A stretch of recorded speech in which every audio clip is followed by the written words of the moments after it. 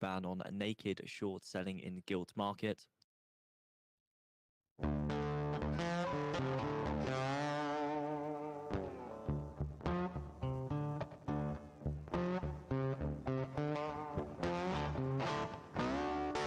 Check 1, 2.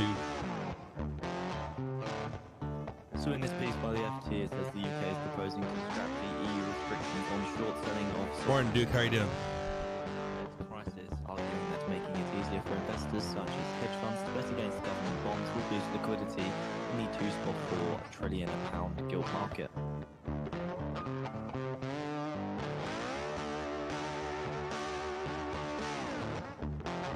Good morning out there. The Treasury said on Tuesday it wanted to end the ban inherited by the EU on naked short selling of gilts, which prevents investors from entering a short position unless they have borrowed the underlying bonds. It's also planned to end a requirement to disclose sizable short positions in gilts to regulate and to overturn a ban on naked purchases of credit default swaps, insurance like contracts that would pay out if the UK government defaulted on its debt. Just got a couple things in the background I got to do here. Morning, how's everybody doing out there? Hey, DTG 2004, thanks for following. Appreciate it. Times on the feed for all those interested. Morning, Jill. How are you? Flan Blanca. David AMS, good morning.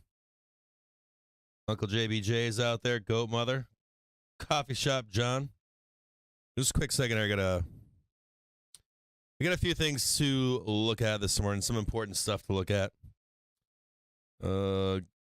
Give me just 1 second. We have some important stuff to look at this morning. I'm assuming that people are getting itchy out there. So we're going to talk about that getting itchy. I think it's an important let's see here. Members. What else I got to do there? Save that. Just 1 quick second here. We do have something to talk about. Close Twitter. All right. But we do have something to talk about this morning. It's a nice gap up, right? You guys know what my take is on these gap ups. You take the money and run. You guys want to know what's going on the opening bell. This is a 5-minute chart. As long as we're above the white line, we are bullish. We have 2 gaps down below to close here. We have something else to look at, though, an important thing to consider. Oftentimes, you can get in early. Sometimes, call the turn, all that kind of stuff. Let's see here.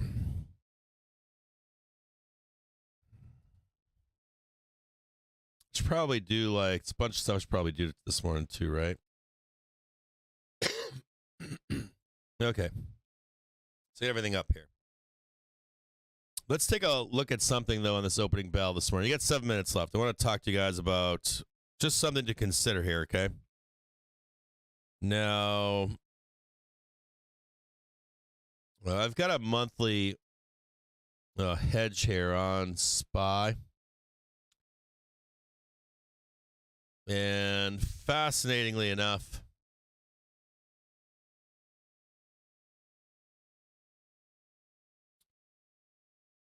so this is SPX. We are still below the hourly trigger on SPX. Though it is looking bullish at this point. We're at the bottom of velocity of Velo. There should be a squeeze in SPX, or at least this is showing a squeeze in SPX. The SPX chart is still heading higher here. Even though we've got a little bit of rollover, sellers have failed here, right? They failed once. They failed twice. If you keep failing like this, it's going to lead to a squeeze, right? You already know that. I'm sure buyers are looking for that squeeze up, even if it's only to this point here to roll back over. Maybe that's your CPI. sellers have failed. You got to remember, there's one thing here is that we're into a new week, right? Vacation's over. 4th of July vacation is over. People are starting to come back to work. The robots are still kind of trading right now. The algos are still slightly trading, but, vacations were taken 2 weeks ago. People are back from vacation here. Something else fascinating to see here, though. This is the SPY, right? We're going to look at SPY real quick. And we're coming into a turn. I want to talk to you about what a turn can look like, what can happen here. So do you see, I want you to look at this green line right here, right? When this starts to turn up, it's telling you there might be a turn. When price is above, but we still failed the check and we traded down. A false breakout right here, right? Kind of have that same thing going on right now. Do we come back down and check this here just to see if we have that big breakout that everybody's looking for or not? And I want to call this like itchy finger. I called it dodge and weave this morning, but truth is it's more itchy finger. One of the classic things you're looking for here on trend, at least, and this is looking bullish here. This all looks good to me. It doesn't look bearish, but even so, though it doesn't look bearish, you always want to see like the first bounce above. We got that right. Bam. Nice up move, and you're still kind of looking for that retest and hold for a larger move. 1, 2 minimum, and start plowing ahead. This was your first sign right here. This here at 4:30 in the afternoon yesterday. And I like seeing that. It's not like straight down to the depths of hell. But we did bounce and test it at least once. You can see it right on SPY here. There's a green line above on SPX. Look at ES really quick. So it's not that we can't go higher. It's that, and this looks great. This is all bullish. This is a nice retest right here. And you're seeing that turn, right? And you're seeing all the signs that the market's going to go higher now. You saw the one trade above right here. This looks great. Like, this looks great here. Boom, this is ES, right? Boom, 1, 2. And you should be trading up at some point. And even if you could just buy this today, 440, it's a great place to tee off from. This all looks healthy and like it's going to start to turn. So I'm assuming that's what people are thinking. So if you were long here into the close yesterday, congratulations. If you're looking for some sense of, is this a possibility to turn higher? It's starting to look like it. At least on SPY and on ES, it's looking like it. SPX, for me, and there's something else here too. SPY is on the downward right channel. This is where sellers are stepping in, right? 1, 2, 3, 4, and you're going to at least expect them. So my only point here is there's a moment of, hey, let's wait a little bit and see if we can catch this run right here. So you're kind of like looking for that. You're looking, you don't want to be caught. I guess you could trade this if you wanted off the open. You could trade, we'll take a look at that. We'll snap a line right there. So you want to always be like the safety person, right? So 439.70 currently. Or if it starts to gap up, you're looking for, hey, I'm going to take the money and run on the opening bell. We get up here, and I'll wait for that trade to show itself. And you take the next trade at 441 to get up here and trade this 442.50. It's 443. You want some safety in, like the move was yesterday at the bell. We knew that, right? And not the bell, but at the end of the day, we knew to go long at the end of the day. We knew to go long into the bell. We knew to go long, maybe even into calls for this morning. I was trying to actually roll into calls for today, and then I got so pissed off yesterday. I was like, fuck this, I'm done. And we knew it was gapping up. So just where we are, that trade is either, you're either entering the new trade here or you're entering a new trade above. Any of this stuff right, it can be dangerous. So you want to be grabbing it here. That's kind of like where you want to be grabbing it. That's a what, 440 and probably 440 flat on SPY at least. So just right here, It's now 9:29. Here's that 440 is right in here. So right down here. This is your hourly trigger is going to be 439.67. Somewhere right down in here.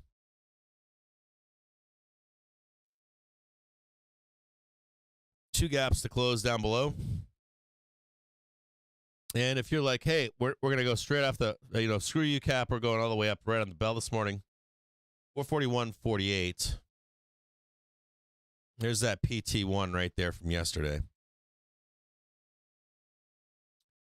If we go up here and snap, if we hit this, I would still expect that roll over down here. Any break above and holding here, we should trade down, and then you'll get another move up higher over here. So this PT1 is a big move. If you're already long, that would be the target to the upside, and then have some kind of consolidation roll down, maybe possibly into tomorrow. So if you're trying to enter a trade today, it's down below here somewhere. So right down my cursor is here. If you're already long, you're like, fuck this, we're going up here right off the bell. I get it. But there's no entry trade, I guess is my point. If you're not already long, there is no trade for you in my view. Right here.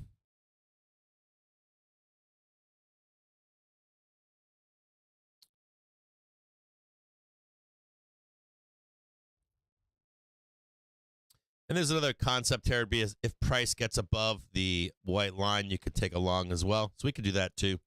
We can do that this morning. So if we get above that white line right there, if price gets above and you want to trade it, we can do that too. It's a nice green bar right here. There's your PT1.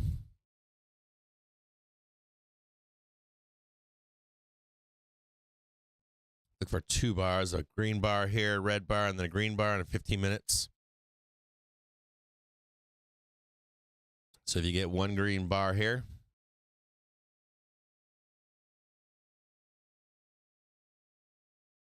get one red bar right there, and it fails to get below this 440.52, you can take this next green bar and go straight up with it. If you're looking for something like that to enter a trade, you want that confirmation. You don't want to get caught inside of this, selling into you. Not always, but, enough. Morning, how's everybody doing? Welcome back from vacation if you took a vacation. I get my watch on. Hold on here.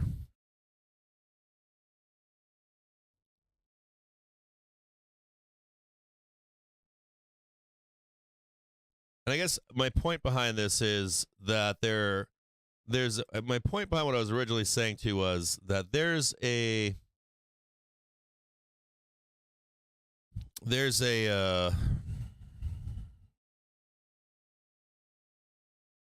let's see if I can show you guys this really quick and show you guys what I'm talking about here.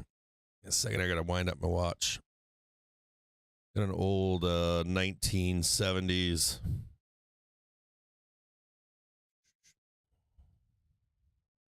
Oh, hold on here. I've got the what kind of watch do I have here? The Captain Willard. There.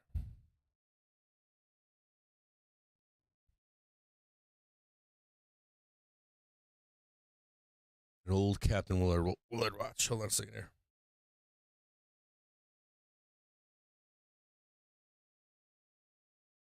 Needs to be wound up. It hasn't been on my wrist. Okay. So, the point that I'm trying to make here is that there's a possible turn to the upside. It's like, it's making that turn right now, and I can see that turn being made. If you look at SPY right now, you can see it, right? See it right here. Roll down, starting to roll back up again. This curve right here is not bearish. And no matter what you think about CPI, when you're getting no lows down here, right? No new lows down here. High or low, higher low, higher low, higher low, higher low. It's showing buyers are in control. And so, hold on here. I'm going to grab some of this.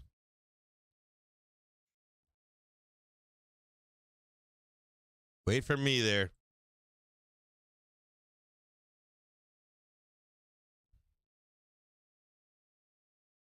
Some long right now.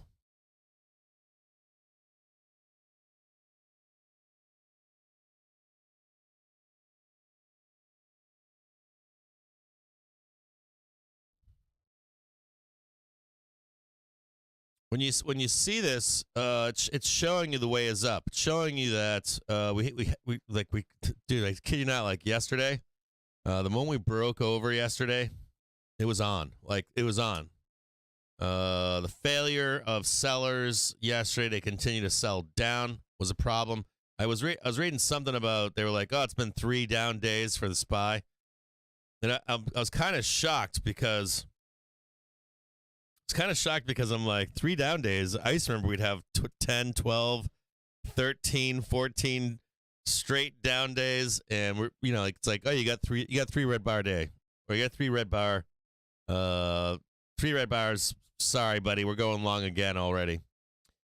So you are looking for right up here at this PT1. Let me see if I can. 441.40. Yeah, somewhere right.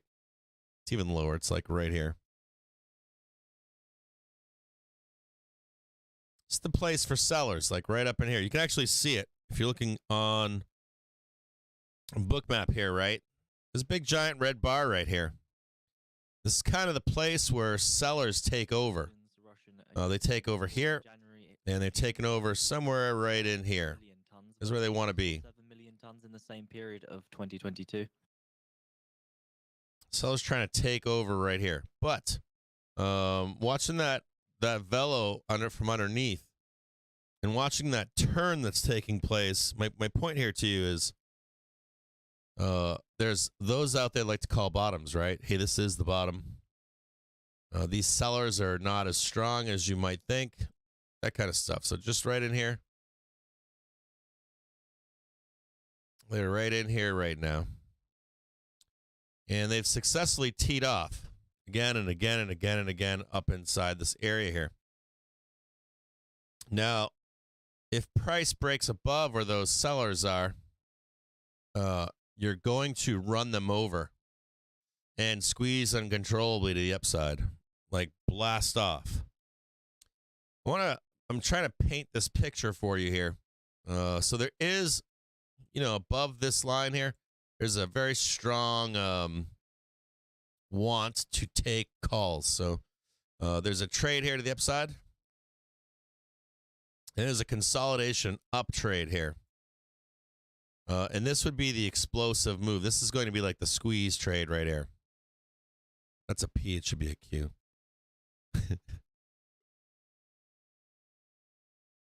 It looks like savage sausage squeeze or something.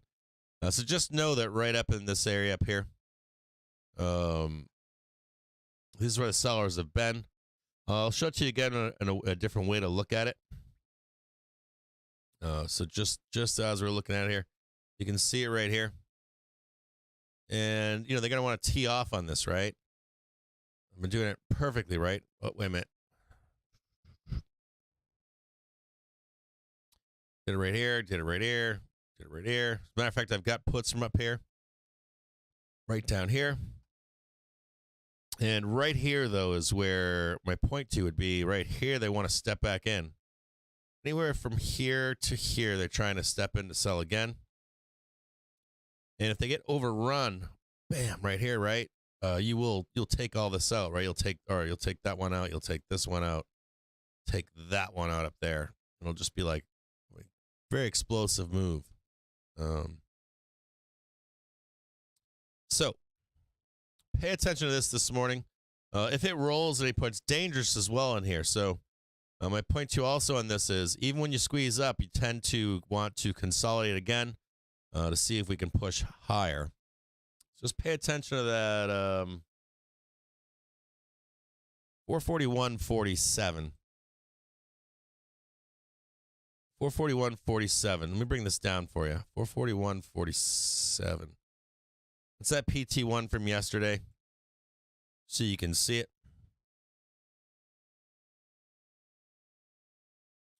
And I'm fascinated by this because I've got puts on for the, I got a monthly put on for the, I think it's August 10th or August 11th, for a middle of the month down move into the 21st.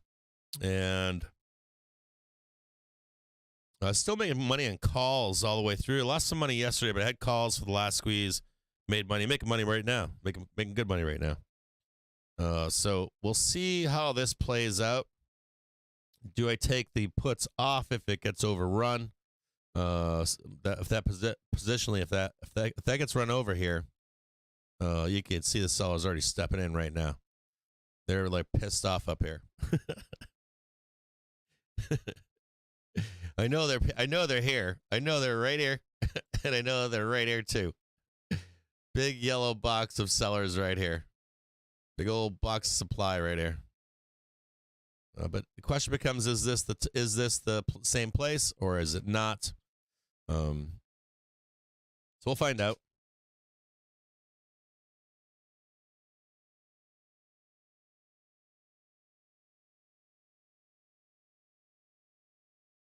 See the little stinky they are. Big old red bar right here.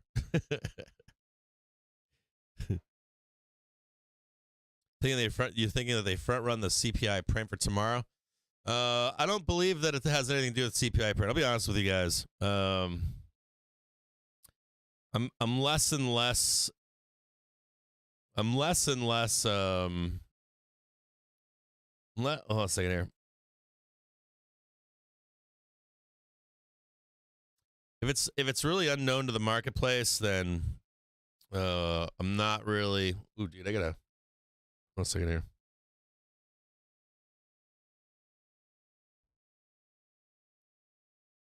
I'm less and less in the belief of. I'm less and less in the belief system of. Hold on, I gotta grab some of this.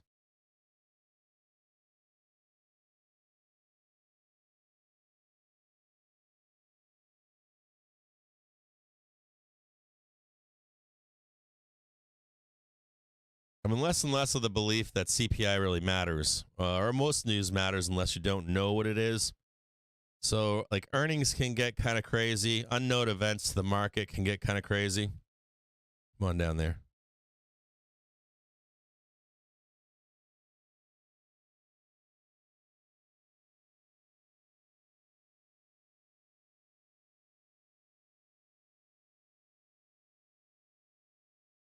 A little bit more down here.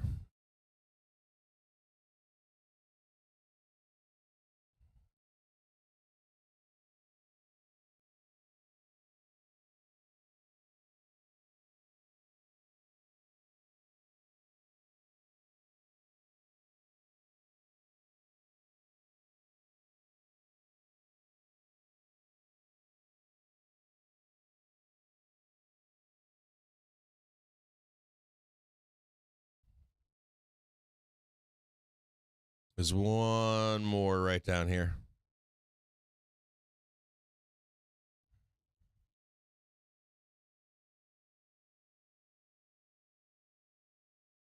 I just grabbed all this. I just grabbed a whole bunch of fucking calls down here, too. Started with like 25. Now I'm like 100.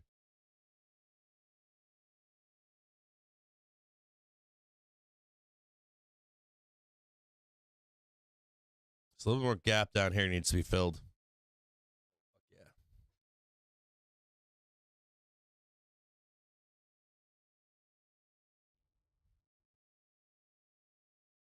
It's like CPI, I'm not really like, it's weird. Like, I've been trading less and less with the news. I got it on here in the background, but I've been trading less and less with the news, and I've made more money not particularly listening to the news or the anticipation of news or any of that kind of stuff. Come on, baby.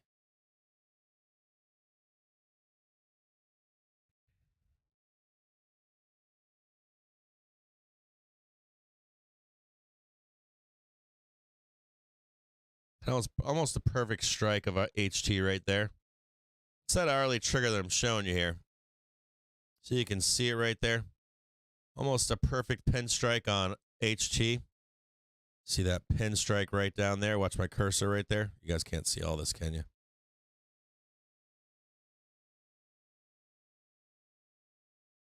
One right there. There's another little gap to fill down below here. See that perfect pin strike right there?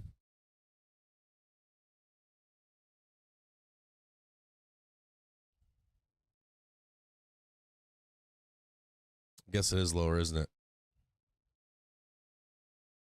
A little bit lower.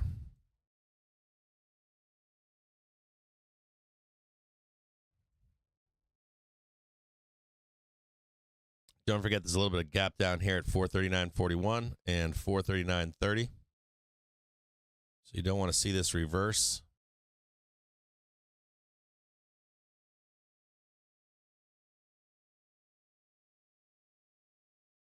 Bring this right back down here, tag this. Then you get your actual move higher. Just be careful of that.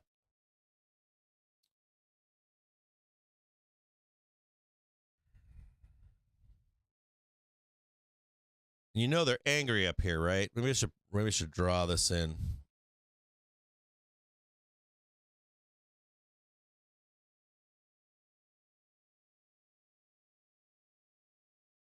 It's like there's your angry sellers right here, right? That's your PT one up here. You know these are your angry sellers from the box that I showed you earlier. And this is where the sellers are. Now this is where I am on the my monthlies. This is right up here. So you know they're going to want to sell this down. And I want to direct your attention back to one thing even more importantly. We're going to look at SPX real quick.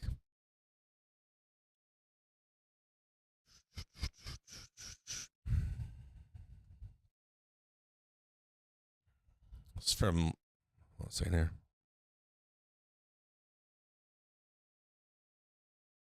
I think 1 hour chart is where.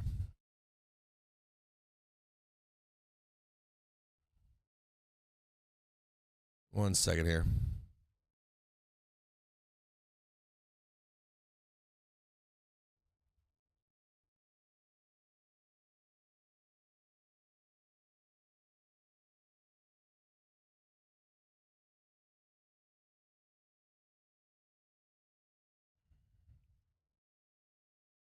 January, February, March.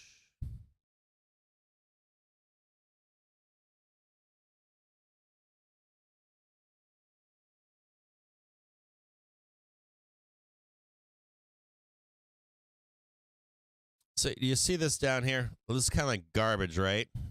This is March, right? Or April, excuse me. And here's the 26th of Q2, or Q1, excuse me. That nice little squeeze up, and you get this roll over down below, right? Squeeze up, roll over down below, double bottom, and then you actually make your way up. But this isn't until end of April for the new quarter, right? April 27th. You had something similar. Like this is that sideways market, rotation, consolidation, then you finally get your move up. Going in the last 2 months. And I want to bring your attention also to the December. Had something similar down here. I guess you get your move up here. You got, hold on a second here. You get your first move up here, but then you get the new low here back on March 30th, 10th.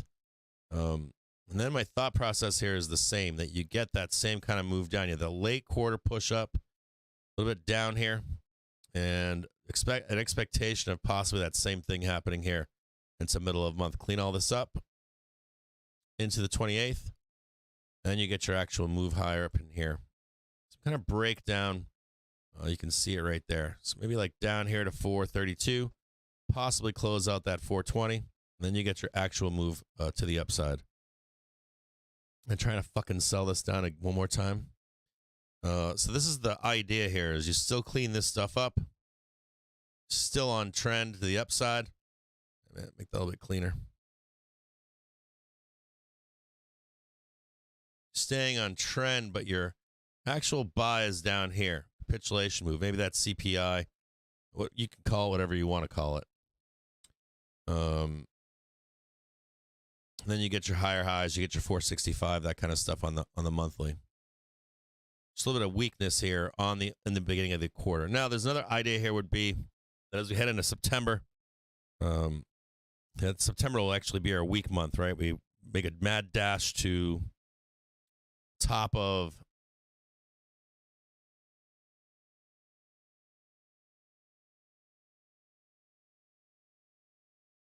the top of the JPM collar, and then we roll down into September. Everybody likes to sell like September, October, get all kinds of nastiness. November, right? Tell you that the market's going to crash, all that kind of stuff. Last down 0.1%.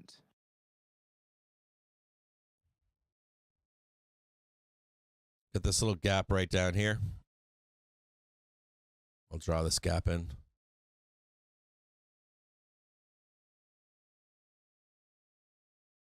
At any point we trade below this. According to a commission spokesperson, the EU and Australia failed to reach an agreement on free trade deal talks. Yep.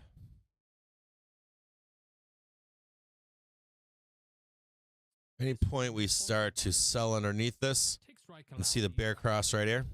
So you can see it. The bear plane right here. If price cannot get above, I'll cut some calls loose and we'll roll this down and begin to sell.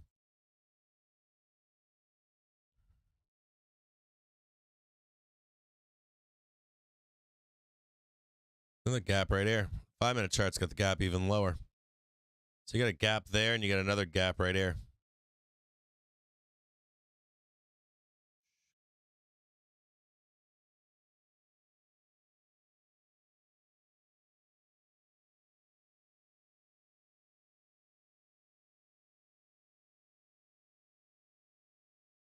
Five-minute chart gap. This is a 1-minute chart gap right here.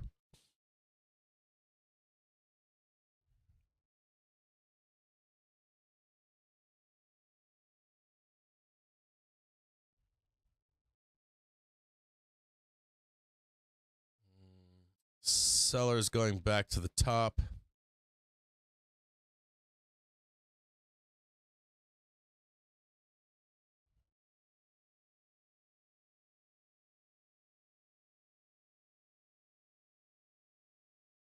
Major high.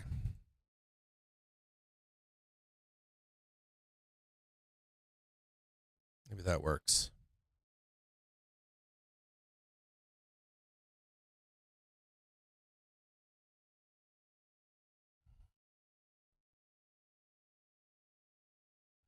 You're scared? I'm not scared.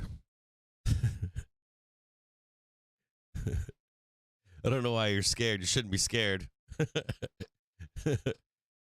You're going to see pissed off sellers here, right? These are the sellers going back to the last major high. They're going to step in. You already know that. You already know that if price goes above here, that you're going to squeeze all these sellers out, including myself, right? I'll have to close my puts if we get up here and do this kind of nonsense. Anything like this, I have to sell my monthly positional downside move. So you already know they're here. You know they're down here. I'm going to try to push you out. Now, do I think we can get up there? Yeah, I do. I think we can get up there. I think we can squeeze them out. But they're pissed off, right? That's what they're going to do. They're going to step in and sell. They're going to tee off there. Works every time, right? Bam, bam, bam. But hourly trigger, hourly velocity is saying that we're going to squeeze up there. So I'm not scared. You got to be scared. I want to see, it's a 5-minute chart right now. To be scared, well, I guess price is below the white line, so that's bearish. But I do want to see rejection here. Come back up and then take it short. We'll run it down for like 2-3 days.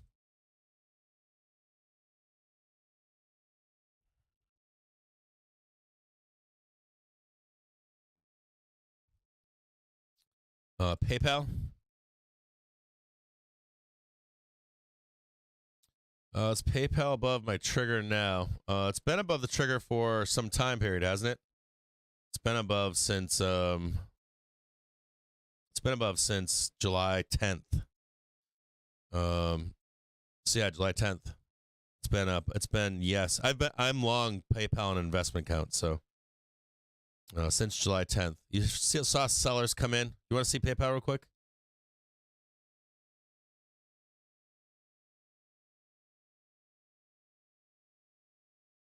PayPal's been great, so I don't know why. Had a buy back here on July 10th. You should be long, and then 68.64 somewhere in here. You can buy this 68.64 and then 66.71. You do have sellers above up here at 71.55.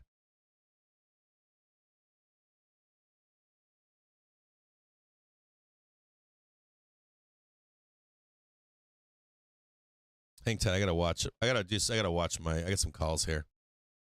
Hold on 1 second here.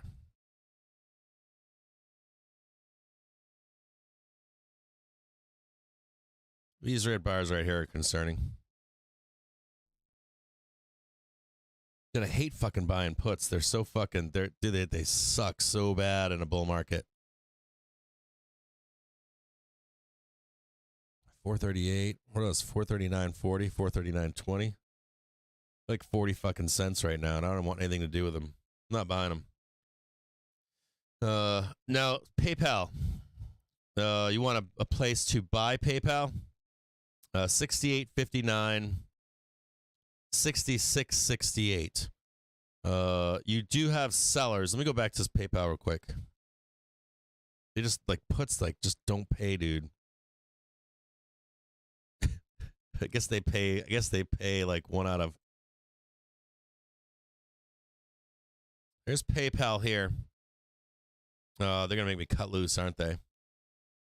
I'll come back to PayPal.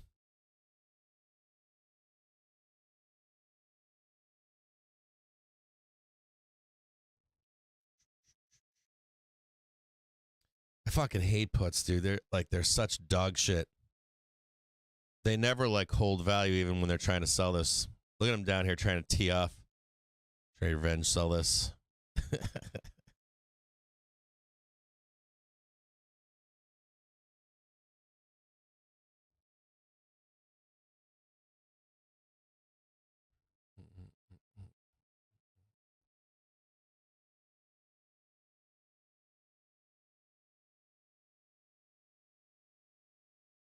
We'll come back to PayPal. Now, is it a place to buy it, though? I don't know. You've got sellers above. So I gave you those first two numbers. You've got definitely have sellers above at 71.60. They're going to get overrun. Well, look at it on a 30-minute. Can't say they're going to get overrun here.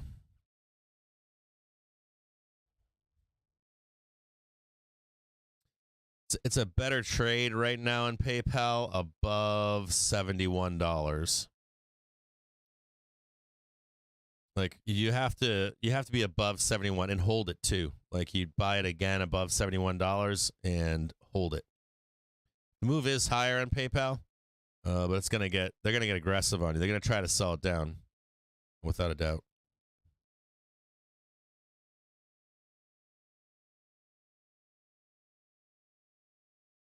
Why puts shouldn't pay? They are cheaper. Let me just even find a reason why the puts don't pay.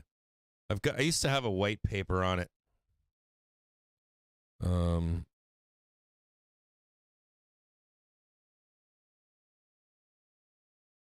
me explain it. Let me see if I can get this guy.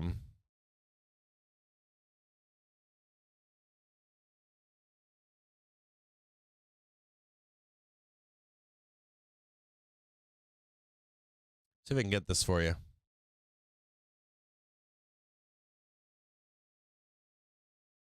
So originally you could only buy. I don't know. I used to have this paper, and I don't know what the fuck happened to it. See if I can find it on the internet, maybe.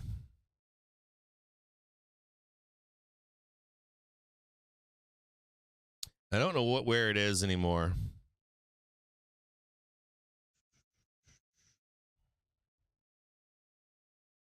There was a great paper, a white paper that was written years ago. And I can't find. It's funny. I just looked up puts do not pay, and child support from South Carolina came up. Fucking A, man.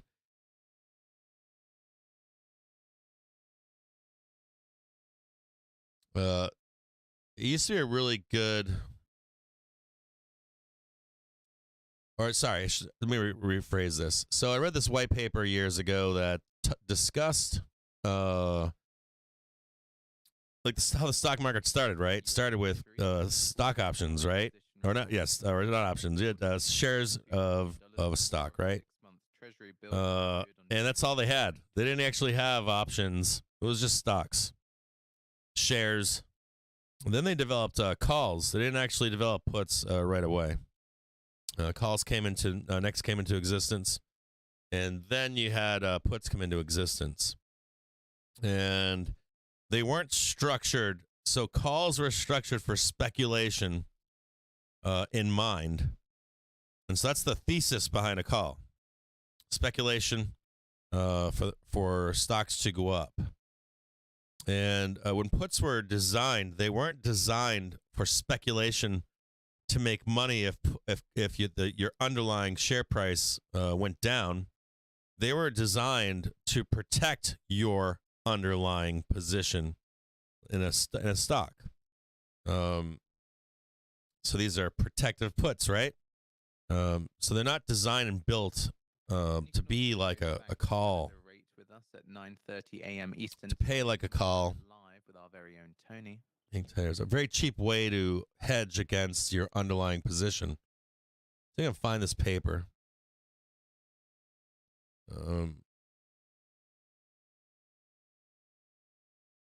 It's just a fascinating read. Let's see if I can find it on the internet here.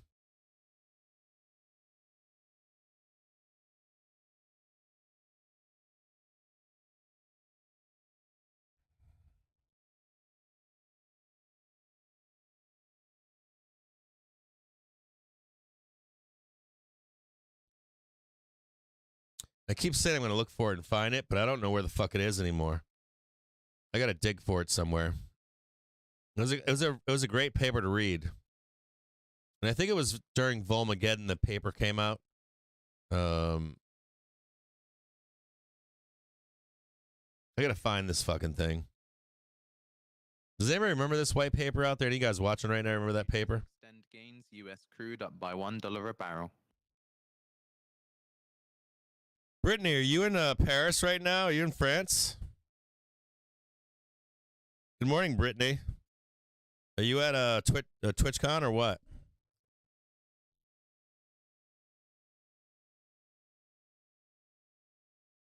Yeah, I'm sitting in them right now. I got a stack of them.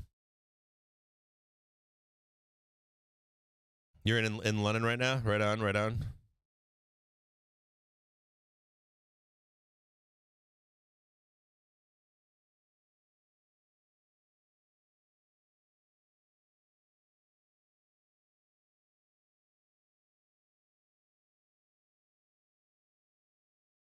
What's the deal with Twitch streamers being assaulted in Paris right now?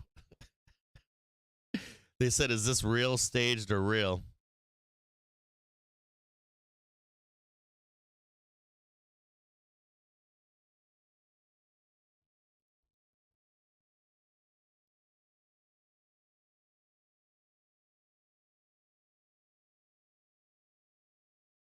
Yeah, you enjoy it. It was nice. Morning, H-Bomb. How are you? Yeah, I guess two streamers, Nuts and Break J, stream. They're claiming that they were assaulted. But I'm like, yeah, if you're in Paris, you can get assaulted in 2 seconds. Well, Paris is great, but you fuck around in any city, you're going to get assaulted.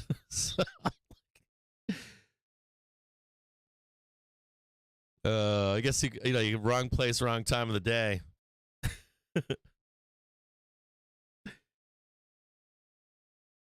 Yeah, KNUT.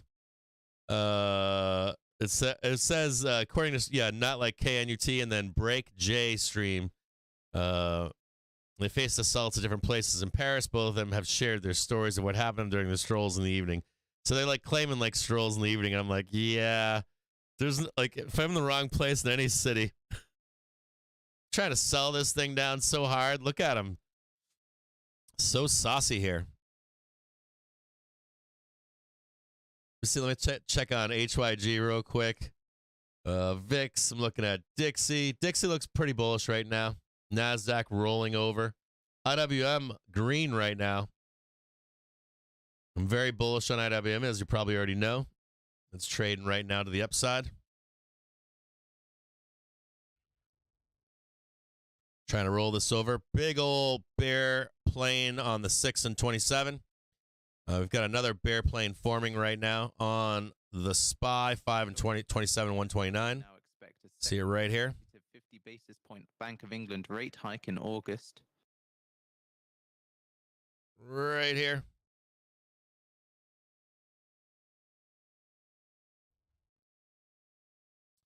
Can't do puts, man. I can't do it. I'm like, I want nothing to do with it. Get free daily pivot points, Fibonacci, and market profile levels by signing up at tothetick.com. Oh, you ran into him walking around at like 2 a.m. streaming?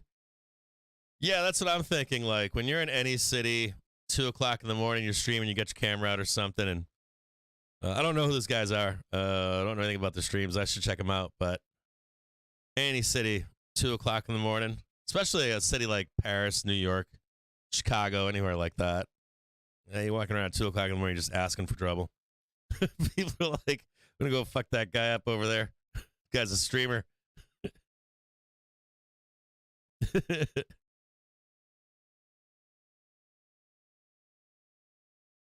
I can't wait for Vegas. I'm like super stoked on it. I saw you asking people who was going to Paris. I'm like, man, I want to go. So like, I would love to go.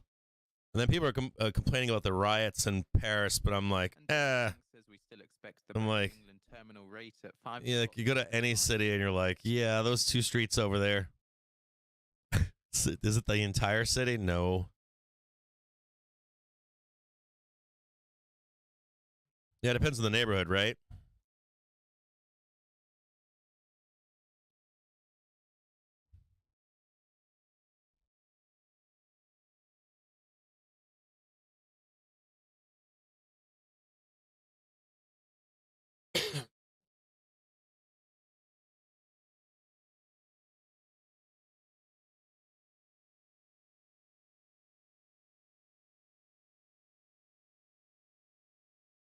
Are any of you guys on Threads? We were talking about that last week, right? Oh, look at him, dude. Brutal. This gap's gone. Next gap is gone right here. Let's take this gap out. Get rid of that one. Next gap down below, right here.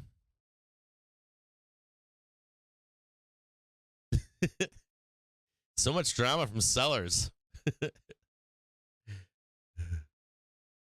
They do not want to see the market going up here. They're so angry. So much sauce from sellers right now. Still sitting in calls. I got a bunch of them.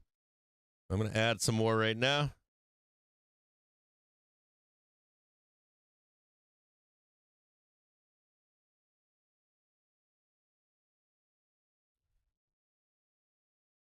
So much sauce here, man. These sellers are like like revenge trading. I mean, I've got fucking 20K in puts. So I get why they're doing this. We were talking about it yesterday. That these hedge funds, man, these fucking hedge funds want a good price. They're taking loans out at banks so that they can long the market. And they want so bad to get they want it so bad, dude. They want to get a good price. They want 420. And anything they can do to get into a good price, they will. When is Vegas? Vegas is in October. I was wondering, so I was going to ask Joe Harper to go with me.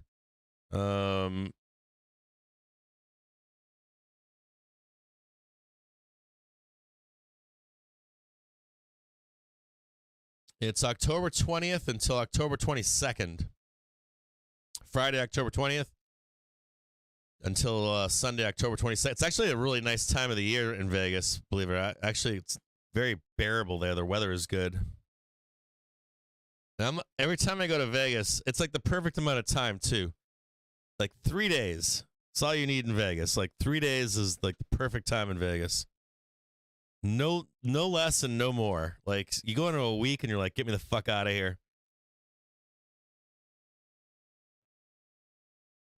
Oh, really? Dude, like if that's our meetup, Joe, let's do it, brother. I thought I asked you if you wanted to go with me. I don't have anybody to go with me so far. I've got nobody coming with me, so I thought it'd be a blast. And I like Vegas under the right circumstances. If you're there for like the right reasons, it's awesome. It can be a really bad place too. I got mugged, not mugged once, but I was one of my best. I've had some weird Vegas stories. So one time I was in Vegas. So one time, like I got some funny ass Vegas stories, to be honest with you. So the one time I was in Vegas and I was wasted, and it was very late at night, and I was going back to my hotel, and I'm like stumbling back to my hotel. I was out with a bunch of friends, and it wasn't pretty, and I had separated from my group. And I'm heading back to my hotel room, and I was walking through the casino. Like, you know, like the casinos are like, to get to your room, you have to walk through the casino, you know, and I'm like, okay. So I'm walking through the casino to get to my room, and someone tried to pickpocket me, lift my wallet out of my, they knew I had been drinking or whatever, having a good time. And so I get my wallet. They're trying to lift my wallet from me, and I can feel it. I can feel the girl inside of my pocket. She's got her hand in my pocket and she's pulling my wallet out. And I put my hand behind my ass and I grab it. And it's got her hand inside my ass. And as I catch her, I start to turn around, and she starts screaming. And she's got people with her. And she starts to scream, assault. And it was wild. And I was like, what the fuck are you doing? Something like that. And, oh, dude, they're like, please close this fucking gap so we can go up. And so I'm sitting there, and I like catch this girl. She starts, and I grab her, I grab her hand in my ass, and I'm not letting go. I'm like, what the fuck are you doing? And so she started screaming assault, and security came out of nowhere. Like they were coming out of like hidden doors and shit. It was really wild. And they grabbed me, like they were gonna arrest me. And like they had zip ties and all this other craziness. It was really wild. And she started saying, like, this guy's drunk. He just grabbed me. He's assaulting me. And they're just listening to her. And I'm like, I'm drunk, but I'm sober enough to know that I'm getting my stuff stolen. So these security guards, I'm like, look, I'm staying here at the hotel. I've got a pass card on me. I go, but please, I'm like, this person over here just tried to steal my wallet from my pocket. And you just check the security camera footage. And so they fucking like zip tied me.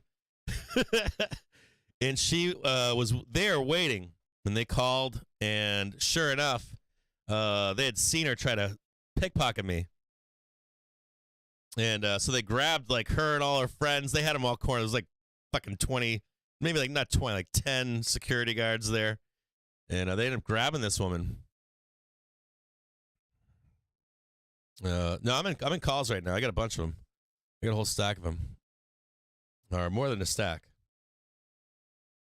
I got a bunch of calls. So it was really wild, and so they're like, go up to your room and go to sleep. And I'm like, okay. So they cut me loose, and they grab these people, and I'm like that one over there. And they grabbed these people, and like nobody had hotel. These are all like people from Vegas. And so I learned my lesson. That was first lesson I ever learned. I was like, number one, don't get wasted and walk around Las Vegas alone late at night. You're like a mark. You're like, stand right out. They're going to try to take you. So we're going to see what's going to happen here. I've got a bunch of calls. Been buying a bunch of them. They're cheap anyways. And I'm looking for a trade higher still. The one thing that I have fear here of is I'm going to be looking for. Let me see if I can change this.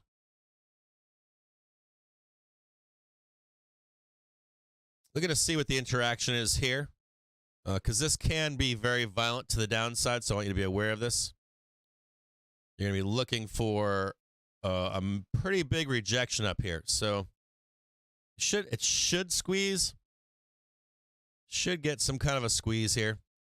And you should see something like this. What I don't want to see is a reversal to the downside. If we begin to reverse to the downside, I will take my losses here, and we will begin to go to the downside. This won't mean anything here. This gap won't mean shit if this happens right here. We will blast through, and we'll begin a big move down that won't stop. So this move here to the downside, we're going to talk about this if it happens, and where the targets would be, and they will be new lows. So all this will get taken out. 435.95 will get taken out. So we're going to watch this right now and see if that's the case. If you're not in put positions, you could probably take a weekly put out if we begin to break below this hourly trigger. Any of this kind of stuff right here and this kind of move, it's a multi-day move right here to the downside. So we'll see if this takes place. See if the bears or sellers are actually in charge here in cash market. I don't think that they are. So I'm not believing these sellers. I think they're pissed off and they're trying to get it down there, but I don't think they can do it in cash market. So we'll see. But it is setting up, so just be aware of it. You're seeing that green bar come up right now. So anyways, that was the first time I learned never to be alone in Vegas. So like those two streamers, I was caught in this, dude, and it was really weird because I'm like, this woman's like saying I'm grabbing her. I'm like, get the fuck out of my face. Like, have a fucking any woman I want. Like, sorry. I was like, I don't need to be grabbing like some skank from fucking Nevada, Las Vegas in the middle of the night. But thankfully there was security cameras. Thankfully they're like eyes everywhere in Vegas. It's like if that had happened anywhere else, I would have been fucked. Probably could have gotten arrested for like public drunkenness. Anywhere else I would have been fucked. So I don't know what you guys are all talking about out there. You guys see that? Somebody's saying I don't lose money on calls. Do you guys see down here? Where does it say? Hold on a second. Is this thing not flashing? Hold on a second. Give me 1 second here. I want to see what. Let me read. Hold on a second here. Oh yeah, what does this thing say down here? This broadcast is for entertainment purposes only, not financial advice. And the crypto fear and greed index, 57 out of 100 equal. Squeezing right now, baby. Keep on squeezing. So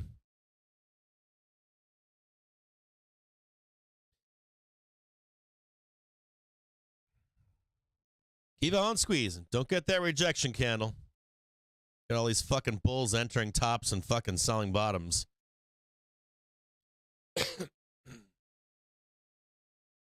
So that was my first like bad experience in Vegas. So every time I go, I'm never alone anymore. Late night, like never go anywhere alone. Like anywhere from like 1 a.m. until 6 a.m. Never alone in Vegas. Rule. Second rule of Vegas: 3 days is plenty. 1 day is usually not enough. 3 days is about right. 5 days, you start doing stupid shit.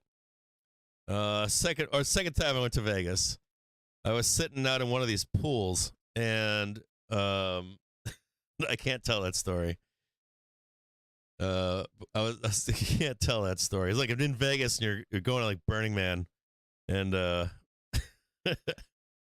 I think we came back from Burning Man. We left Burning Man, we went surfing. And so after Burning Man, went surfing, then cut across and hit Vegas on the way back. And people can tell who you are. They're like, oh, that's a burner. They're like, that guy over there wants to have some fun. So like you're sitting in a pool, and there might be like, I don't know, 3,000, 5,000 people in the pool area. So it seems like it. 1,000 people or whatever in the pool area, and people are like, they can tell. They're like, that guy's from Middle America. Like, that guy over there likes to party. So they'll find you. People will be like, that guy over there, we can have fun with that guy, him and his friends.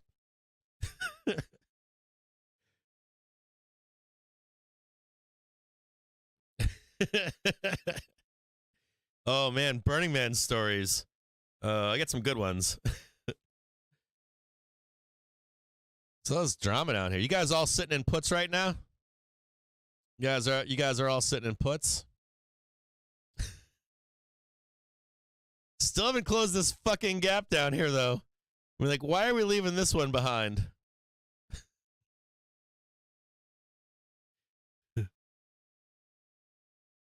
We'll see. We're gonna find out right here. See this little tick right here? This one right here is gonna tell us the story of what we're doing.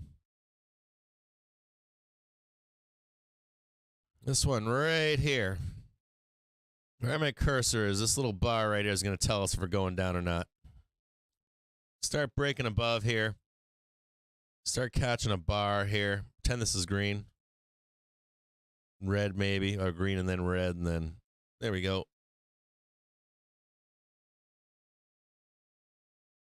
Still don't like this gap still left behind down here.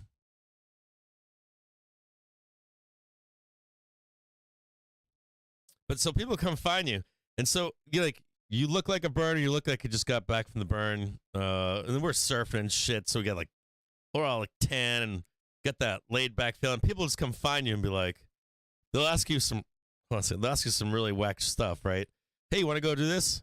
You want to go, I don't know, you want to come back and like bang my wife in a hotel room or something? All kinds of wild shit. And I think you just attract it because like people are there to party, whatever their sense of partying is.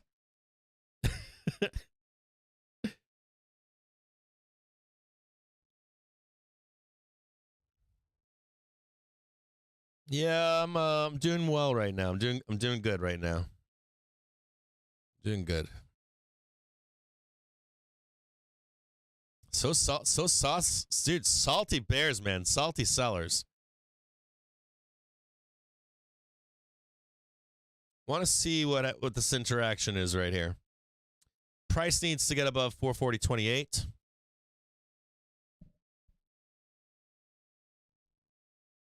Gonna work. You know these sellers are here, right? We talked about this on the open. If you don't know that, go back to the beginning of the broadcast this morning, and I talked about it up here. These sellers are here. Right up here is a big yellow box. Here, I'm gonna show it to you again. Some of you all out there don't know this, so.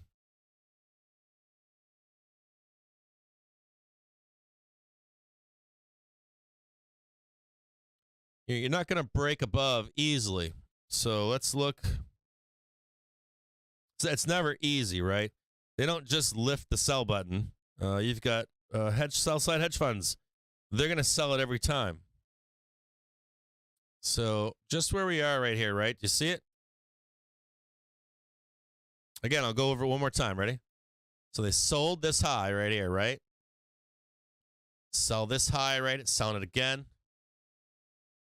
Right? Selling it again. Do you remember? All this right here. It's coming back down here into the beginning of the month, beginning of the quarter. Right? Squeeze it up.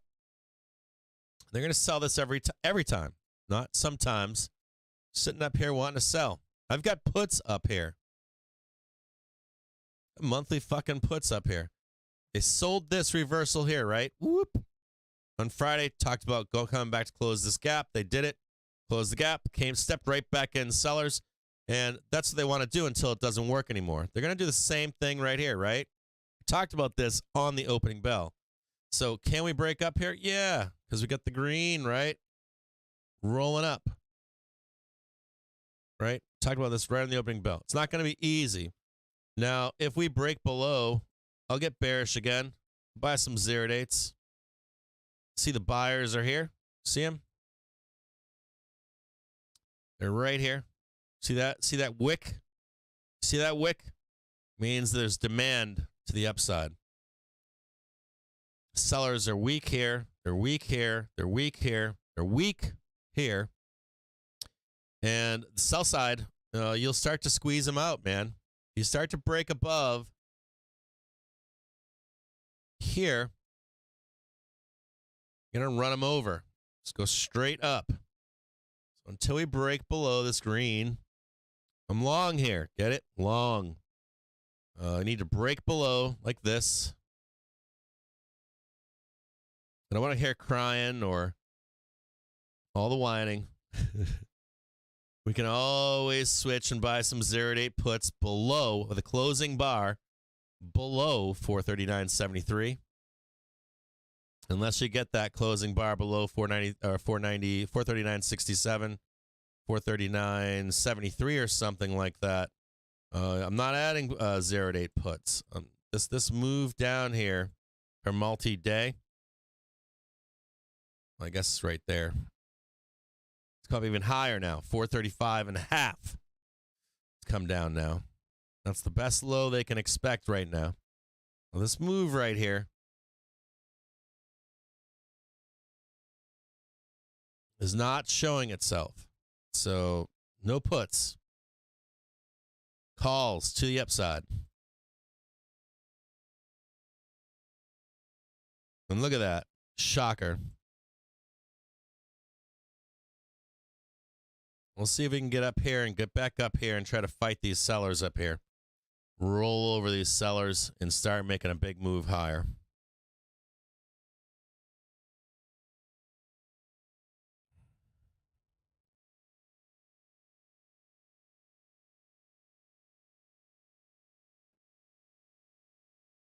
Yeah, I was wondering if people are going to Threads because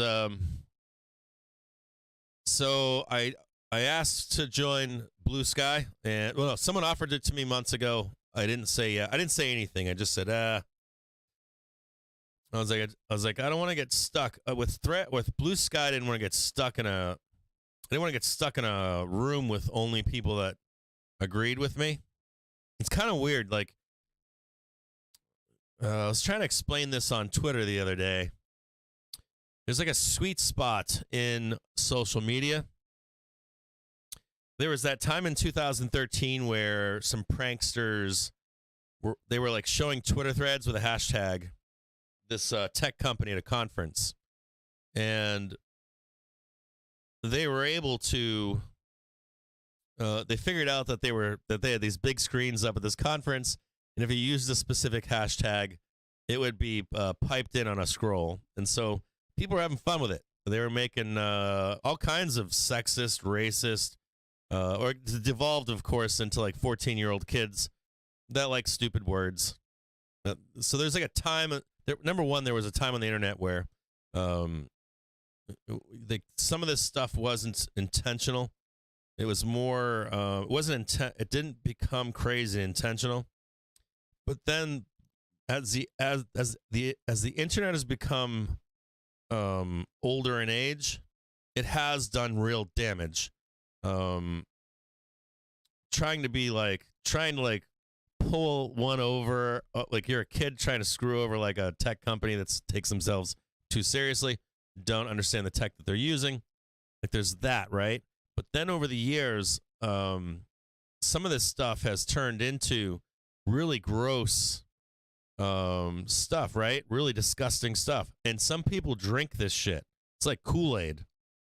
It's like I want to be a racist. I want to be a bigot. I want to be a this or that, or this is real. And some of it's pushed by real, true, bad people. And some of it's pushed by governments as well from other countries. They want to turn you into something that you might not be, or make something okay. Or that monster, or someone that has mental health issues, has a platform, has a soapbox. And you don't just walk by them in a park and say, I'm not listening to that crazy person. It's actually in your ear all day long. And that's one of the problems, right? So you get on Twitter And these days, and on Reddit, well, Reddit's not like that anymore. Reddit's just very AstroTurf now. But there were like, people want that, right? They want that. They want that. Like, they want that. People that are older, even if you're younger, as platforms change, there's usually a golden age of a social media platform. And a lot of social media right now is trying to, I don't know why, but put you in a box with people that believe in what you believe in. So you're only hearing their voice. You want to hear every side of the arguments, but you don't want to hear the crazy people either, right? You want like, and you can have that. You can actually on social media have, there are some sweet spots in social media where that is possible. So we're watching right now to see these sellers have come down. They started above right here.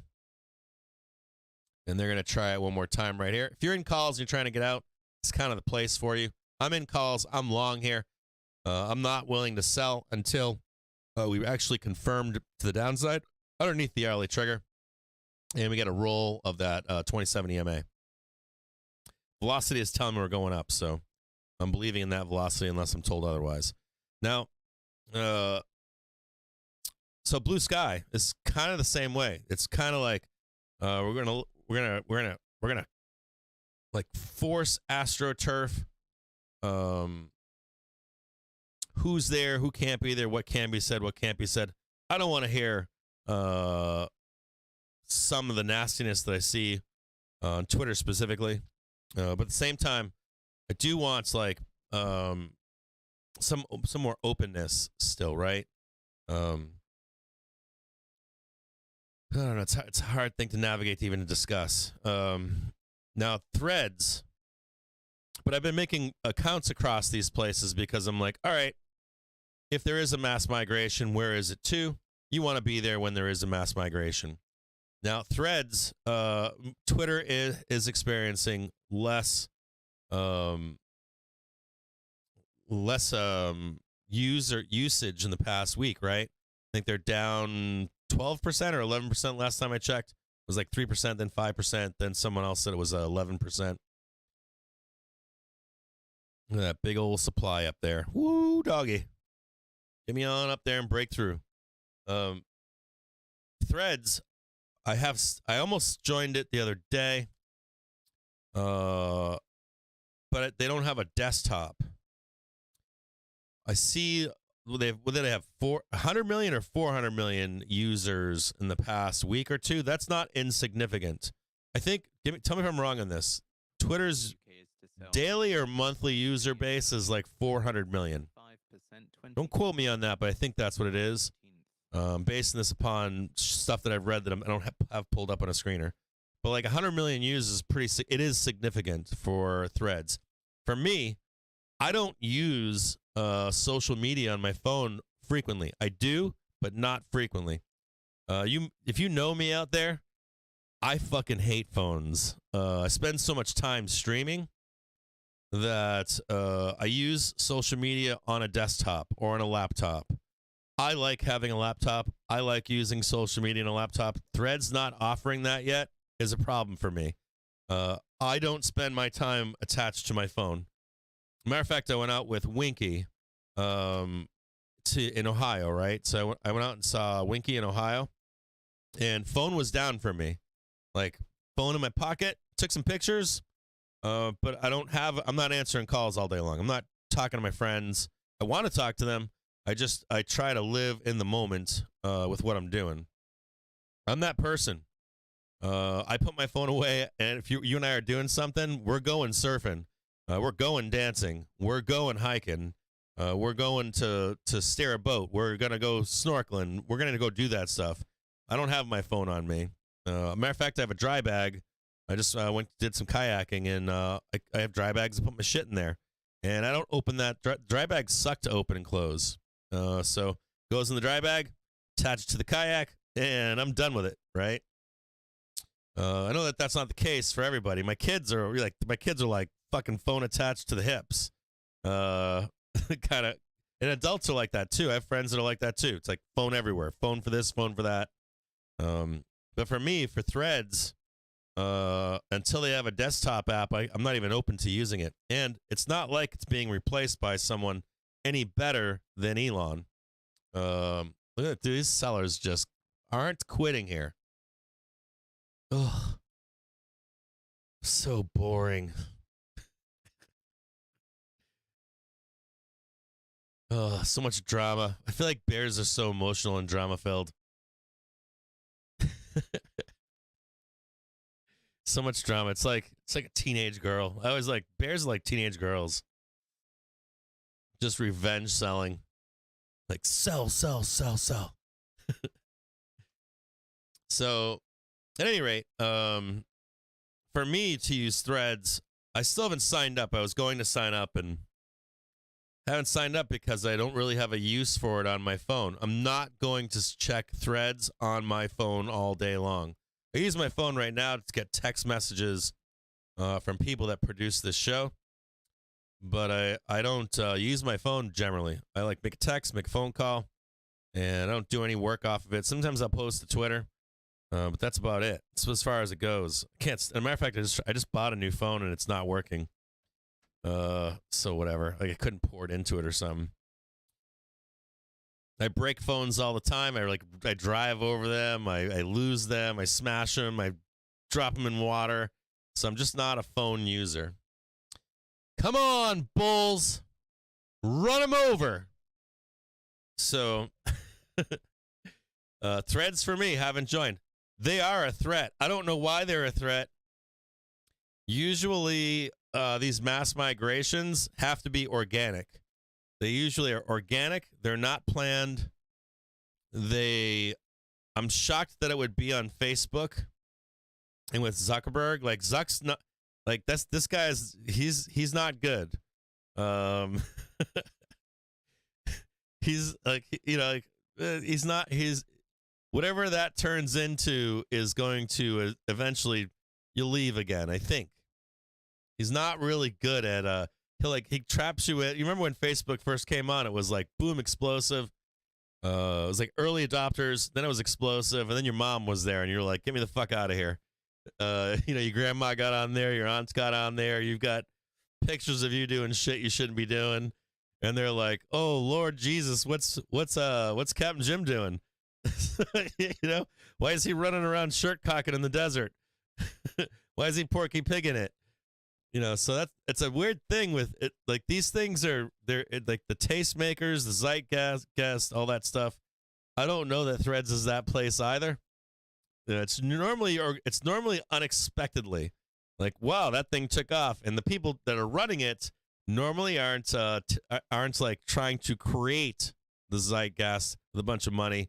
They're usually young. I'm looking for someone young to do this, like group of kids that said, fuck it, we're not going in the tech pipeline. We're going to create our own social media site.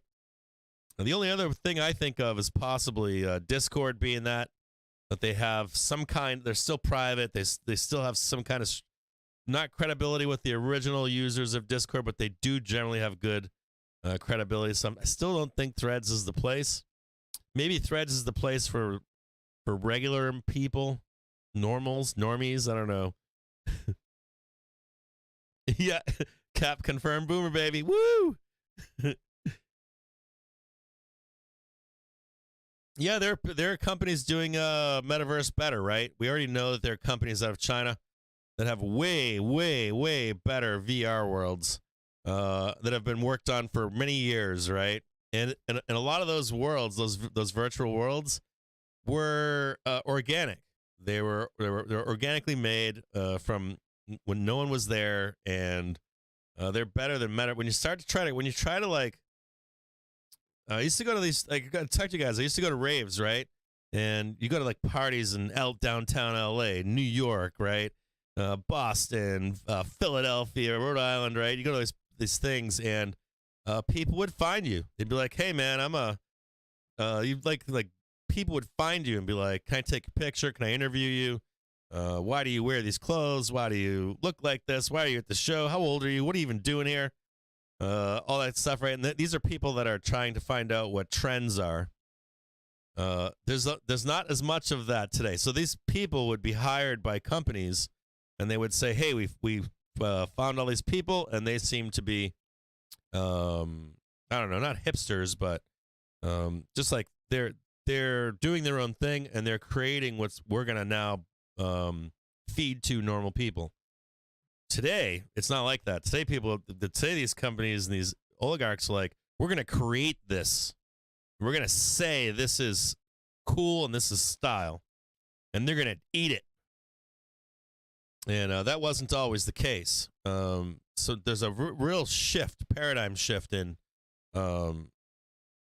trying to create what's cool or force what. Wow, look at that big green fucking ball right there. Oh, yeah. Oh, yeah.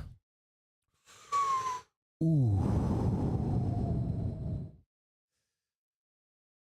Ooh.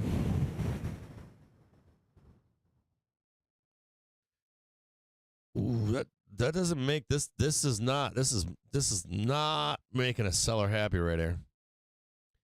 Ooh. Ooh. Ooh.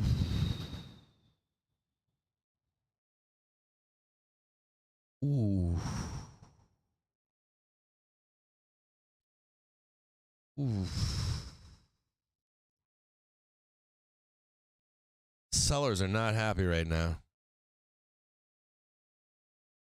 This is what a seller wanted. Seller wanted to take this down here. And this red bar they wanted. They wanted that one right there. And then they wanted like green up here. They wanted this to roll down. They wanted this one right here. See that right there? You know what that's telling you? That's fucking telling you buyers are here. And these fucking buyers will buy it all. So, I guess they were wrong, huh? So, I don't know. I don't know if Threads is it. Do you guys think Threads is it? It might be. It might be for the everybody crowd. When I see like the 100 million users, or they expect 400 million or 300 million in the next few days, I'm like, yeah, I can see like normal people making that migration to Threads. I can see people wanting, and the other fascinating thing is how many people use it on their phones. Like, I'm on my phone, I'm going to use it on my phone. It's awesome.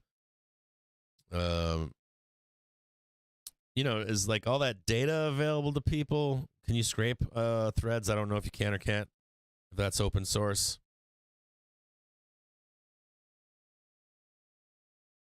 Threads is dumb.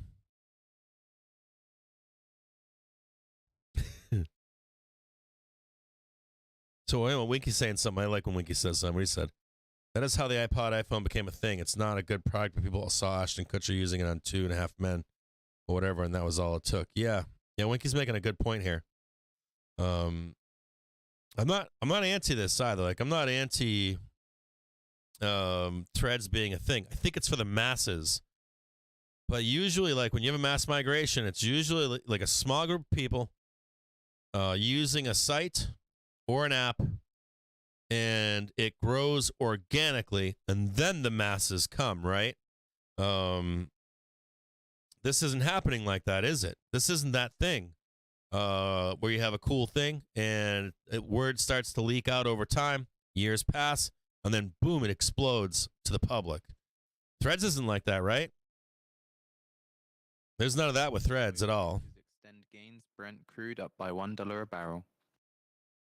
Poke the juice box saying I don't want my IG friends meeting my Twitter friends. Yeah, and I don't know if Twitter is still it or not. I think that Elon, if it was me, I would bankrupt Twitter. File for Chapter 11 and keep Twitter open, wrap all my debt in there, wash it clean, and then Twitter is worth a bunch of money. So if he's doing that, it makes what's going on here? What, I thought we were going down. I thought the market was going down today. Well, I was told the market was going down today.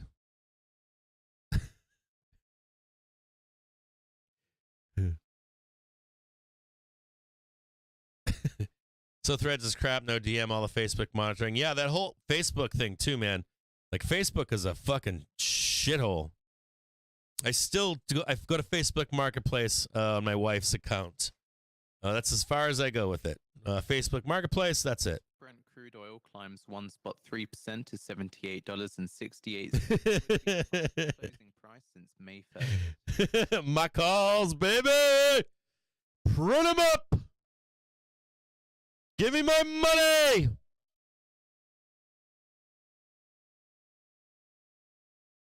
Yeah, Facebook Marketplace is kind of weird too. I was on it yesterday. I was looking for some bookcases. People are trying to sell like bookcase. It's not like people are trying to sell pure junk. They're like, and over here behind door number 1, I've got my shitbox bendy shelves. Like I was on Facebook Marketplace yesterday.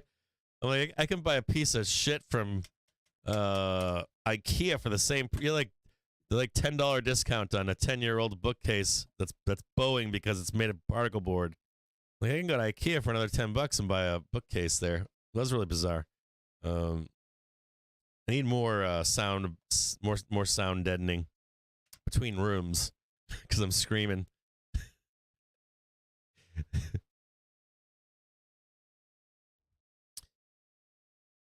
Yeah, they are. I agree. They are generational. You like start on one, then you go to the next. I agree with that too. Big balls. They're all generational.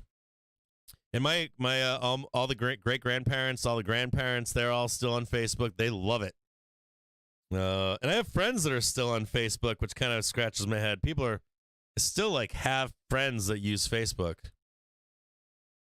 Uh-oh. This is the inverse Head and Shoulders, huh?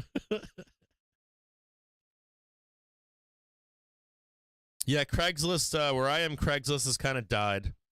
Facebook Marketplace is kind of a thing still. I go to like, there's a couple other places I go to. It's like Sell It or Lose It or something. I still go there. I forget what it's called. There's one other place that I'll look at. But I'll compare. All these different sites. I'll go to Amazon.com and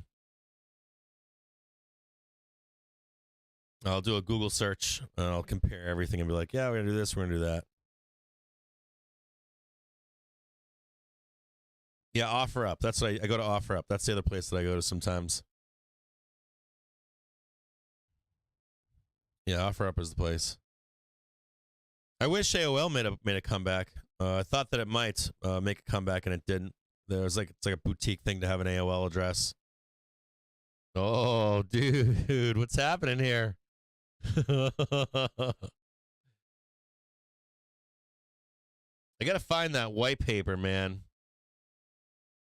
Gotta find that white paper. Okay, let's take a look right now. I'm gonna list off some tickers to you today to take a look at. Take a look at BRZE, Unity Software. Take a look at them. CFLT, Rivian, baby. Toast, TOST, SoFi, SMRT, that's Smart Rent, and then MTTR, Matterport. Check out all those tickers today. Yeah, I like boomers. I got well, I don't know. I don't like that they don't tell young people the secret sauce. They just yell at them. Like, why are boomers yelling at young people without talking to them? Kind of pisses me off.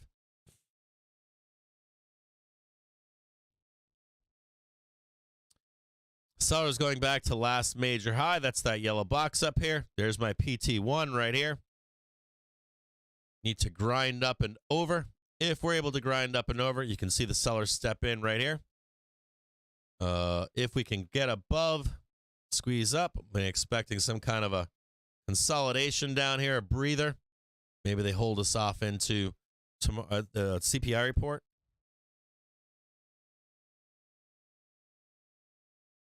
I was surprised. So, like, my wife is still on Facebook, right? And she only does it for the family thing. I was surprised. Like, I've got friends on there from my childhood, and they've been active on Facebook throughout. Like, they have active profiles on Facebook. That's what they use. But I get the point about Twitter being a shithole.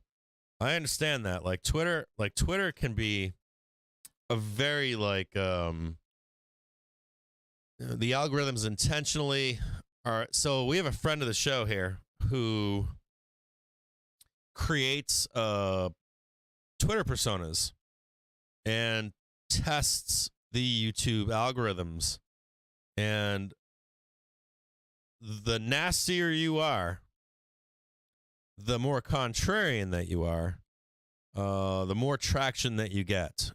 And so he's trying to find out what the full algorithm is and the background on Twitter. And some of what he does is atrocious. They like wouldn't want to be if you didn't know what he was doing, which a lot of people don't.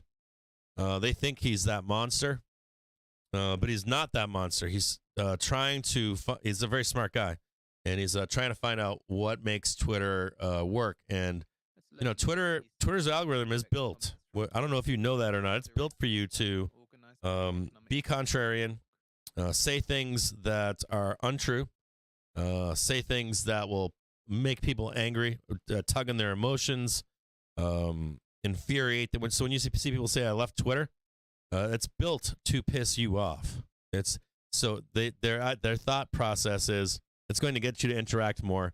And you might be like, "Well, it didn't. I left." It is built though to. It might not attract you to do that, but it attracts the other like 70 or 80 people out of 100 to do that. And kind of rage posts, get pissed off, all that kind of stuff on Twitter. Twitter's like a fascinating place when it comes to that stuff. But of course, in the same token, some people believe that stuff, right? That's when you leave that golden hour in a social media site, and you actually start to create these monsters, and you start to attract actual crazy people. People that are crazy, and you know they have fascinations with really weird shit, bad shit, and it becomes a movement. And then you attract governments to do that stuff as well, to astroturf, try to cause division, that kind of stuff.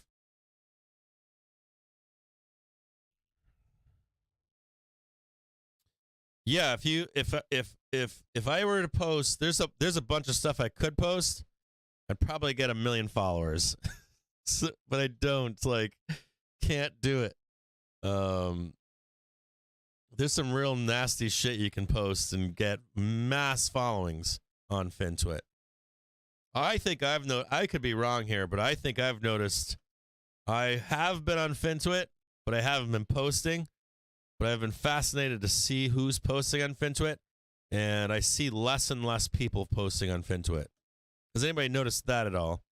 Lower engagement on FinTwit, or less people posting on FinTwit? Has anyone noticed that at all? I noticed it. I've been paying attention to it quietly in the background to see if there's any migration or any kind of lower engagement. I don't know if everyone's just on vacation. That could be possible as well. Wait a minute here.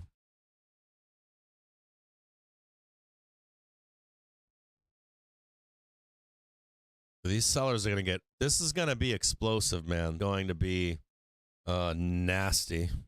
It's going to be nasty. Is FinTwit very quiet? Yeah, okay. I noticed it too. I noticed it. So I'm not the only one out there noticing that there's less content, less engagement. Are you guys noticing FinTwit's quiet right now? You highly reduce the number of FinTwitters you follow. Right on. I just noticed that my feed is not as active as it once was.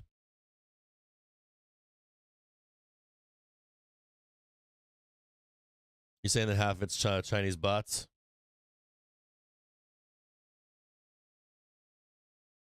Yeah, Let Go. I've actually had some good I've had good experiences on Let Go. Sometimes it's passed over by. What I like about Let Go is if somebody's a dedicated Let Go user, and they don't post anywhere else.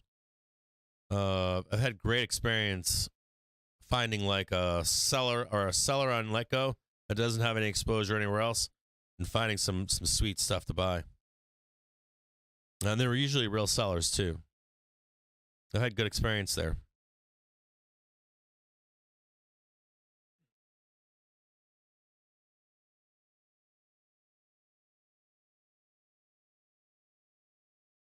So you don't notice? Notifications are disabled. You think a lot of people are broke? I don't think so. Maybe, I don't know. I don't know if it that was a first time chat from Craig Fulgenzi. I don't know if they're broke, man. Maybe. I don't know if people just not using social media or if they're not. Maybe they're blocking me. Maybe they're muting me or something. I don't know. I noticed. Let me see if I can find this real quick. What did I see? I saw this. I didn't know that. Like Whale Alerts is following me or something. Is that who is Will? Was it Will Alerts? Hold on here. It's 11 a.m. Eastern Time. We expect comments from Feds Williams, who moderates a discussion organized by the Economic Club of New York. See, hold on a second here. I always find like I need to see who's following me.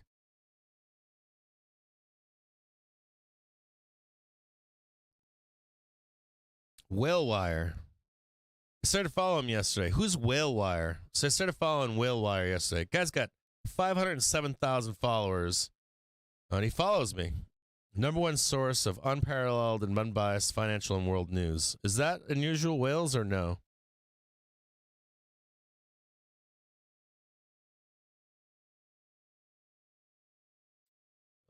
You're trying to get in day trading as a miner.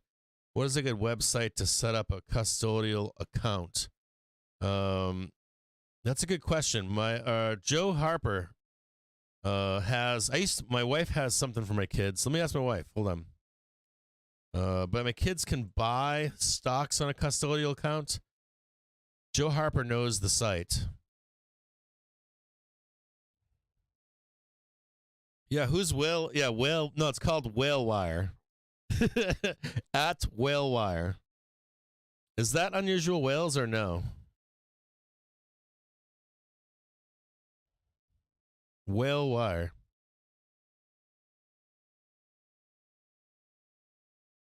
I don't know who they are.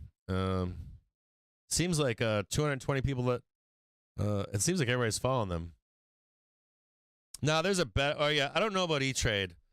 Joe Harper, my wife uses it with my kids. It's it's kind of neat, but I don't know. You know what? I'll ask. How about Cloudy5442? Let me ask my wife tonight. Maybe Joe Harper can chime in if he's here in the background. You don't like him? Puts a lot of fake info that he makes up. I don't know who he is. Is he part of Unusual Whales? Maybe whalewire.org.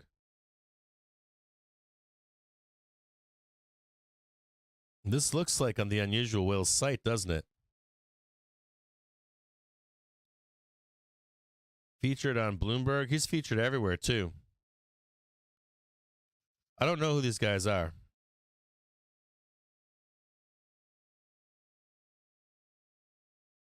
I'm on their website right now. It's all about crypto. Do you think this is Unusual Whales? I don't know if it is. I wonder if this is like Unusual Whales crypto, maybe.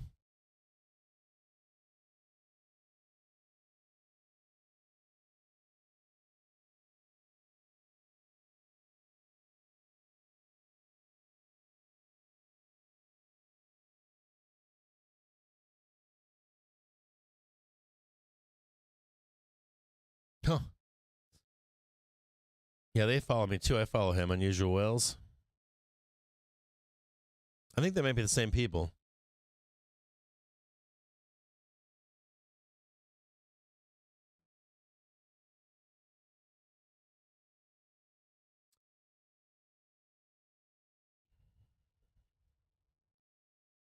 They seem to be following the same number of people too. What's going on here, Bears? Thought you guys were winning. I'm just sitting here waiting to get paid again, just like yesterday.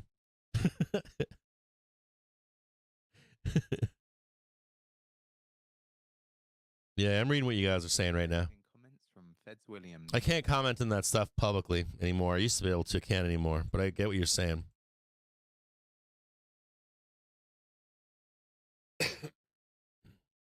Yeah, I agree with that too, TF Times.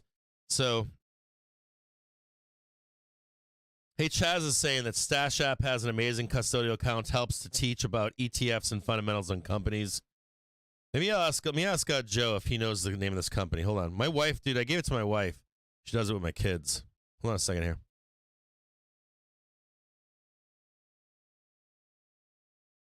Best custodial.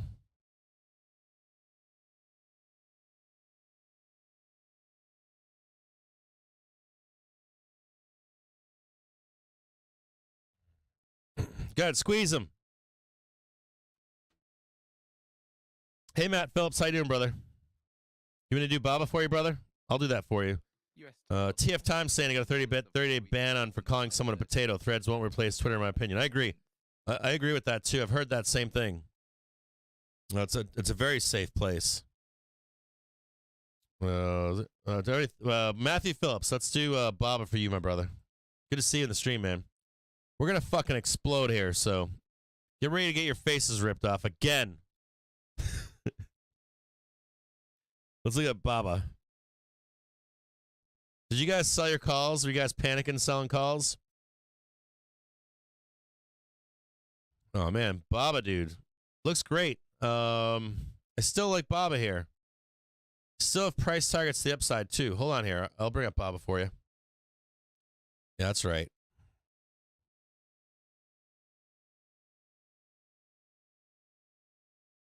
So my upside targets on Baba right now, you can see them right here, Matt. I've got 92, we tagged it. 98.39. This yellow box up here, I'd like to see the 100 get tagged. And then a roll over of some kind right up here. Boom. And then we'll start trying to make new highs up to 107.91, 111.99. And the big bad boy up here to 117.72. I'd like to see this get tagged. I want to tell you something. If you want a place to re-enter Baba, I love Baba here, man. You're buying all these dips down here. You just keep holding them. We are above weekly right now, so I'm going to delete all this crap. Just so you can see it, we are above the weekly. That's very bullish. Daily is coming up. You're getting yourself a 1, 2, 3, 4, 5 trigger. 5 trigger bullish crosshair. 2 go higher. Just stay long and strong. You're trying to tag about 119, or not 119. See, monthly, 115 is the target on Baba. I like Baba a lot, man. The cool part about Baba, Matt, is they're likely going to have a bad next year. So likely they're going to bring price up for that to happen. What I would say to you would be stay away from Baba after not after 119, but hold on, man. This is more time sensitive. So like I think the target is 119 for me. I'd really like to see it go as high as 205, 200. Let's call it 200. I don't know if it's going to get all the way back up and retest the 299 or not. Time will matter with Baba. Can you get to 299? Yes. If it's before next year, yes, you can. So like, can you get to 299 in Baba? Yes, you can. Time matters. What's this? What's happening with SPY right now? Oh, dude, SPY burning to the depths of hell right now. Should have sold my calls, dude. Shouldn't have been buying calls down there. Definitely should have been buying calls.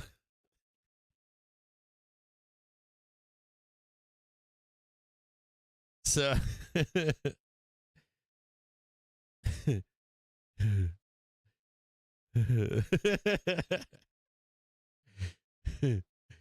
so I am very bullish, brother. Matt Phillips, I'm super bullish on Baba, but it's time dependent. Not only is it time dependent, it's time dependent, and it's going to matter what happens in China next year. China, dude, I'm going to tell you right now, by next year, right, if there's any more stink going on between China and the U.S., or if that escalates or anything at any point, that whole run is done and over. Their economy depends upon it depends upon their relationship with the United States of America. Though I do think they're in a great place right now. Chinese economy is a great place right now. So I think it would be like time dependent and dependent upon relations with the U.S. The U.S. is gearing up to fight China. They want to be able to fight China by 2027. And this is no fucking around. This is like structural changes to the U.S. military. This is the same thing as going. This is like the same kind of buildup for the Cold War, same kind of buildup from World War II. The U.S. does not fuck around. May not believe this. The U.S. does not fuck around. The U.S. learned their lesson in World War II. That'll never happen again. Our military doctrine is not based upon that. We gear up to fucking fight. We will be that guy in the corner. So that's my only issue there is time. And does China back down or not? Or do we actually fight them? NATO Chief Stoltenberg says. But we're gearing up to have that fight. We don't fuck around. There's a massive change when the internal changes that are taking place in our military right now are doctrine changes. We're going right back to our World War II type doctrine, regimental command type structure. No more coin shit. I don't know if you're a military person out there. The coin is out the fucking window. This stream is sponsored by TickStrike. TickStrike allows you to actually hear order flow in futures, forex, and stock instruments. Get a free trial at... Yeah, absolutely. Absolutely. U.S. is willing to risk World War III for hegemony. Absolutely. Right or wrong, whether you like it or not, what the reality is a lot different than what you wish and hope would happen. And that's not what the U.S. does anymore. Those days are over. They were over during Pearl Harbor. And we have structural internal changes in our U.S. military right now. We have massive money being poured. We're doing our own belts and roads, like Palau and places like that. All these chain islands, Mariana Islands. We're not doing it in Africa like we should have done, but we are doing it in this chain of islands outside of the South China Sea. We're improving Dude, look at these sellers, man. These guys are killing me here.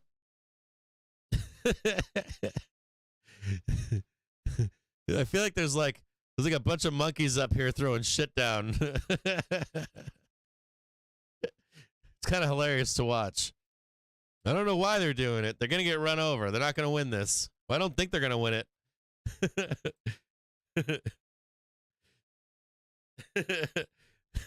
There's just like a bunch of monkeys just throwing shit down like, die, bull, die.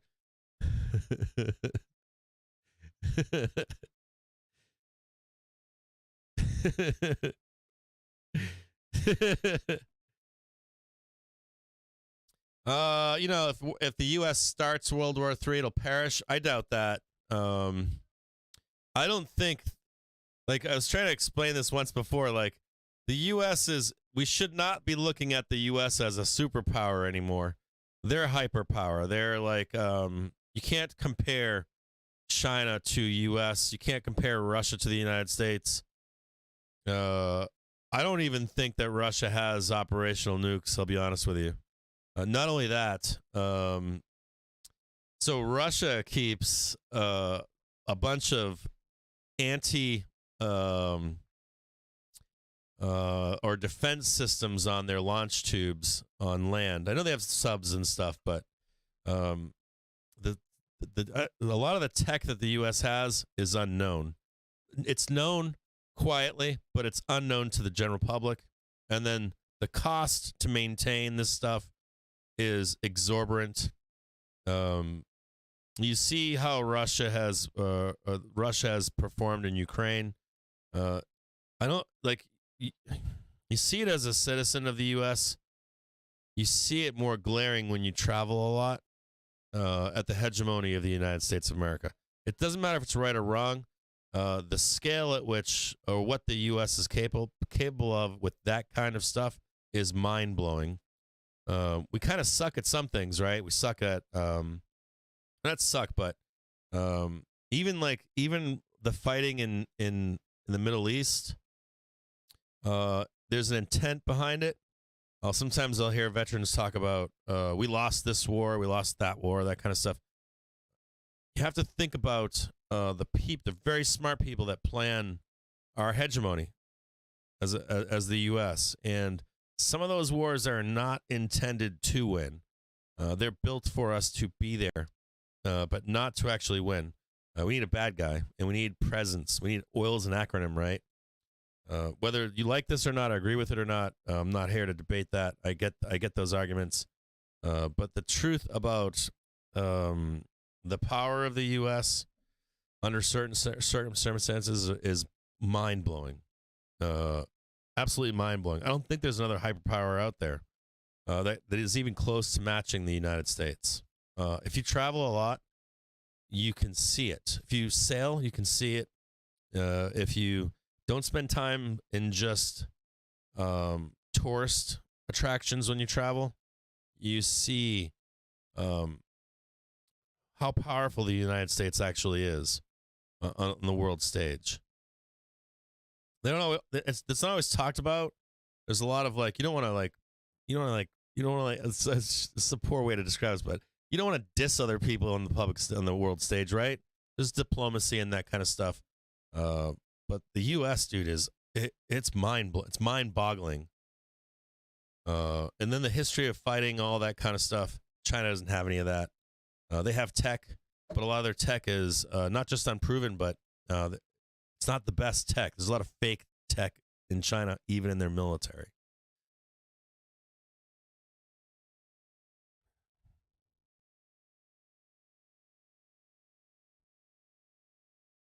No, I'm not in that same camp there with nuclear war. I'm not. I was in the military, in U.S. Army Command.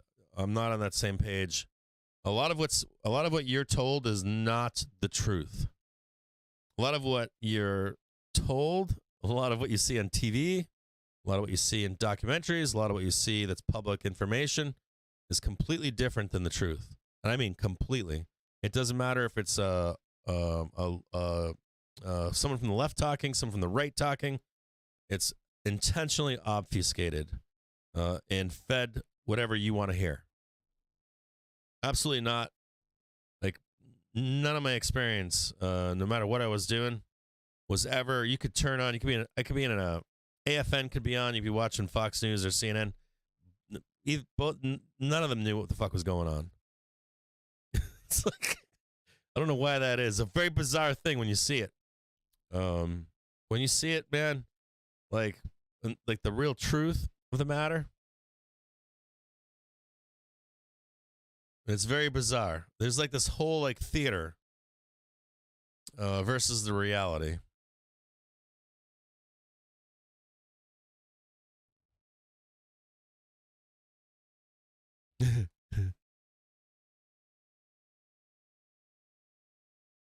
Yeah, never in the news. There's so much stuff that you don't see. Sometimes I tell a story. I tell us one story I always found fascinating was I was stationed in Korea one time, and they had an AWAC or something was rubbed or something in China, on the Sea of China, I think, and it was forced to land in China, and the U.S. said they weren't going to continue any flights, any spy flights. Dude, they were fucking flying U-2s right off an Air Force base, fucking through the whole entire thing, straight north, screaming. Wah! What you're told and what is reality is two different things. Spoos right now. Come on, Spoos. Start squeezing them.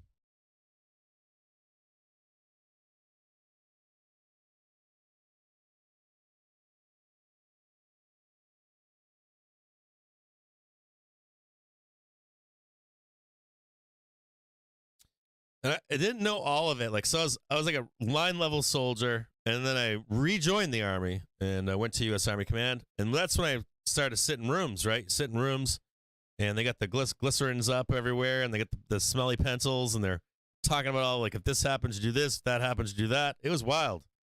It was absolutely wild. And, like, that kind of situation ever happens, poof. And we're building up for that right now, to be in that footing. Fed bids for 52-week bills total $3 billion. When you see like the build, how long the buildup took in Iraq, we're doing that right now. We're doing that same buildup. Currently, we're doing that right now. That same buildup is happening. Currently, I think they're ready by 2024. I think the U.S. will be ready by right around there, 2024, somewhere in there. And that's let that lead up in the next couple of years. I hope it resolves itself too. I'm not anti-China per se. Come on, baby, start squeezing.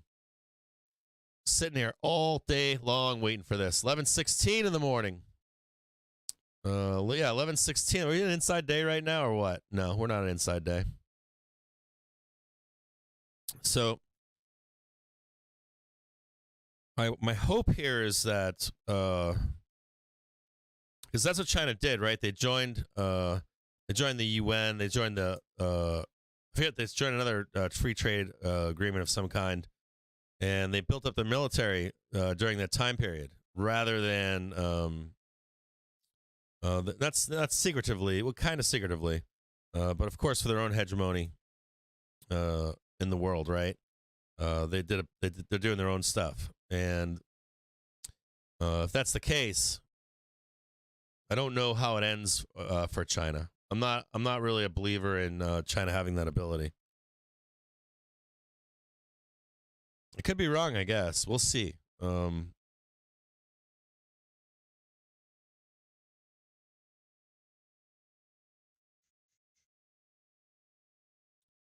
Sellers here relentlessly trying to sell this market down. We know why and what that they're here. We know that this is kind of the place where they get overrun. I'm still long calls here. I'm going to leave these things on all day long for a squeeze higher. I'm looking to see a squeeze. This is a hedge to my puts on the month. So we'll see. We'll see what happens here.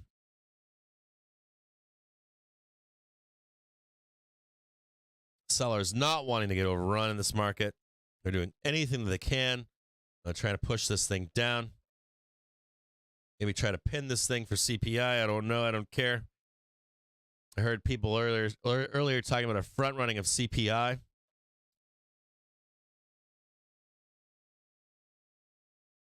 This usually does not end well for sell side.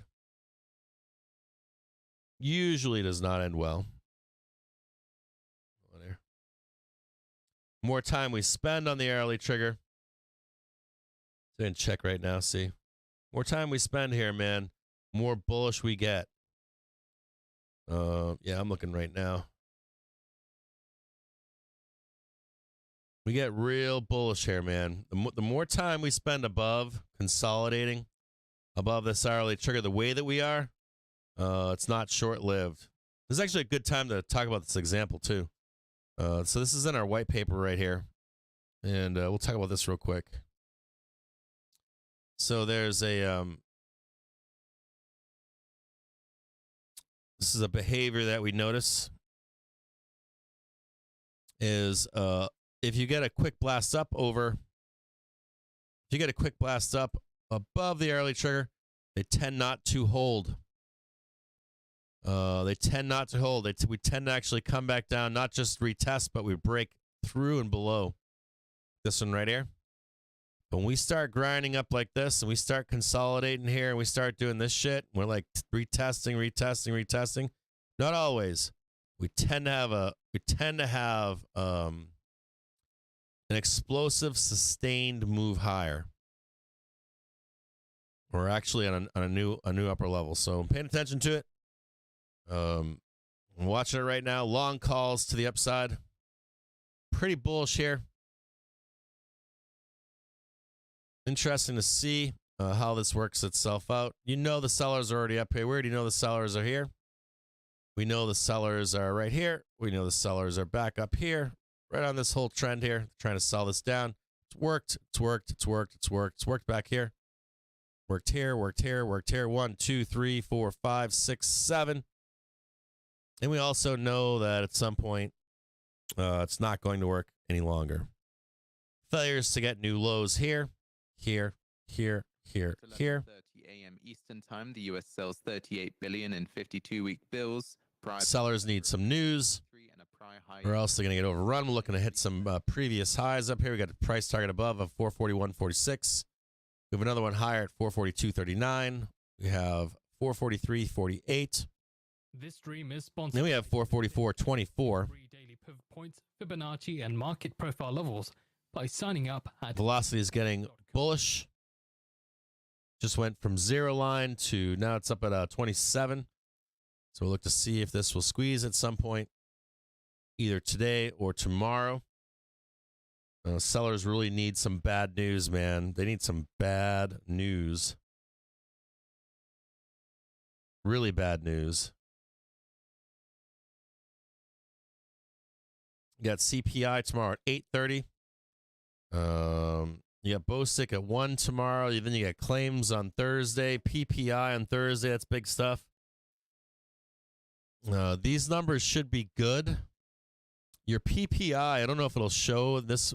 I want you to know something. So, like PPI right now should come in really good for bulls, for buyers. It should be a good number. PPI should come down. What else we got? Consumer sentiment, import price index on Friday. Dude, I don't know, man. We're going to get a move. We're going to get an explosive move higher.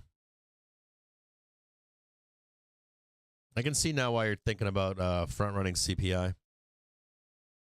There is something to be said here for bears. When inflation is dropping historically, there are some bumps in the road usually. Let me see if I can bring that up. Hold on here.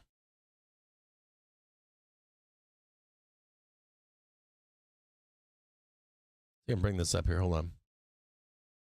There are sometimes bumps in the road. Mark me saying this to you too, because when inflation is falling, usually 2 or 3 times you'll get an uptick in inflation in that downward move. It's not usually a clean move down. I don't know if you know that or not. Let me see if I can bring it up here in the background. So I guess there's the chance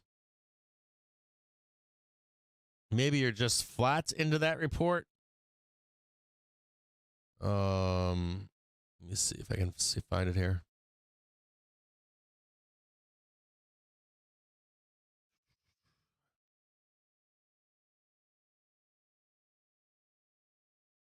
Not quite there yet, though.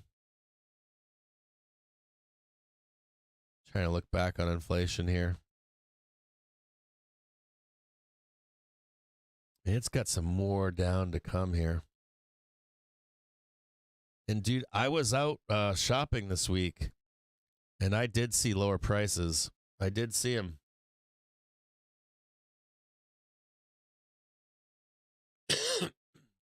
No one wants, well, not everybody's, how do I put this? Not everybody is lowering their prices. I'm seeing more price gouging from small business owners than I am from large business owners. Large business owners, I'm seeing prices coming down.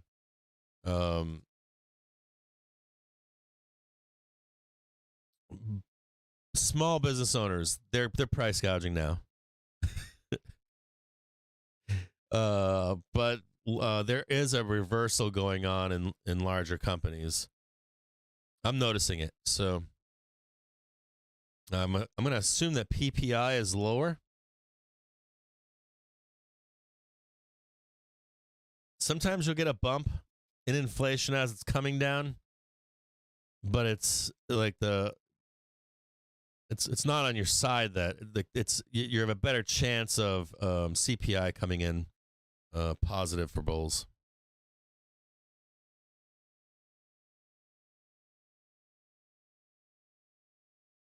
Yeah, I'm a little surprised. I've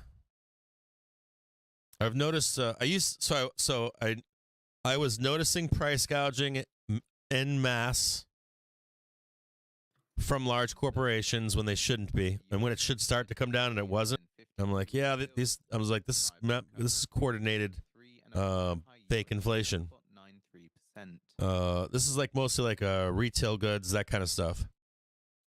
And of course, PPI was looking good, and prices were still high. And then, matter of fact, you saw Biden threatening people, or threatening like business, like large businesses, saying, you know, I'm going to come after you and this and that, and whatever. Then recently, I've noticed some pricing coming down. I told you I bought 3 racks of eggs. They were $1, and they were in a grocery store. And I'm like, I was like, start seeing this. What happens is if everybody's got $10 eggs, that's one thing, right? But if you then start to have some of these companies going, well, I'm going to do $1 eggs. You keep your eggs at $6. It creates people wanting to shop for better pricing. If you don't have that choice, you don't have that choice, right? You're like, fuck, man, eggs are going to be $3 here, they'll be $3 over there, or $10 or $5, whatever. The moment you have a competitor saying, no, we're going back to $1 or whatever it is, it starts to increase competition, and that helps you as a consumer to be able to find better pricing. I know we're not seeing that everywhere. Like the used car market is a disaster. A new car market's a disaster. Still a disaster. Still horrible. Rental market, still a disaster. Housing market, still a disaster. But some of that retail sales stuff, or that the PPI, the producer should be a good number, even if CPI is going to be flat, even if you get flat on CPI. And they're not going to account for that small time, that small business person that's still price gouging. Those aren't going to make a big dent in those numbers. They're just not selling enough eggs to impact those numbers. Now, I agree with housing. Used car market's a disaster. Like, I read a story about I guess the story came out before the death of the $5,000 used car. Someone was talking about it the other day. I was in a forum where people were talking about the price of used cars. And I watched some guy on YouTube who does used car market stuff. And he was talking about the influx of repossessions hitting car auctions. That's not necessarily bad yet for our economy. Joe Donut was talking to me about how all of these dealers know what's coming.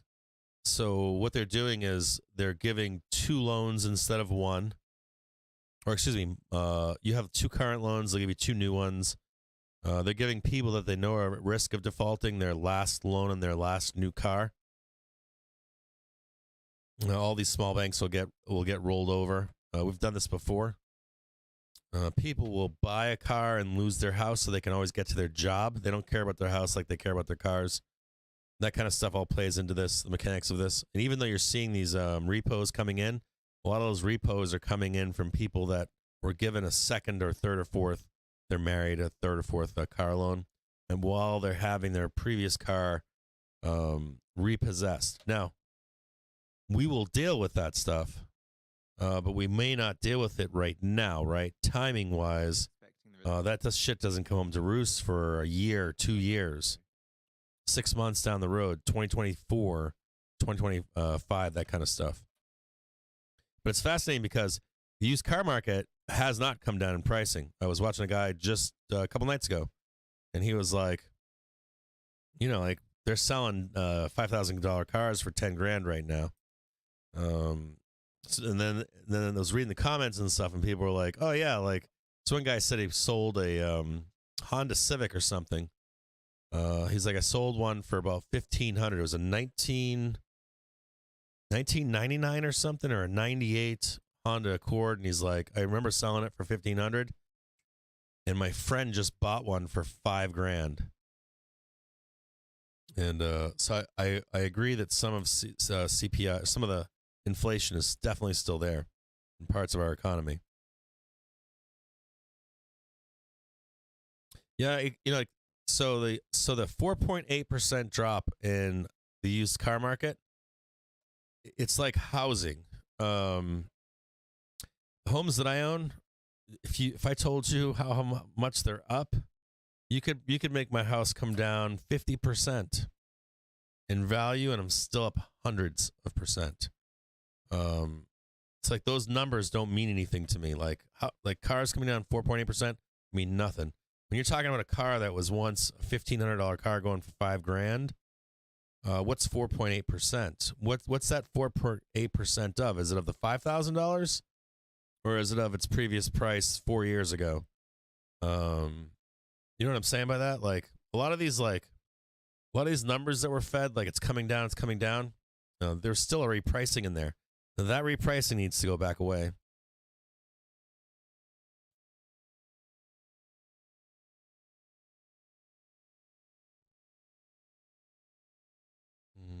Am I still bullish? Fuck yeah, I'm bullish. Hell yeah, I'm bullish here. Hell yes, I'm bullish here. Hell yes. Velocity is saying we're going up. Velocity is saying we're going up here, so still long here. Yaga said Europe is looking strong. Most big corps all coordinate and pass on lower price to consumers. Never happened before, but looks, yeah, I agree with that. Yeah, if the corporations can do that, you'll see. If the corporations do it, you'll see it. Yeah, the 4 point. They talk about this with housing, man. Like it's so bizarre. And you're like the guy that owns the house. Right? I own houses. Like people are like, yeah, the housing market just rolled over. It's worse it's been in since 2008. Like the biggest, like showing the chart. This one guy's showing the chart on YouTube, and I'm like, you're out of your fucking mind. Like these houses were worth like in late 2000s, like $150,000 house worth fucking couple million right now. Like, oh, it's down from 2 million to 1.8. I'm like, that house was $150,000 fucking dollars in 2008. It's like I'm part of that generation. Like houses were dirt cheap. Just the housing market that I got involved in was about now I'm doing like COVID shit, like 2008, 2007 was big, and then we're in 2023. Like the real ramp and like a second ramp in pricing took place 7 to 10 years ago, somewhere in there. And it's stupid. And a lot of these people were buying this shit right up into COVID. So I don't, there's not a lot of stock available. And so like it's funny to kind of watch people say like, oh, there's been a housing crash. I'm like, no, there hasn't. Fuck no, there hasn't been a housing crash. Maybe if you bought last year or something, I don't know. Maybe you bought the last year. I guess you're experiencing a housing crash, maybe, but not if you bought pre-COVID. You're fucking way up. Way up.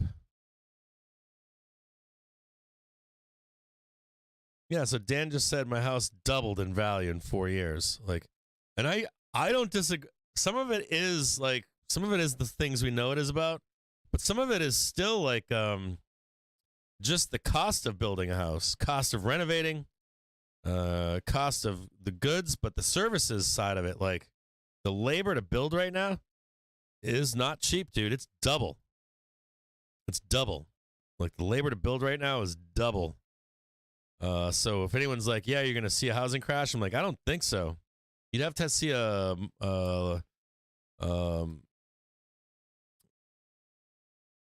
wage crash, maybe. Maybe if you saw a wage crash, you'd see it. Like that whole aspect of it's not being discussed. I don't see it being discussed. Like the cost to do this stuff is through the roof. I'm trying to go to an auction this fall, and I'm trying to logically find out if it's worth buying some of these houses because they're still great. They still have a great price on them. But I'm like, I used to be able to like grab one of these houses, just flip it. I used to be able to grab one of these houses and renovate it and have a nice wide margin of profit. And for me to have a nice wide margin of profit, so like it's like years ago, right? I had some friends. They would buy a house in a nice community. And what I always remember was when flippers and rehabbers would get in trouble was when they would buy homes with credit in nice places and have a very tight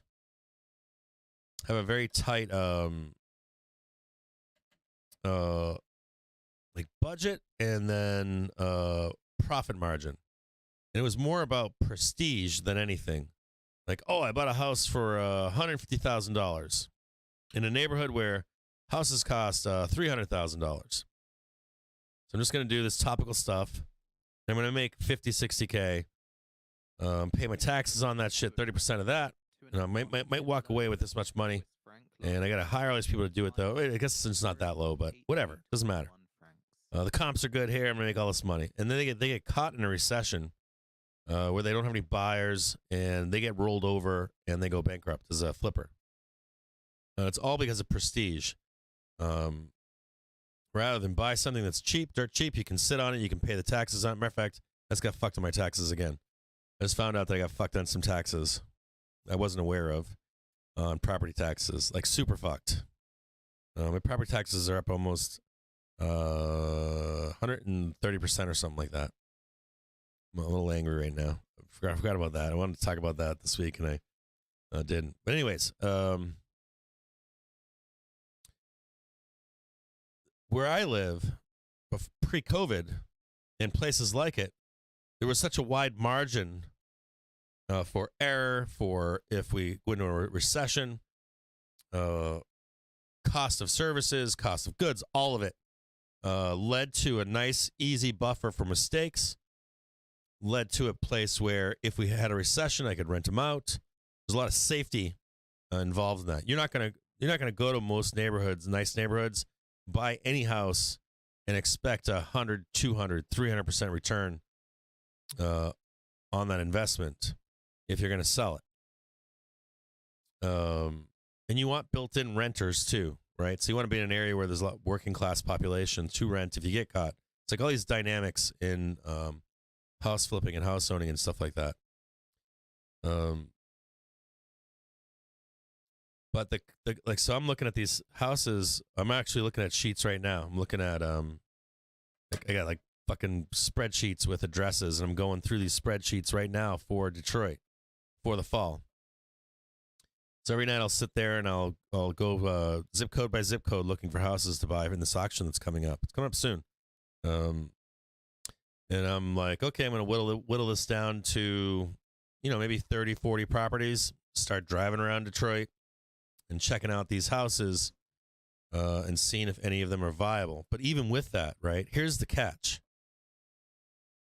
Let's say I buy a house for between $5,000 and $15,000. Say gradual fiscal consolidation is warranted and aim for overall restrictive stance in 2024. A renovation that might cost me 50 grand. Energy support measures and use savings to cut budget deficits. So let's say that renovation would have normally that house would have cost me still 3 to 15, but that renovation might have cost me $50K. So I'm in now for 65 plus the carry plus the taxes, and I can either put someone in it, I can flip it, I can put a nice big fat price tag on it, like 100 grand, 125 grand. If nobody bites, I can drop the price. Maybe catch $70,000, $80,000, $90,000, $100,000, right? Charge 125. I was back down. Think I'm all in now for 65, maybe. I'm making almost 80, 90%. Pay my taxes. Done. I'm out, right? But right now, it's not like that. I'm looking at these houses, and I'm like, that's going to cost me $100K probably. So now I'm like, oh, I'm in now for $100,000. I'm like, no, I'm going to be asking how much for it, plus the carry, so plus taxes. Plus tax, I got to pay the property taxes. I got to pay this 30% on the capital gains taxes, all that stuff. And I'm like, oh, now I got to charge $175,000, $150,000. I probably ask closer to take $150 to $160, $170. And I'm seeing houses like that in Detroit now being asked. That's the ask right now on the shitty houses. Like Detroit's come from, like 35, like $1,000 to 65 to 75, maybe on the high end 100 to 250. There's $1 million homes all over Detroit right now. $1 million homes, multi-million-dollar homes, $600,000 homes, $400,000 homes, $500,000 homes, and just like starter homes are back to a normalization to some extent that are renovated, able to live in, updated everything, right? You get all new electrical, all new plumbing, lead's been removed, all that stuff, or abated, one or the other. And those are all going for $125,000, $150,000 minimum.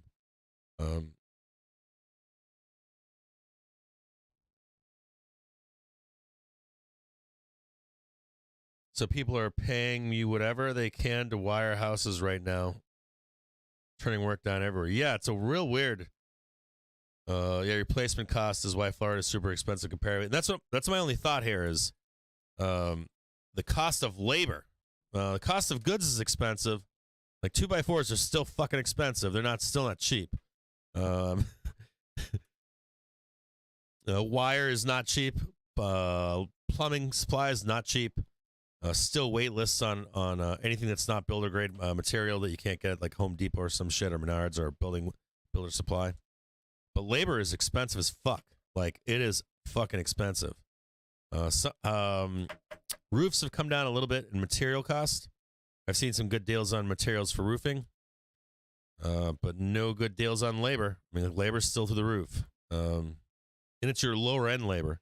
The laborers are up bank like $30 an hour for a labor. That's what you got to pay. It's going rate for a labor right now in Detroit, $30 an hour. That's minimum. They used to get $15, $20 an hour. They're up $30 an hour.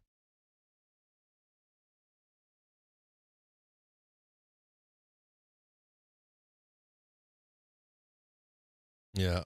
I was thinking about doing a video series on this house buying that I'm going to attempt to do this fall. So we talked about it a few months ago. If I find these houses to be even considered to buy, I'll give you guys the list of the addresses, and I usually take videos of these houses. So what I normally do is I whittle it down to like, you used to be able to whittle it down to like 100 houses, and I'd drive and hit them all, but streaming I can't anymore. So if I can whittle it down to like 30 houses, maybe 40 houses, and I'll drive there and I actually videotape the entire thing. So maybe I'll post those to YouTube or something. I'll do like same channel but like a different section, so you guys can see what I look at. And I can usually give a fairly good idea of what it's going to cost, what you can buy it for. And then when I'll go through the bidding process, and I write down everything, like what is it going to cost? What is it going to cost for the materials, the labor, what I should pay for it at auction. And then if I usually look, what happens is this. I usually find like 30, usually find 100. And then when the auction comes up, I'm looking for 1 to 15 of those properties to have no interest in them. And I don't bother even bidding on the ones with interest. The thing about an auction is if anybody's really interested, they'll bid it to the fucking moon, and it won't be worth buying. Usually, though, there's like some properties that nobody looked at, or they don't know what they're talking about or something like that, and you can like sneak in on those, and you'll be the only bidder. And normally you're paying just the back taxes, and then you're paying the forward 6 months on that house. See that Xi and Biden are to talk in the months ahead.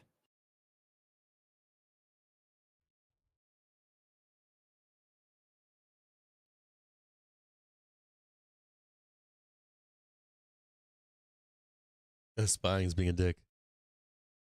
This old house status. Yeah, they're good houses. And the best part about these houses too, it's like Detroit has this program called the Detroit Land Bank. And I bought one house via the land bank. Never again. It's a scam. They're like you can buy a house for $500 or something, or $1,000, and you have to bid against other people. It's a total fucking scam. The adjacent properties that they offer that are just land, those are good. But don't ever buy a house through the Detroit Land Bank. Ever. Just fucking around here. Sideways market on SPY right now. But don't ever buy a house through the Detroit Land Bank. If you're going to buy a house in Detroit or in Wayne County in general, you buy them at the county auctions for a multitude of reasons. And this applies anywhere in the country. You can go to there's a bunch of different kinds of auctions too. Your county usually has these auctions. Wherever you live, your county usually holds them. They also have courthouse step auctions as well. So there's like multiple types of auctions. Those are good too. But any kind of program for you to get involved in with any county in the United States of America, stay the fuck away. Those houses, they are, no matter what carrot they're dangling in front of you, they're going to make you do shit that you can't afford. You can't afford to do. So like, here's an example. So I did a land bank house, right? And this land bank house had a pole to the house, wiring to it. And because it was a land bank house, and they have these like archaic rules, like if the power hasn't been on in 5 years or 10 years, you have to bury everything. And I'm like, okay. But I didn't know that. So I buy this house, right? And then I was within the 5 years or something. They were like, nope, you bought it through the land bank. So we have an agreement with the county where you still have to bury your power. And for me to bury power at this house was like 15 grand. Unless I did it myself. Get a ditch witch, dig out to the street, bury the fucking power, bury the fucking the pipes, run the wire or snub it out to the pole. So like, yeah, if you want to do that yourself, sure, you can do that. You want to dig a hole then underneath the sidewalk too. It's like you need to get underneath the sidewalk without destroying the sidewalk. Then you need to come up to the pole. Fucking nightmare. Now if I had bought a house through the county auction, that there's power from that pole to that house, I don't have to do that.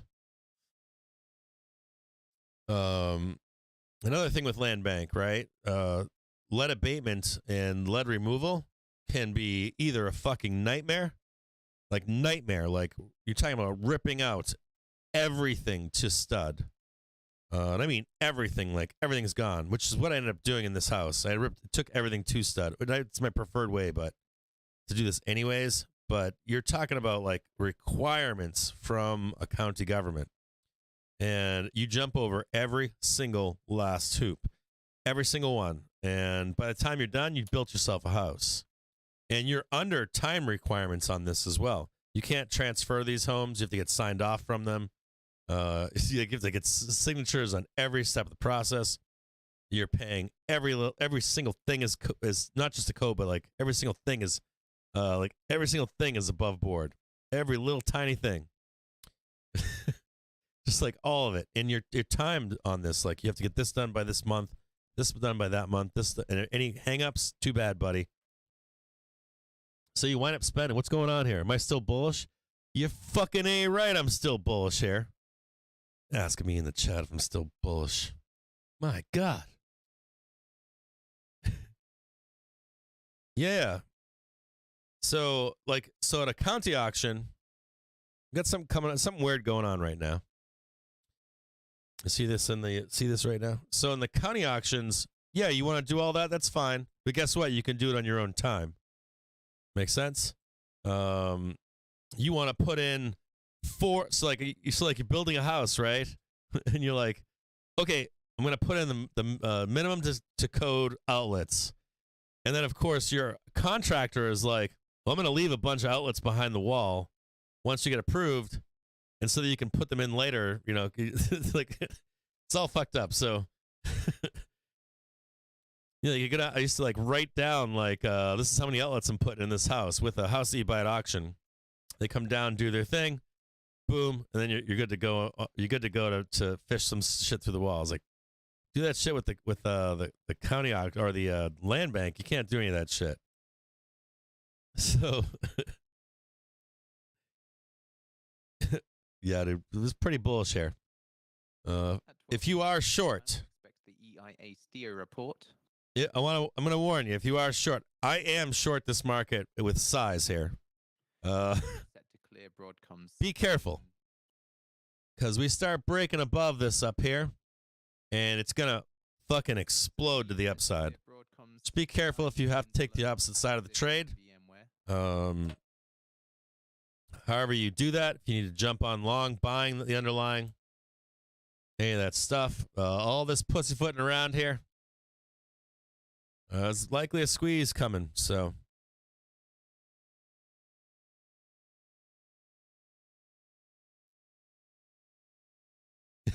I love you too, Matthew Phillips.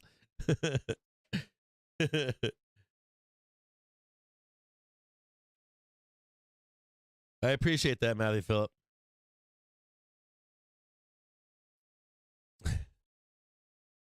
Yeah, I like Fubo, man. I'm a believer in Fubo right now.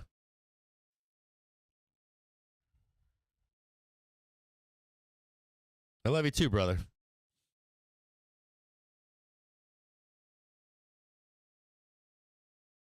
Yeah, Matterport was on my squeeze list for today. I gave you guys a squeeze list earlier today. I gave you BRZEU, CFLT, RIVN, TOST. Rivian's down red today, but it's going to squeeze. SoFi, SMRT, MTTR, Matterport. Spooz squeezing right now, trading 441.11. Come on, baby. Keep on printing it for daddy. Give me my fucking money. Sellers feeling the pain right now. Gave you fair warning earlier if you were a seller to watch out. Trading 441.15 right now in SPY. I have no idea. I'd be scared shitless if I was not scared shitless, but having to take the other side of this trade at some point. HYG, extreme bullishness, has a bull cross on the 15-minute chart that's explosive. If you are short this market, please watch out. NASDAQ getting ready to make an explosive move higher. IWM, we're rotating out of IWM and into tech and SPOOs right now. NVIDIA looking like dog shit right now. I don't know why.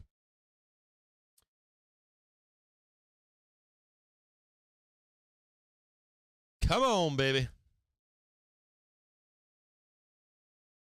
Yeah, I agree with the paying people. I mean, there's ways for you to get around it. Like, so what Nino's saying, you want to do most, or not you, but for me, you want to do as much work as you possibly can yourself. Anything that's like a killer, like a deal killer, you try to do that yourself. Anything that you can, whether it's a roof, or you work with other roofers, you hire roofers that are like handymen or something. You learn how to put a fucking roof on. And do it with those guys. Like anything that's like a deal killer, like roofs. You can pay people to help you with demo. You can get your friends and family to help you with demo. Anything like trenching, any of that stuff. I don't know if you guys know a lot about wiring or plumbing, but you got to start learning about that stuff. Anything you can do yourself, anywhere you can. And there's other things too, like, can I pull my own permits? Can I just hire a master to review my work and sign off for it? Spoo's trading 441.19 right now. Come on, baby. Come on.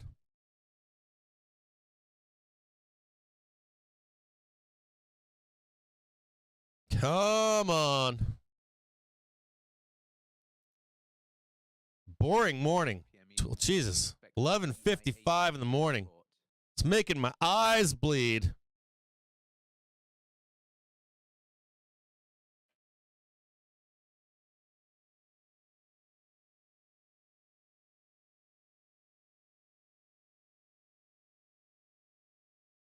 Yeah, I don't do any carpet, man. I don't do any carpet ever, Nino.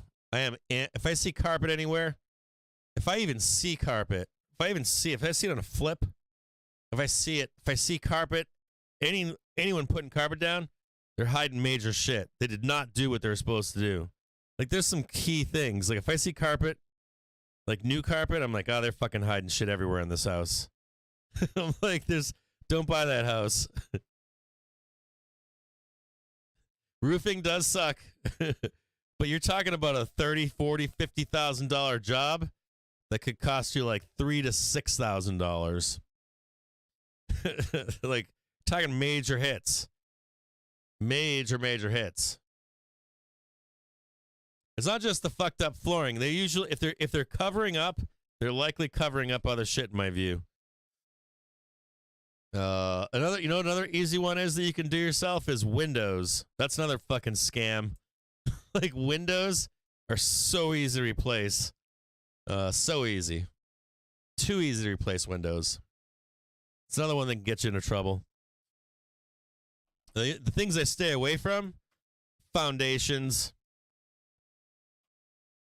foundational stuff, any kind of, come on, baby. Keep on going for daddy. Trading 441.27 right now.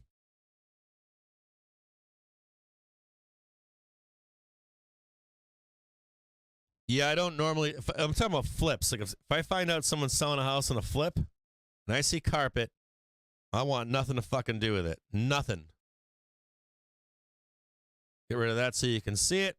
Nice tag of R2 right there. Nice little squeeze right here. I stay away from foundational issues are always bad. Neighborhood matters. Location matters. All that stuff really matters, like, big time. Like, location matters. Structural, any kind of like major structural defect, you have to find out the root cause of it. Cut water lines, bad. Every house, dude, if you ever buy a house, I got some cool shit to tell you guys. If any of you guys ever buy any house anywhere, so 441.32 right now, trying to get to that PT1, baby. 441.35 right now. You should be making money right now. Some things that, so it's kind of funny. People don't believe this. I don't care what fucking house you buy out there. Like, I bring a hose with me and I'll like go to the neighbor's house, even if the water's off. And I'll be like, here, I'll pay you some money. I'll knock on the door and be like, I'll give you some money. I'll give you $100 bill if you let me hook up to your water and just push water down a drain inside this house.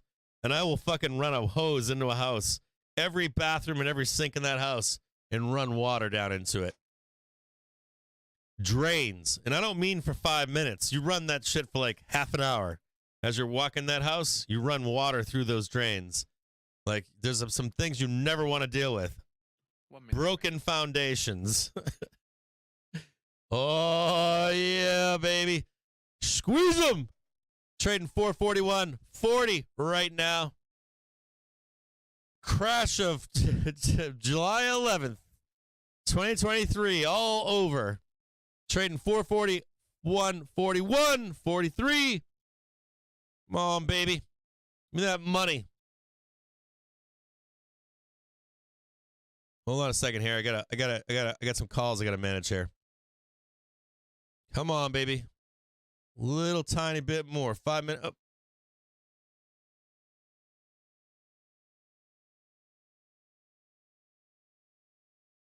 Come on, just a little bit. I got a sell order in right here. I'm out.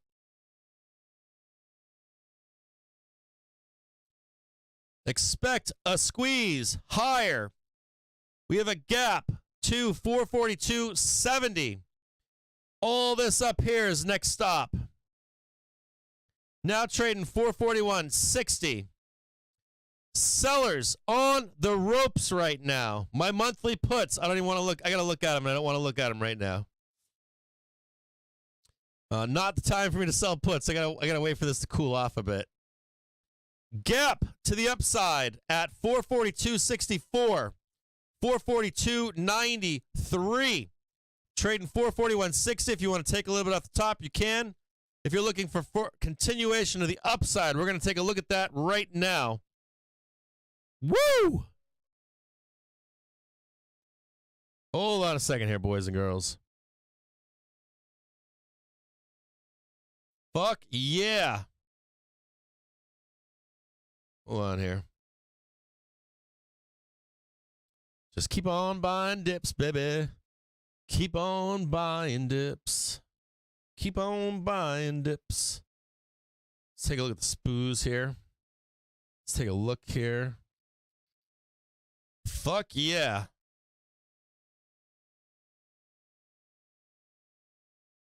So still awaiting the EIA short-term energy outlook report.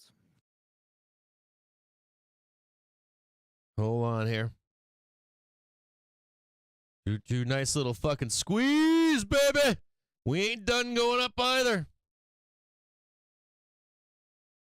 Yeah, hold on a second here. So EIA cuts the forecast for 2024 world oil demand growth by 60,000 barrels per 441.98. Tag another one of these bad boys. EIA raises the forecast for Right there.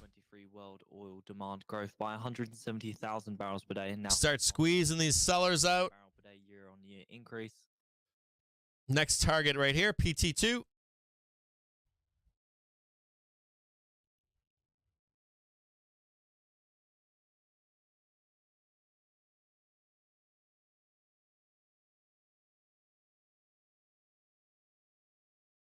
PT3.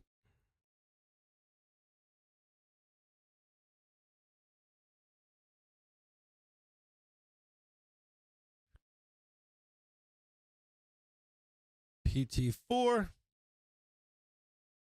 Yeah, that's right. Now you have to buy this market. You don't have a choice now.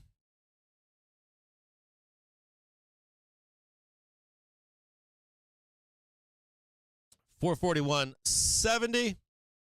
Sell side now a buyer of this market. Trading 441.70 right now. Hell yes!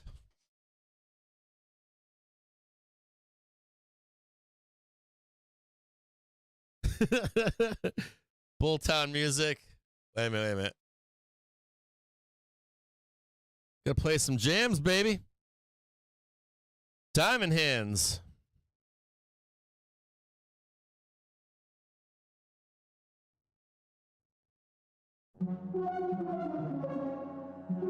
Woo!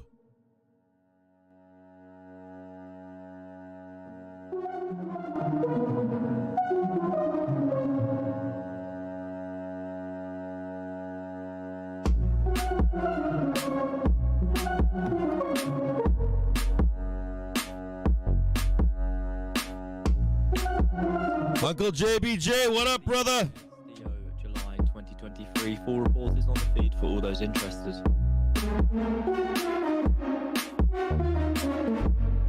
What do we want to see happen here? Do you know?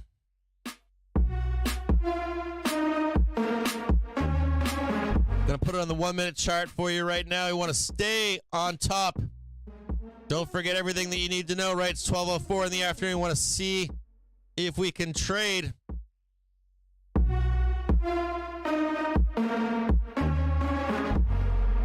We have a high at 12:03, 441.70.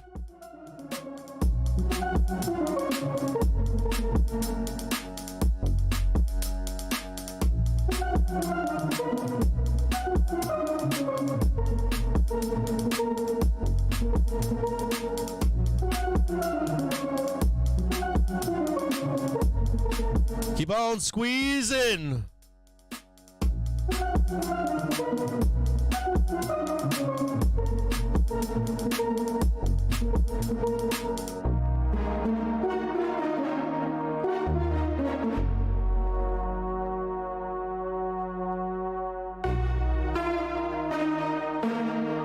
Watch the green box right here.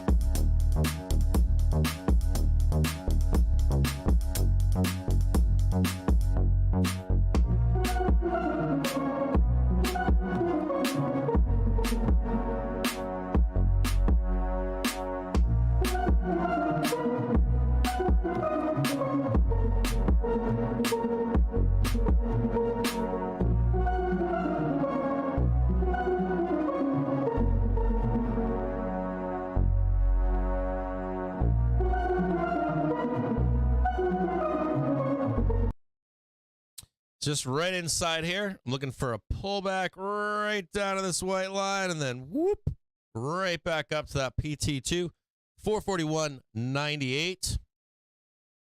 See if we can grab some of this right here.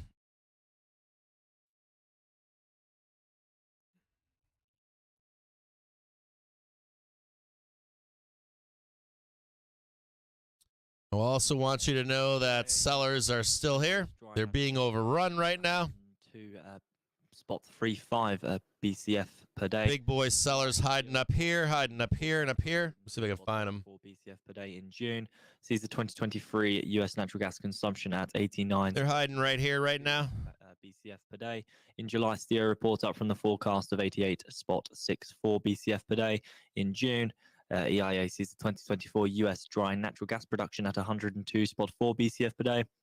In the July STIO report, down from the forecast of 103.04 BCF per day in June, and sees the 2024 US natural gas consumption at 87.81 BCF per day in July. STIO report up from the forecast of 86.59 BCF per day in June.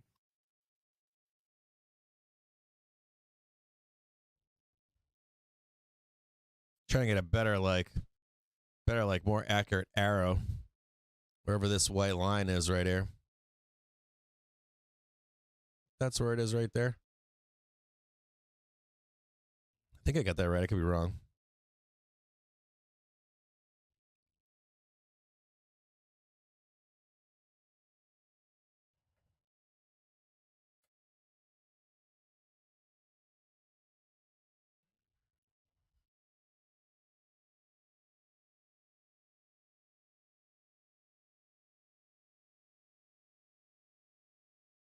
Let's take a look at SPOOs really quick, or SPY.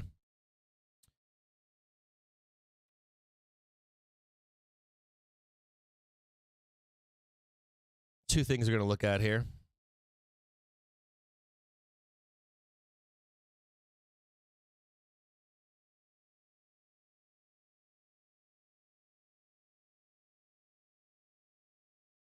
It's just big boy stuff right here. It's a 30-minute chart, right?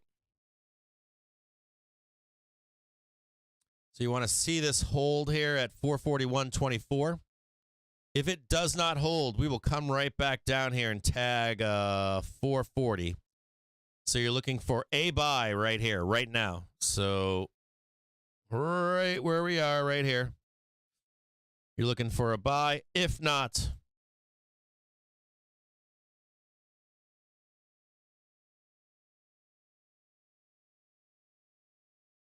we will trade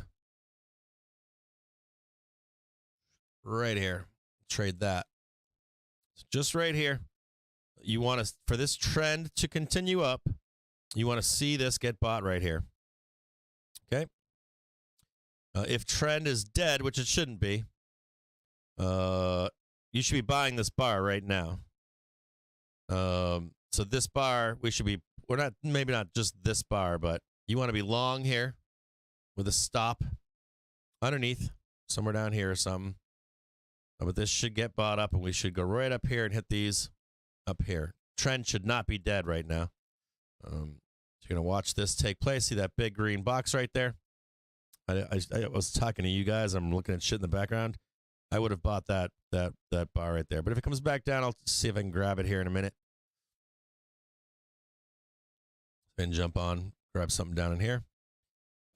If it rolls, it's going to roll hard and heavy to the downside. But it doesn't look like it's going to. It looks like we're just going to run right straight from here. So if you can give me one more red bar down here or some shit, and I'll jump in with you again.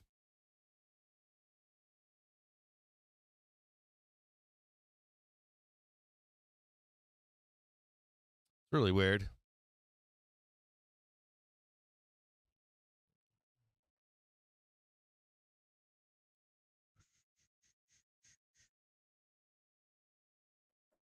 Just watching right now to see what happens.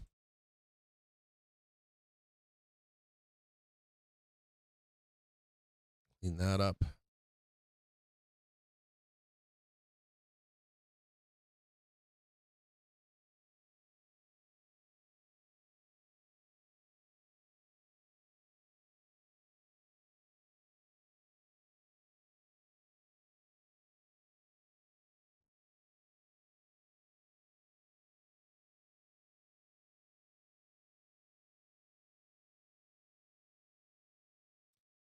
Long right now on 442 C's.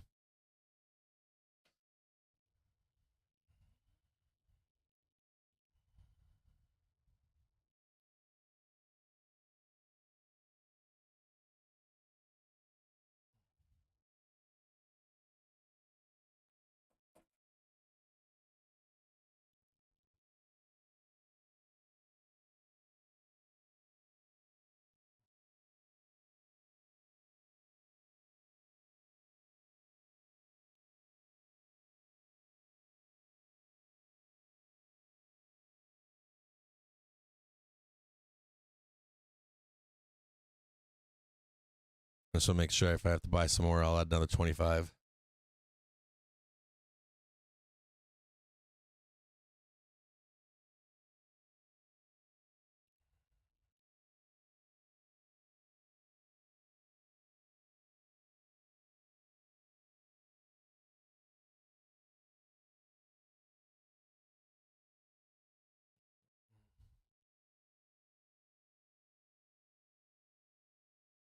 HYG looking bullish. VIX has a gap to close down below. NASDAQ looking to just recheck really quick itself, making sure it's going up. IWM with a dip buy. NVDA looking bullish.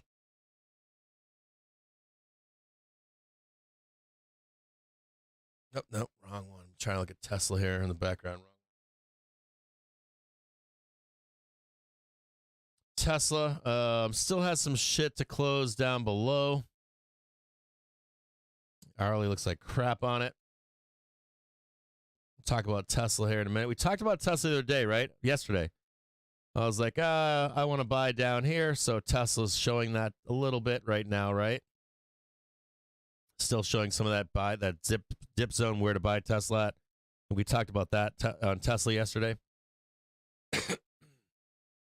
Hopefully you're making money with me. 442 C's going burr already.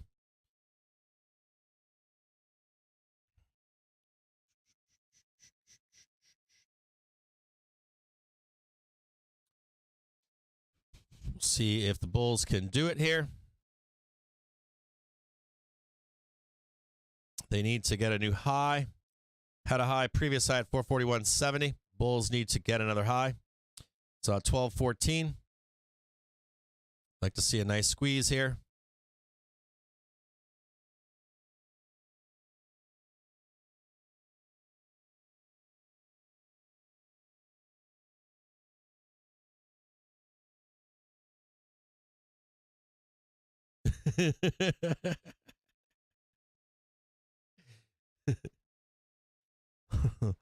You guys have never seen me draw lines on this show. I draw them all the time. I'll be like, yeah.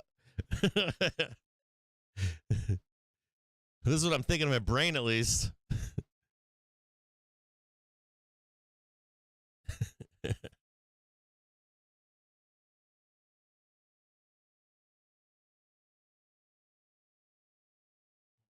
So this line, this blue box right here. I'll show you what I don't want to see. Show you the other side of this coin here.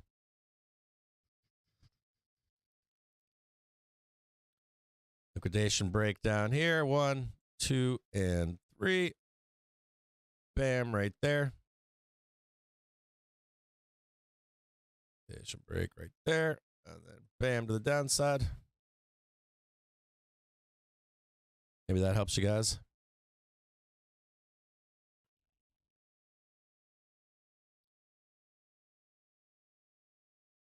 This one would be up higher, slightly higher. It's like right there. Right there. There. I'm being a little sloppy. But at least you get the gist, right?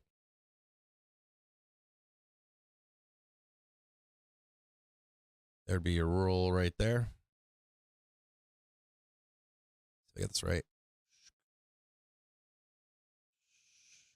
Something like that. Bam, bam, bam, bam. That one might be higher, like right there. It's hard to like draw this shit out for you guys. Like have it look exactly right.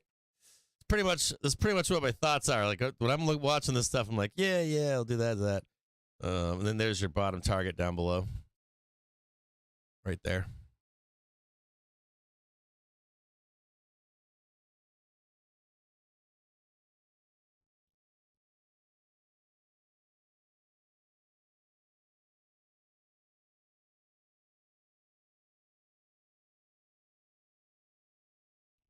A little bit of flattening going on right now in the 1 minute. Right here. Let's look at the 5 minute. This 5 minutes right down here. I'm trying to take it down below the 5 minute over here. 440.97.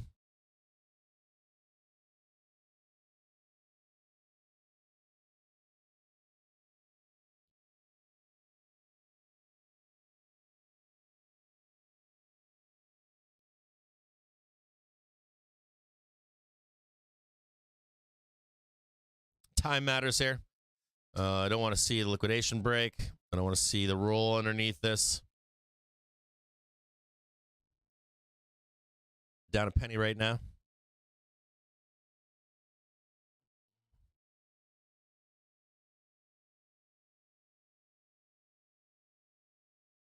These fucking sellers, man, they are just pissy right now. Debating if I should add another.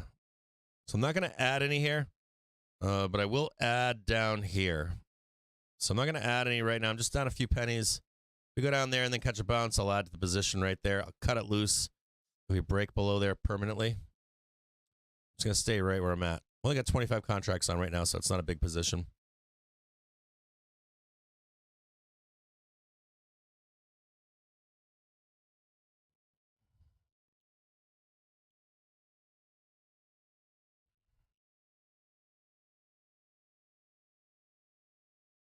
So much drama from the sell side, man. Like, it's killing me here. NASDAQ has a bull plane forming on it on the 15-minute for a major move up. On the 5-minute, it's got a bull plane as well. There should be a check at 15,056.65. So you might roll here briefly, but I'll just add to that position. But I'm extremely bullish here. Let's just show you NASDAQ really quick. Why am I buying this?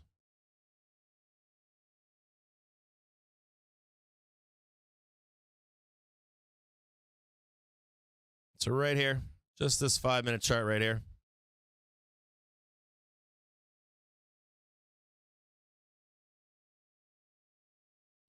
This is a bull cross right here. So you see this line come down. And there is the secret right there. So just so you can see it, it's right there. So what you'll see happen is trend change for some time. On here. Pretty bullish here. You should see this last into the close. This is a bull plane on the 5-minute. This is a critical kind of a thing right here. There's also a bull plane lower on the 15-minute, but the 15-minute's not as important as the 5. 5 is critical.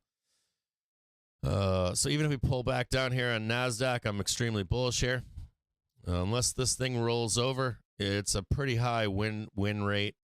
It's like now it's at 65%. It'll be at 85 here in a few minutes, but this is pretty significant here. The amount of time spent leading up to this. I know you guys might think that's a bear flag, but it's actually not. It's gonna rip some fucking faces off here. So I'm long here. So that's NASDAQ. Let's look at HYG really quick. Yeah, it's looking like it wants to explode to the upside right here. 5 minutes bull cross right back here. So you can actually see it right here, right? It's a 5-minute bull cross. Come down, touch it, and explosive moves to the upside. And you're seeing that on NASDAQ right now as well. SPY. You know, all this drama here on SPY. I got no love for these bears that are trying to sell this. So whether it happens here, whether it's down and up, or if it's down and up here, it's going up, in my view. So I added, where did I buy? I bought this bar right here. This one I think I bought. And I'll add to the position right here if I have to. Either way. I'm pretty fucking bullish here. Like, you need an event. Something unknown to the market to not be bullish here.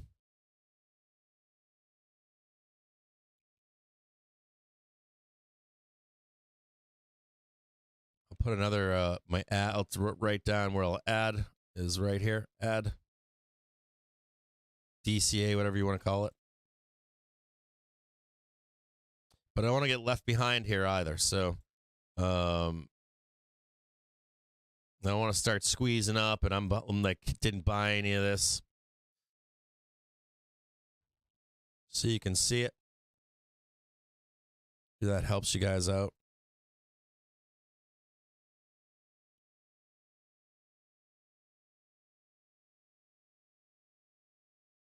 This is where the hourly trigger is right here. Hold on here.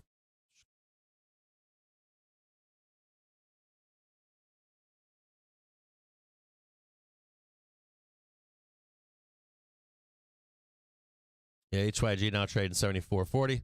The bears are likely wrong here. I don't know what kind of like noise this is here, but sellers are wrong here in my view.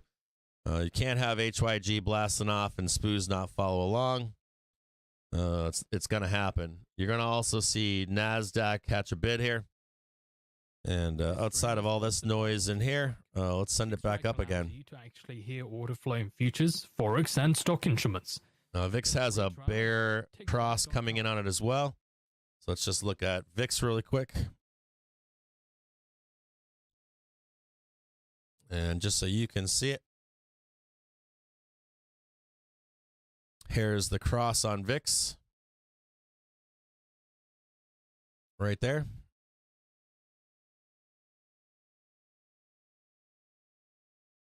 That's a bear plane on VIX. Just needs to do some checking, and then it should start plummeting down here. Close all that. That's why I'm saying I'm bullish into the close and tomorrow. This is setting itself up right now for a major squeeze in the market. We'll monitor it. If VIX breaks above, reverses, we'll get bearish again.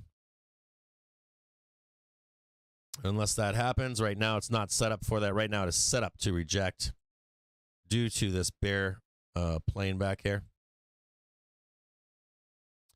Giant gap to fill down below. Look, it just disappeared. The gap was there and now it's not. They just hit that gap.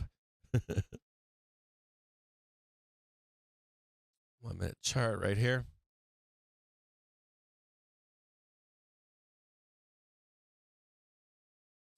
Make sure you keep your eyes on time. It's 12:25. We don't want bears to get a new low on this half an hour, so they're going to try to liquidation break this. Should see in the next 5 minutes, they're going to try to put a big fat red bar down and catch a close under the half an hour. They're going to attempt to right now on the next 5 minutes.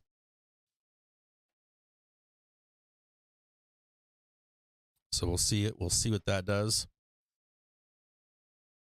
These sellers, man, they are not happy. I don't blame them either. Like, because we will run high. Here goes. Here's your big red bar.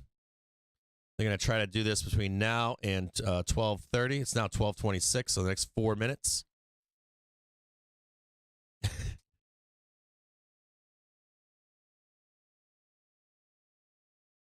Yes, here's your red bar right here. So you can predict this shit even happening right here.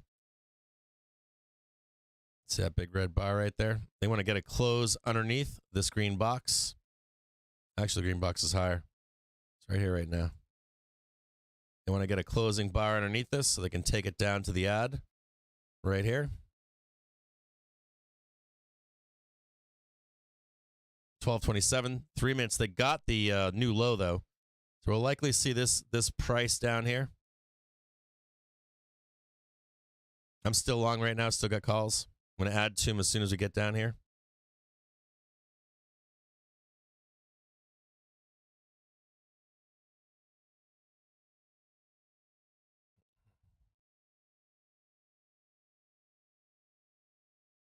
This seller, man, these sellers are so pissed right now.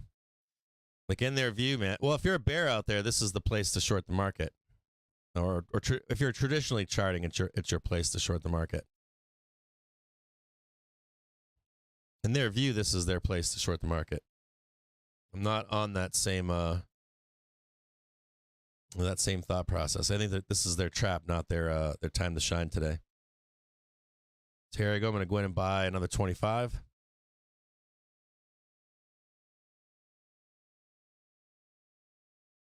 Hold on here. Sylvan Botany. See that revenge right there? Anger, man. Pure seller anger. I'm going to buy 50, not 25. Hold on here.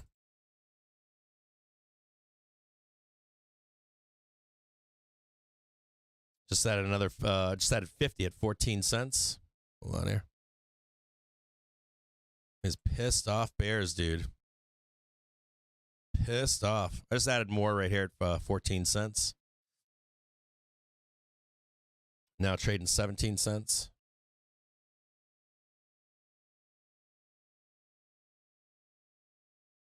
Angry fucking sellers, dude. Like anger. Pure anger.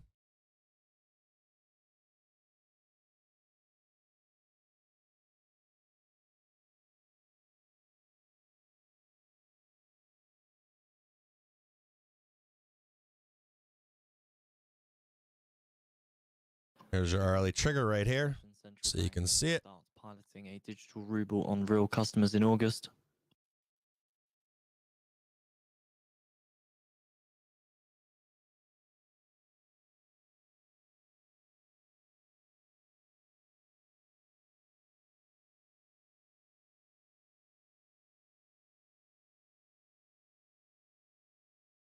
They need this closing bar underneath this red line right here. You can see that right there.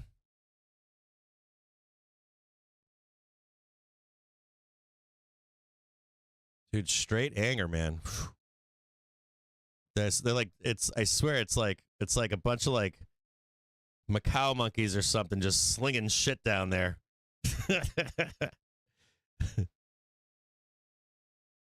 Just rage. See how emotional this is? It's like there's pure emotions right here. They know they're getting trapped. Anger.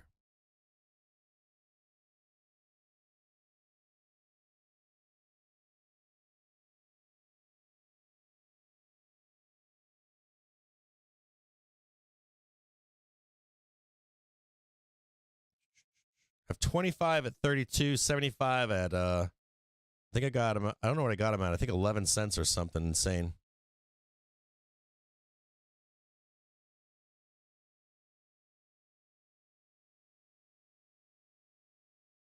And just look at that right there. Just rage. They were forced into buying all this right here. And they sold it all. That's how pissed off they are. It's like a hedge fund somewhere in Hoboken, New Jersey, forced to buy all this. This probably is Carl Icahn. Carl Icahn sitting in his back office, and he's like, God damn it, I got to buy all this. Throws down like $50 million. Sitting in his office, sitting in the Hamptons right now on vacation. He's watching the show right now.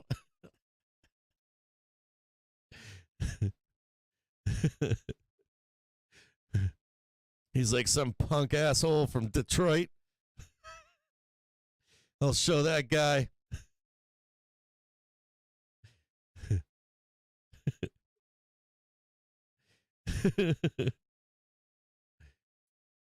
Oh, yeah, baby. Trading 20 cents right now. Come on to daddy. This is kind of the place where I'm probably up right now significantly, just because of the sheer number of calls that I have, but I still don't believe these fucking sellers, man. I don't fucking believe these guys. I'm not on the sell train here at all. I'm looking at it right now in the background. Nice rotation into IWM. These sellers, man, are trapped right here. And they don't know it yet. I don't think that they know it. This is kind of where you have the edge over these people. Like, you kind of know when the sellers are in charge, and then you know when the sellers are not in charge. Not all sellers know when they're not in charge. So they're thinking right here they're going to get a reversal.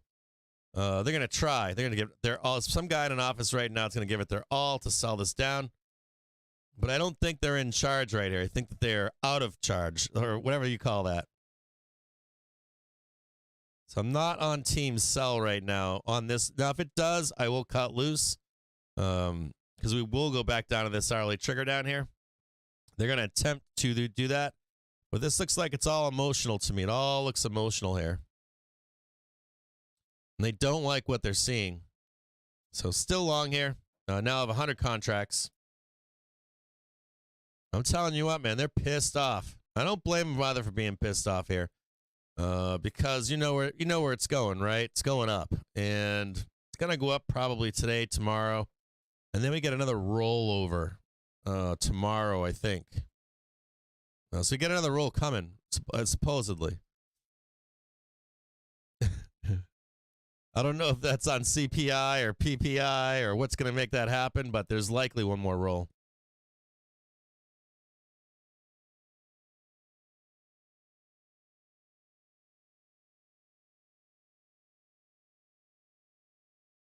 Maybe that's a failure to close the previous high above again. I was looking at the McAlgo face, and it said 2 green bars. We should have 2 days up and then 3 more days down. So today would be one of those days. And then tomorrow would be the last up day.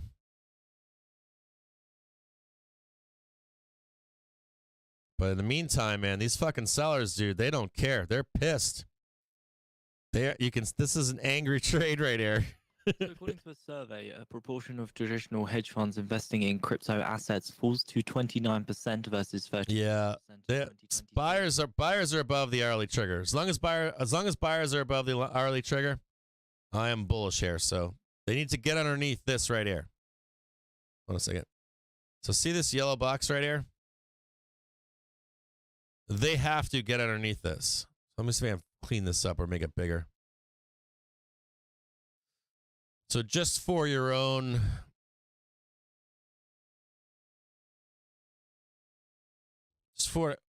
so I want you to know, right? So if price was under this, right? And the white and the red were under this, you'd be selling the rip. Does that make sense? So you're like selling the rip down here. Price below the hourly, below the 1 and the 5, right? You'd be a seller. Sell every rip. When price is above the hourly trigger, you're a buyer of all dips.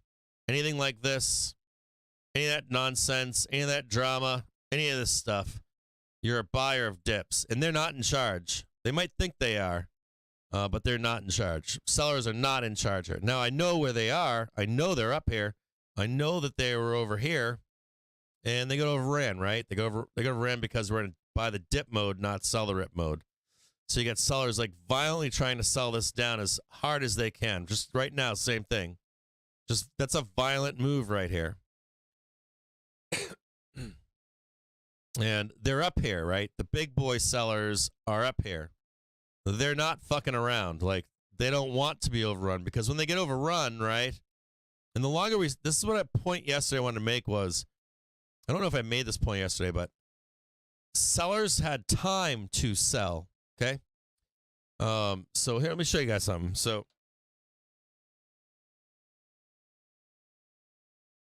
time is an important thing. So sellers had back from, ready? I'm going to show you both times. Sellers are up here, right? This is fucking June 15th. They sold it down. We found demand on the daily trigger. Came back up and retested the high up here, right? Sellers came in again, slammed it down. So I want to be like crystal clear here. They're here, right? They're told, fuck you, no. So we come back again to this high, and sellers go, you shall not pass, right? You shall not pass, you shall not pass. You know, sellers need, sellers need, and SPY just changed direction today. So technically we've changed direction. This is new. This is actually new. Today, just at this moment, we've changed direction. So, maybe you can't see this. Hold on. Let me show you this here. So, I want you to see this here. So, sellers come in, and they're like, you're not going any higher, right? More supply above, right? So, we trade down to the DT, and you find that buyers show up, okay? So, we come back up here. And the sellers are like still fucking cranky pants. I got subscriptions to sell. I want a better price. I know we're going up, but this isn't the price I want. I'm crying. I couldn't buy it down here. I'm pissed off. I wanted it 420.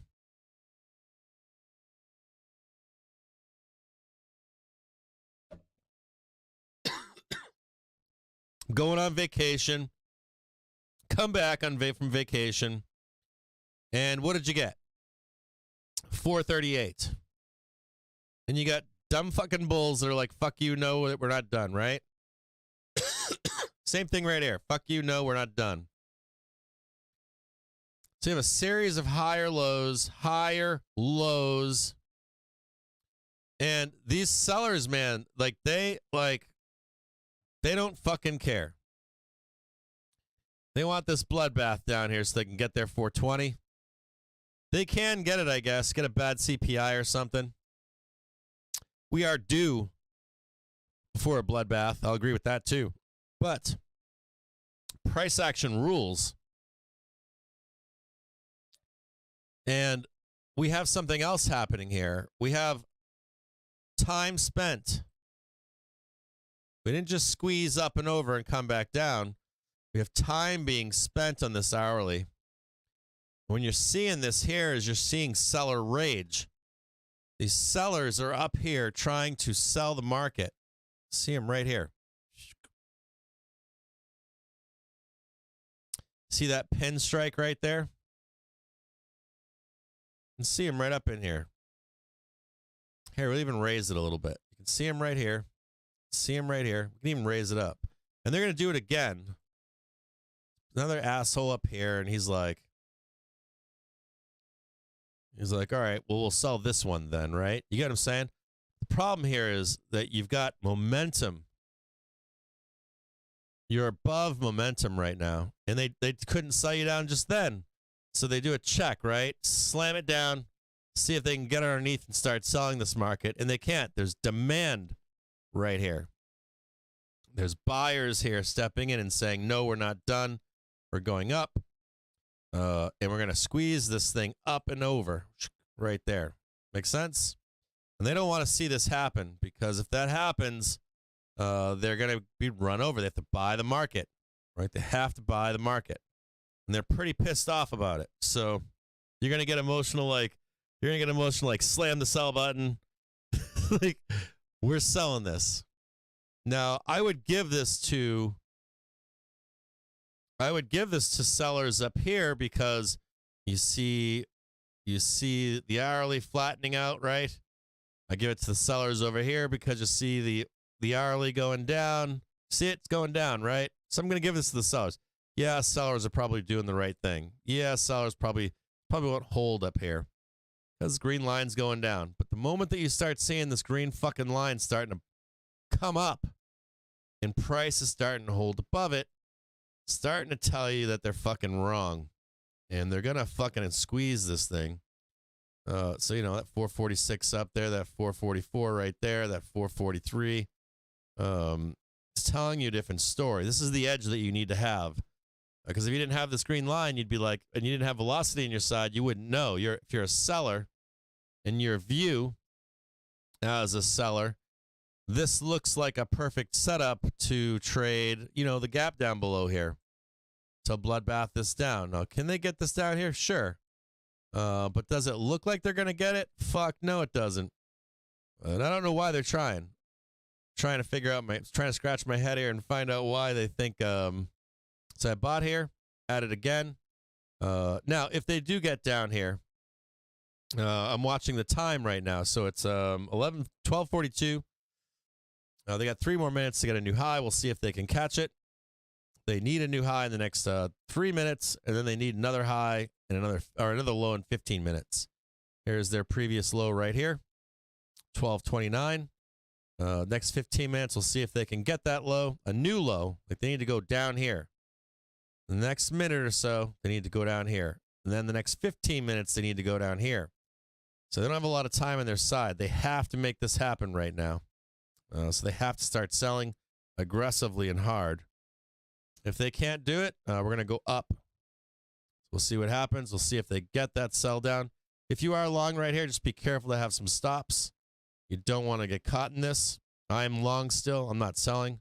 I'm not on the seller's side on this. They could sell this down, though. Next 15 minutes or so, next 16 minutes. I'm not on seller's side personally, though. I see HYG going up. I think they're fucking lying.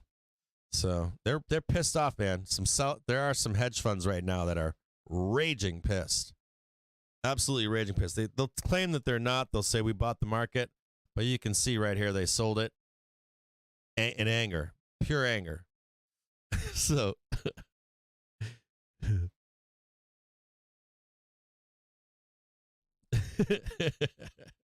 yeah, they're pretty angry right here. They're pretty angry. They're the whole thesis here, right? So I'm watching Dixie here. I bet they're watching Dixie going, yeah, Dixie's going to explode. Meanwhile, HYG is going north. So HYG is just powering. New high after new high after new high. I don't know what the assumption here is, that you're going to let Dixie go north here and yet sell the market, I guess. I don't know. Maybe.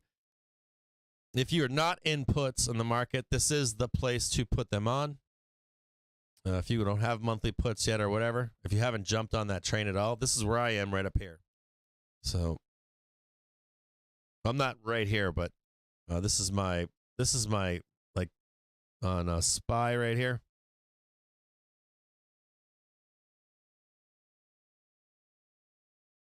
So this is where I am up here. So I'm all the way up here.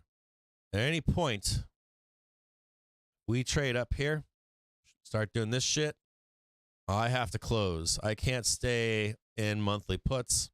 We go up there in any way, shape, or form. So these sellers are pissed. This is their whole thing, man. This is their teeing off spot.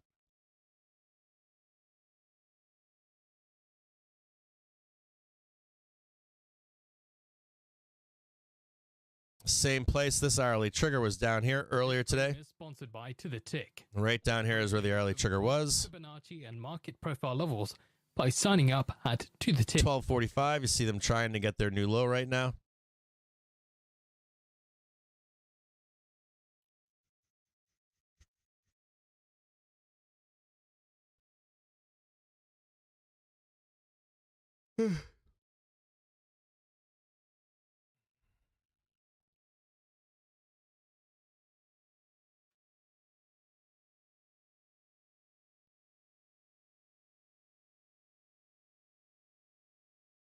Yeah, I'm on this squeeze up, Chaz. I'm on this. I don't know necessarily if CPI will be good.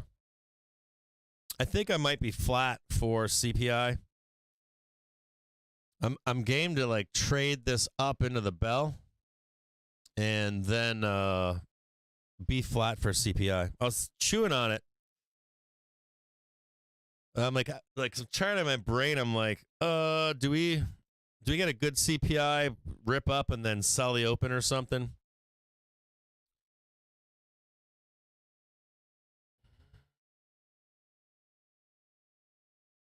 Hey, thanks, Matthew.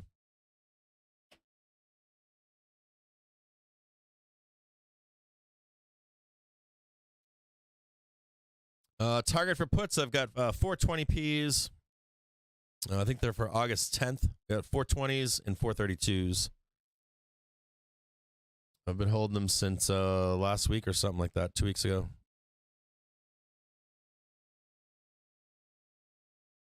I want to see 420.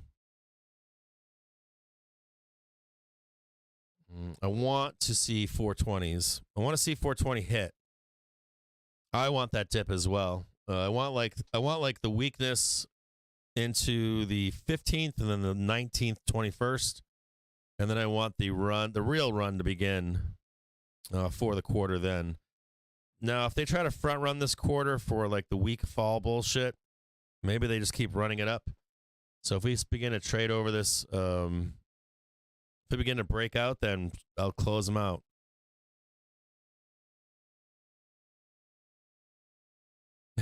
Live cattle blasting off. Yeah, you do want to see the you see the there's a whole other story going on. Like HYG can't fucking be screaming higher and you not see spoos and fucking risk on appetites. Risk on should be blasting right now. So this is all fucking drama in my view. So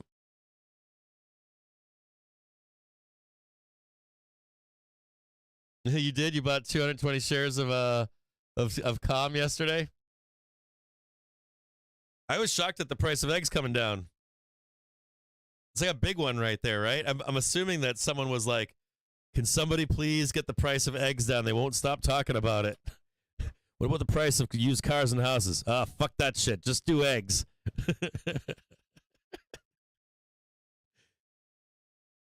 I'd like to trade this today and then exit the close and be flat for CPI. And if I miss the squeeze up, I'll take the trade. Like I'll take the bounce back or something. I don't like that CPI has been good for bulls. And I'm like, yeah, just this one time. I'm like, just that one, like every 4 months, roll it down. So maybe there's a hedge fund out there that knows they're trying to over. Look at that right there. Fucking A, man. These fucking bears, dude.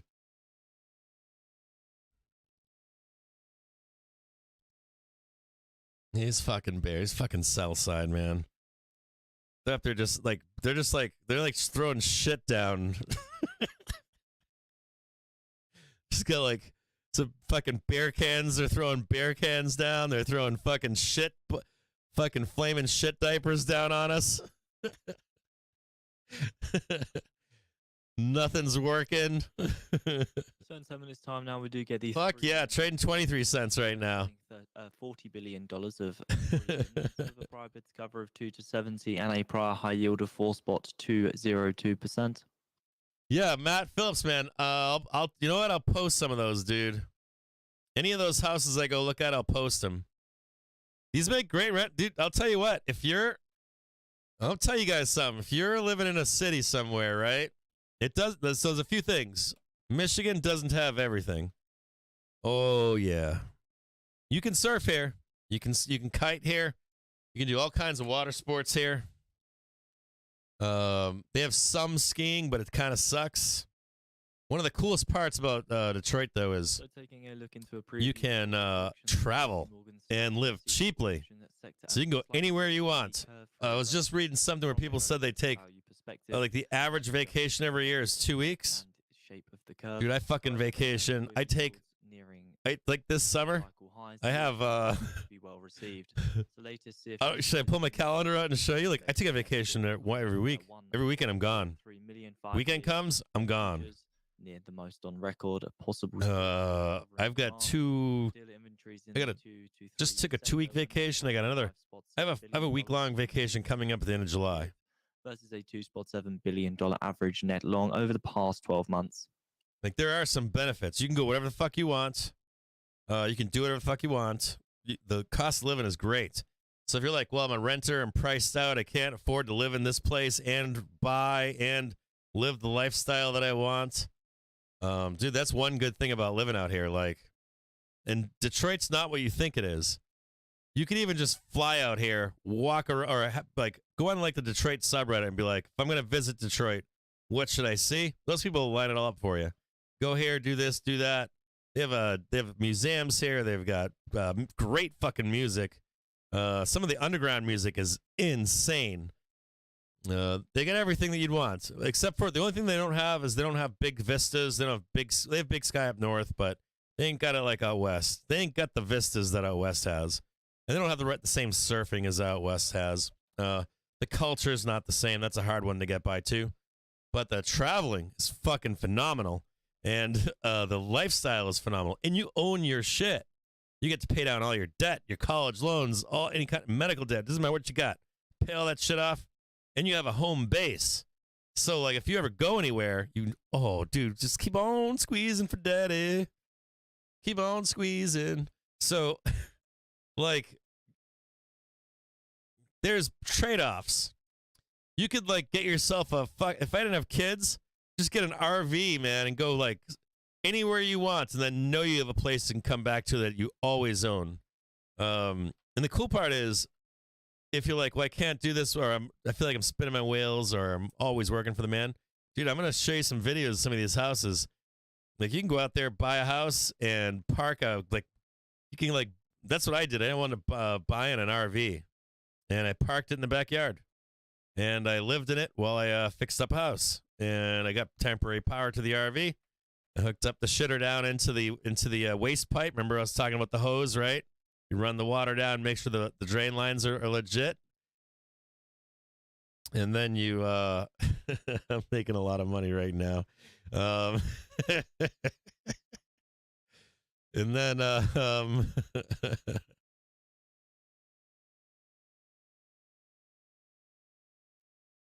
then, so you can do that, and it's fun, and you get to build something. The coolest part about this too is like you can build something that you leave behind and say, I built that over there. And there are some other tough things here. If you have kids, the schools here still are not where they need to be. So you got a homeschool, private school, something like that. Work here is awesome. I don't care what you do for work. Doctor, engineer, attorney. If you're a tradesman, great opportunities. If you're a tradesman that wants to learn a trade, get certified, free. You can go here and learn how to become a welder, and they'll teach you for free. And become part of your community. If you're in tech, there's crazy tech jobs here. We've got EV companies. We've got the big three are trying to become EV companies, right? We've got small EV battery making companies here. So we got it all here. It's actually really good. It's cover of 2 to 70 and a prior high yield of 4.202%. And you don't have to stay forever. You just stay long enough till you get your home base, and then go back to being a hamster. You can rent it out to somebody. Build your dream home here. Rent it out to somebody. If you ever fall down a flight of stairs or something, just think you have some place you can go, and you're not going to get all your money taken away from you. You're going to be doomed. And there's some real great places to live here. They have events all the time, events every week. They got great stuff, man. Absolutely great stuff here. If you can find it, it's here. They got single track here. They don't have downhill here, really. They have single track biking. They've got kite surfing. That's actually pretty fucking good. They got hunting here. They've got backpacking here. I'm not a fan of the backpacking here. It's like East Coast backpacking. Lots of trees and shit. You can't see anything. But you can always fly anywhere you want to go. You want to go to the big city, you want to go to New York, you can fly there. You want to go to LA, you can fly there. You want to go to San Diego, fly there. Want to go skiing? Fly.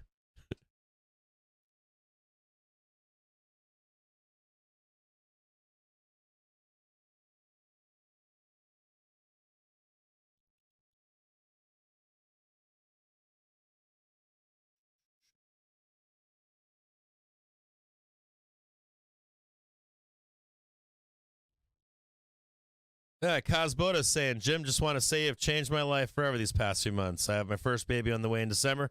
You've taken a huge weight off our family's shoulders. Right on, brother. Appreciate that.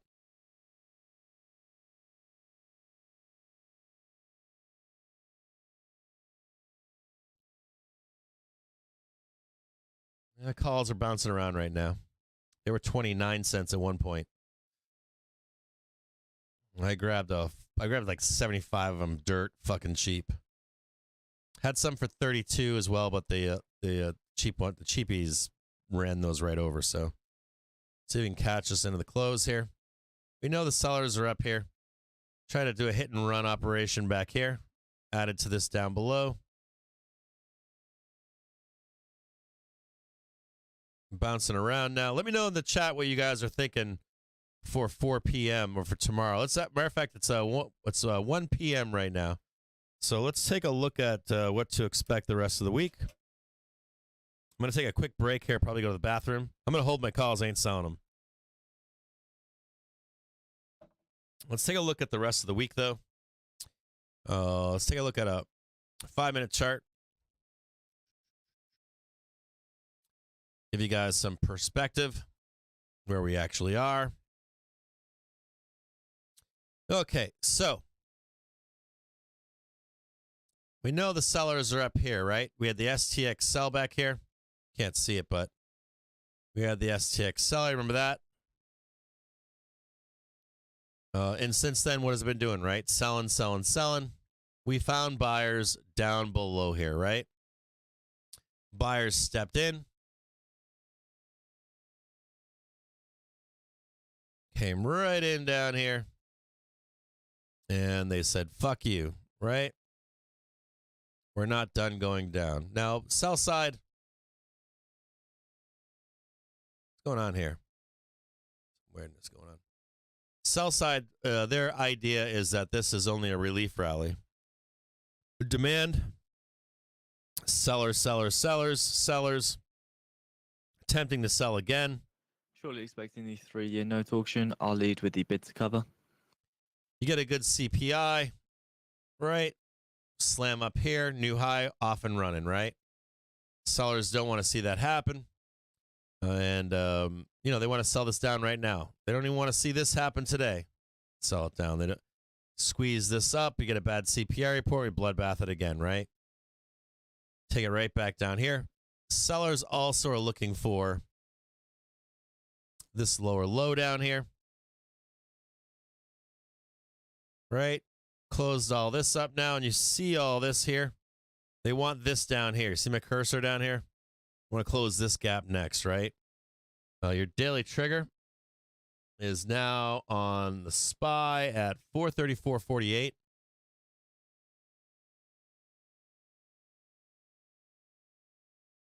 So they've actually come up.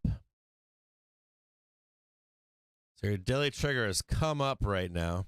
Treasury when issued 3-year yield 4.536% before the $40 billion auction. It's kind of important here, right? So this daily trigger, how do I move this? So this daily trigger right here is kind of important, right? Moving up, it's moving up, it's moving up, it's moving up, it's moving up, it's moving up, right? And kind of the only way that, well, the thing that you need to think about here is if we squeeze up, right, daily trigger will just keep on marching, right? If you can catch a bad CPI report, you can actually trade down below here. This is what a bear would want to see. They'd want to see CPI come in hot, or I don't know, maybe the CPI comes in low and you're going to be like, this shit blows my mind. Like, CPI comes in hot. Oh my God, the Fed's going to have to raise rates. It's bizarre because even if they do raise rates, that's actually bullish, not bearish.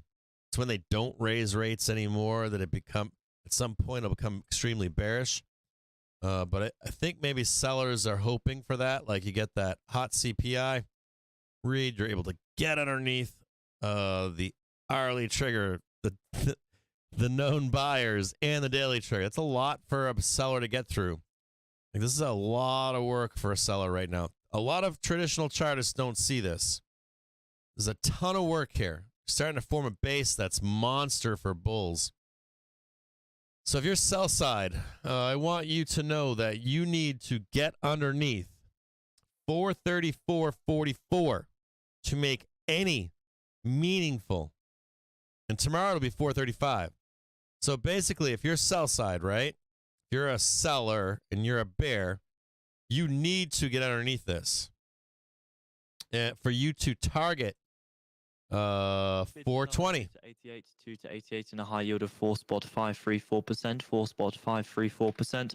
So the US selling $40 billion of 3-year notes and awards 20.19% of bids at high. So primary dealers taking 10.78%, direct taking 19.79%, and indirect taking 69.43%. So you can see this right here, right? There's no support here, no support down here. Like, you literally need to get underneath this. Boom, to break down and take that 420. And this is not looking good for you right now. This is not looking good for you. So, not looking good. This daily trigger coming up the way that it is, price being above the hourly trigger right now, not looking good. So, my expectations into tomorrow. There's that big burr up there, baby. Valhalla. My expectations into tomorrow for CPI is an upside target.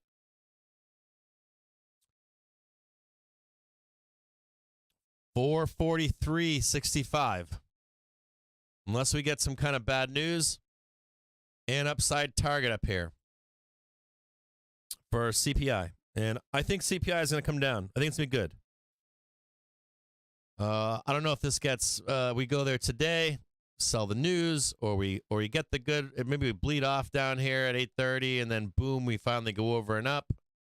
Or we come up here, then we squeeze up and over on the opening bell. I think your CPI report is good. I heard someone this morning say front-running CPI. I don't know if that's the case. Because the hourly trigger and the daily trigger are telling you a different story. So, bears are on a hope and a prayer right now. Bears need some bad fucking news. Like, they need it.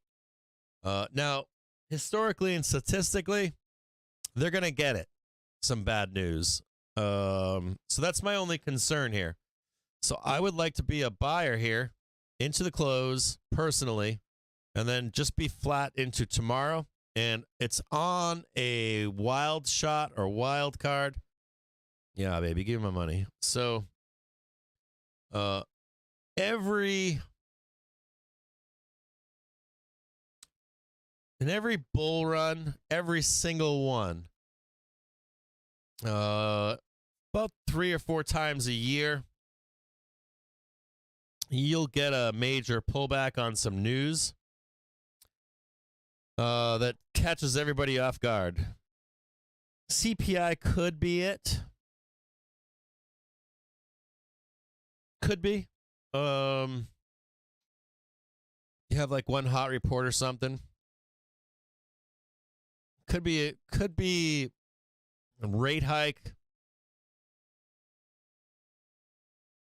There is a little bit of like, I want to call it. Yeah, it's kind of tail risk. It's kind of like quarterly or yearly tail risk. But even then, I'm still bullish, even if it happens. So if we roll down there to 420 on some bullshit news, it is a buy. It is a like full port, mortgage the house, sell the kids, sell the dogs, buy it. And we are due for one of those. So that's the one quarter I'm going to give to the bears and sellers here. If the sellers have any argument, it is that you're due for some kind of a pullback on bullshit. And it's likely just a bank that wants a better price. And truthfully, in my view, it's that simple. So that's my take for tomorrow. Until that news, I'm expecting an upwards move into tomorrow. And then I'm going to give most of my I'm going to give a high probability to a really good CPI number tomorrow as well. But there is some tail risk. There's I have to tell you that if it were to roll over hard and heavy at 8:30 tomorrow morning on some kind of hot report that was unexpected, could just be a fucking scam to get a better price. And be honest with you. Now, if we reverse to the upside, if we get a good report and we start trading above that 444 and we begin to make our leg higher, and you're a bear, you have to concede, and we're going to take it higher at that point. It can get nasty to the upside. So, but I see it. I see the idea of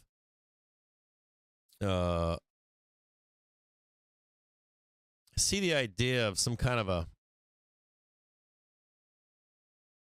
Actually, added down here.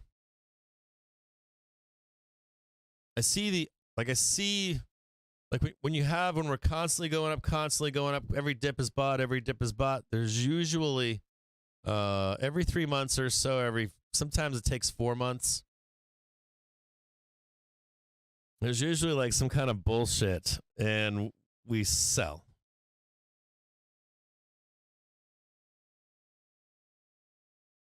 So and the longer the time passes, the more risk that becomes. So like if we don't have it tomorrow, like we start we wait a week, we wait 2 weeks, wait another 3 weeks, 4 weeks, it just becomes apparent that it's going to happen. Just the law of probabilities. Now, the only thing that I would recommend if and when that happens is don't drink the Kool-Aid. Because there'll be a lot of Kool-Aid passed around when that happens. Like where market crash, market doom, all this stuff. And in reality, it's just a bank trying to get a good price. So whenever that is, whenever that happens, don't drink the Kool-Aid. Be tactful, sell it down, buy the dip, and move on. Now, the reason I say that, too, is because a couple times in my history, I have drank that Kool-Aid in this exact situation. And we sold it down, and I was told it was going to crash by people I trusted, and there was panic everywhere. and we didn't. So be conscious of that. If it happens this week, next month, next week, 21st, 19th, if that happens, I'm going to pre-warn you. Remember this video, please. Don't drink the Kool-Aid. I've lost 6 figures drinking that Kool-Aid in a bull market. And it's a disaster. I gave away so much money. And they were selling into me. So, and I was like, full fucking port short. So, like, we get down there and bounce on 420 or something like that at any point. Just fucking buy the dip. They're lying to you. They're fucking lying to you.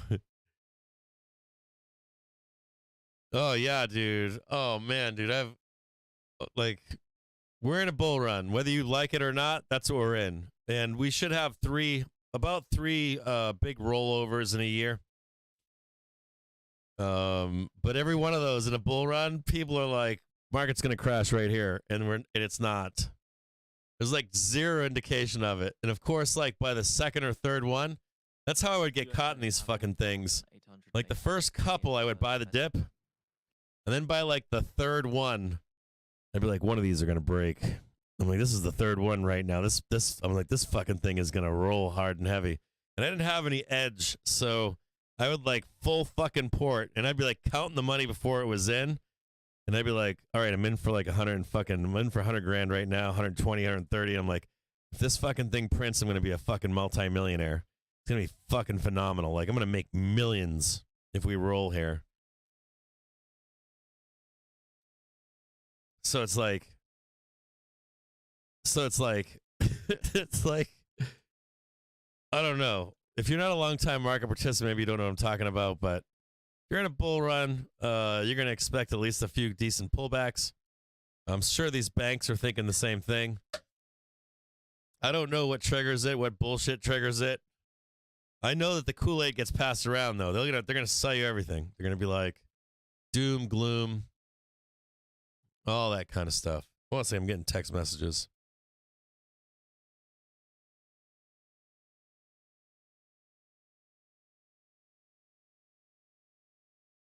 Yeah, so my buddy here thinks that a good close friend of mine thinks that we can hit 190 today on IWM. I'm not in disagreement with that either. This guy's texting right now. I'm in agreement with him. Like, this is all emotional bullshit here. Nope, they're whittling me down right now. My calls, they're whittling me down right here at this little drop right here. Trying to fake me out right now.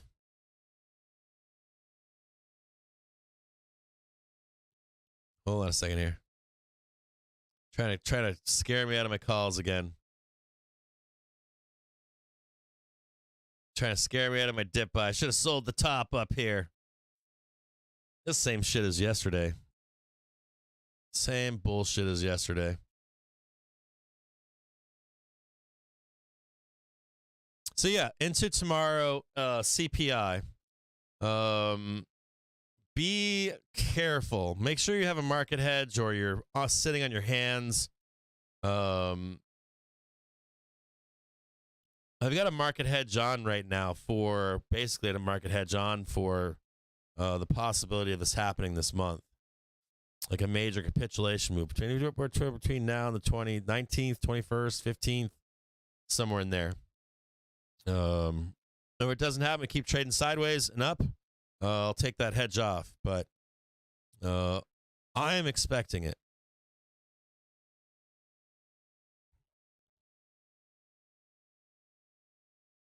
Yeah, I'm in zero dates. Yes, I am. I'm in on a bunch of zero dates. I don't believe any of this selling here at all. Well, I do. Yeah. I've explained it like 10 times today.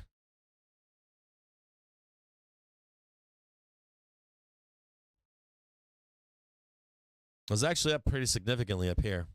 It's about 29 cents up here. I'm going to try to sell it again right now. I got a nice big bear. We got a nice big bear flag or bear plane right here on the 1 minute. They're going to try to sell this down again. These fucking sellers are relentless, man. They are hedging the fuck out of this for tomorrow. Relentless. See it right there?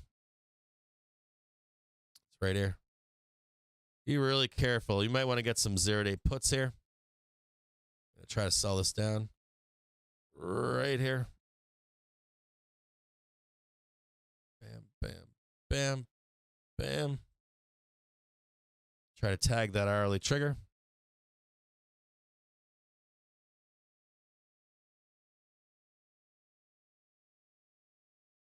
I still don't believe them. I have zero faith in any of these fucking sellers here. None. HYG ripping right now. This stream is sponsored by TixRight. New high again in HYG. Allows you to actually hear order flow in futures, forex, and stock instruments. Get a free trial at TixRight.com.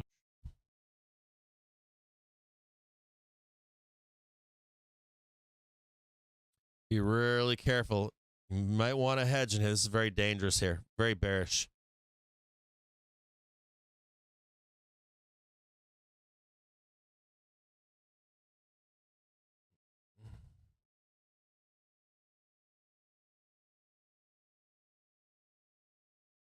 I added to my position down here.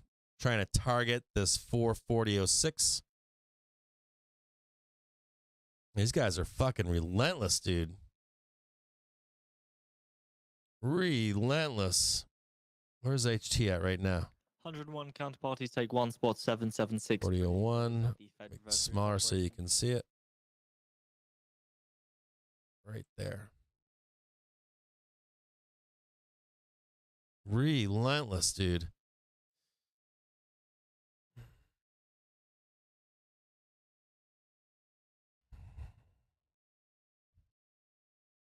Yeah, I don't believe these fucking bears. I got no time for this.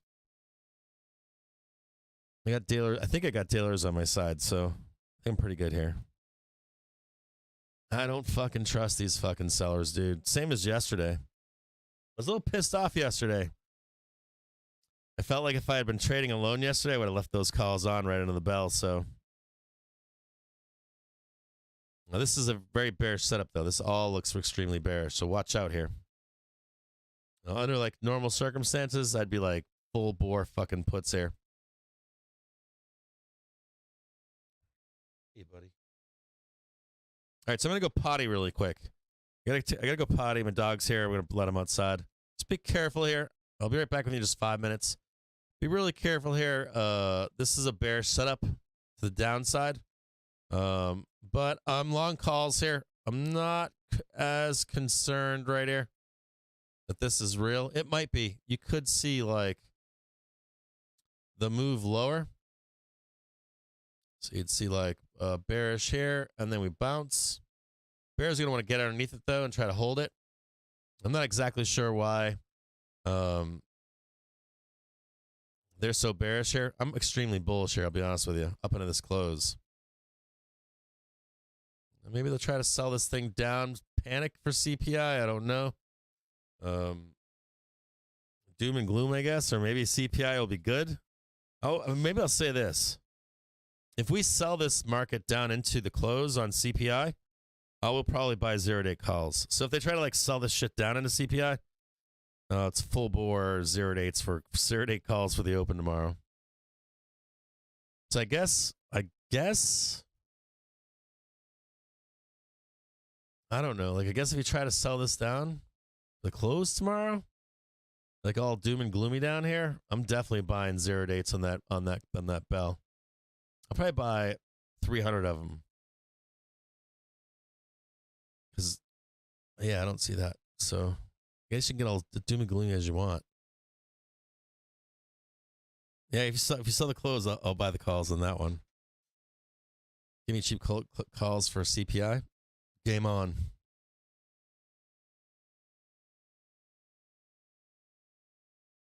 Because I'd like to sell CPI up here. If we're up here, we want to be a fucking seller of CPI. If you're down here into the close, We have CPI coming? You're like fucking down here, dude. You're a fucking buyer of CPI. How many fucking points is that? Yeah, it's a 40-point move to the upside. 50-point move to the upside. You load the fuck up on those. You load the fuck up on a strangle on that trade too. Like load the fuck up. You do like a farther dated strangle on the puts, and then you do 0-8 calls. So we'll take a look at that at the close today as well. So if we trade down into this close, you do like a multi-leg strangle. You do like a 0-8 calls, tons of them. And you'd buy some puts that are much farther dated that are stupidly low, like 420 P's for like, I don't fucking know, Monday or Friday or something. Maybe a week out or something like that. This would make a great strangle. Because if we trade down and we get a great CPI, it's gonna fucking explode. And 40 points will pay like 300, 400, 500%. It'll buy your puts for you. So we'll look at that. I'm gonna go to potty really quick. We'll look at that trade as we get into the close here. It's pretty much what I've got on right now, anyways. Is that kind of a trade is what I have on the market. Something similar is what I got on. So I'll be right back. Give me 15 minutes or 5 minutes. Just going to go pee really quick. I'll be right back with you. I am long calls here still.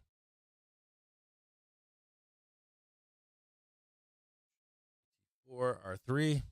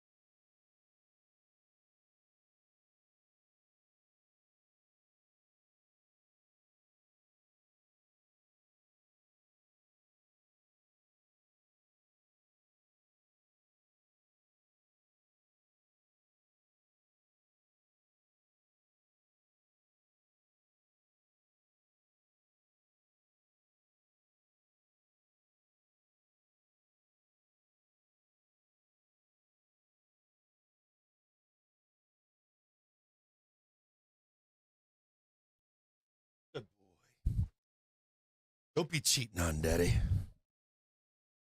I'll cuddle on you. Come here, good boy.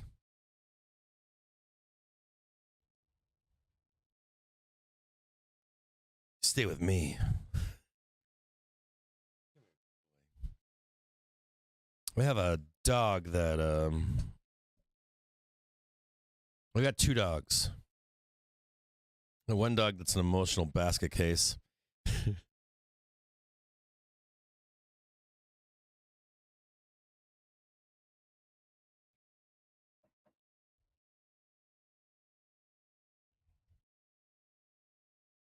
I've got a Henry and Jack. So Jack is a border collie.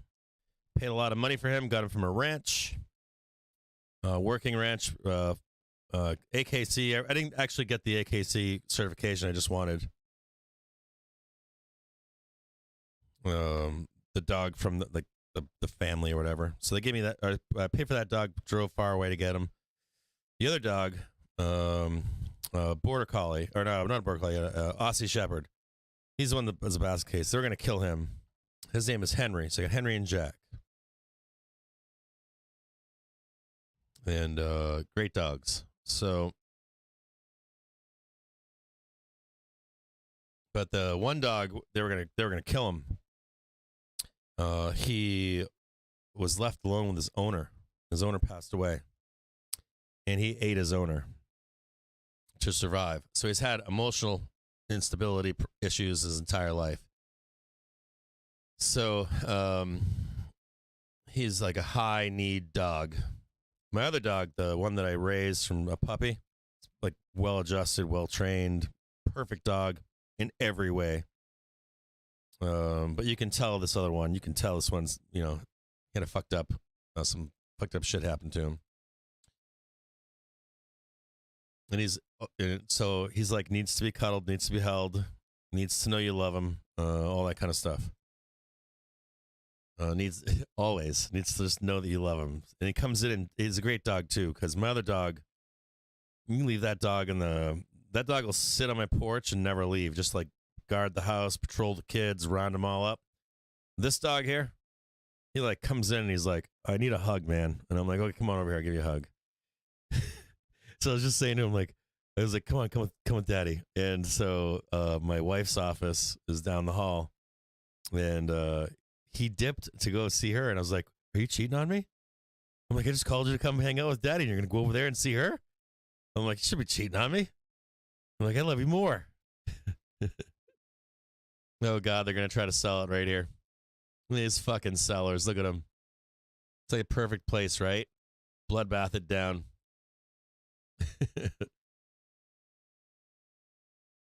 So much drama here.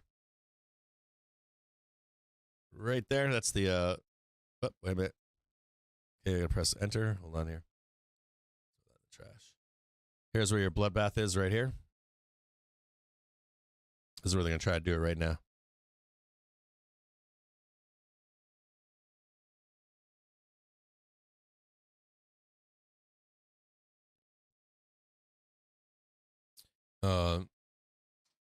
So this dog, I'm like, we have this like funny ass relation. Our relationship is quite funny, because they don't speak human. My wife and kids think they speak human, so I'm always threatening him, and I'm like not aggressively or anything, but at the same time I treat him like gold,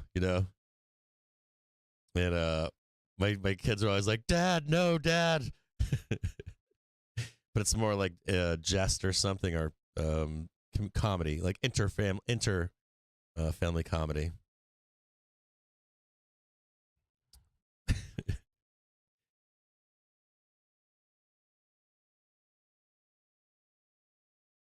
Yeah, they're going to try to pull this down right now.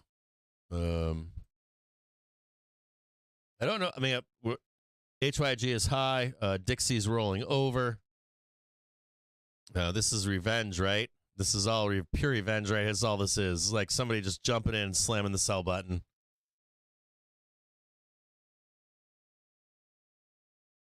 IWM looks weak right here, but NASDAQ looks fine too right here. So I'm still watching it. Maybe there's a quick push down, then the rip higher. Maybe it's something like that.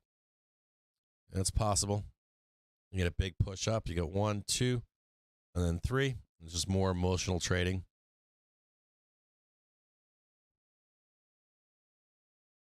This is why I say don't drink the Kool-Aid too, is due to, I think this is positioning by banks, to be honest with you. The size that needs to come in the market, they want to get a certain price.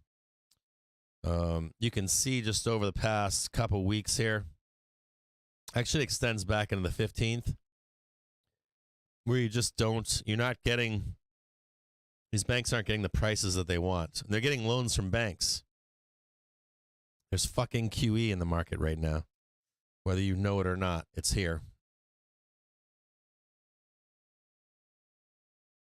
So we'll see.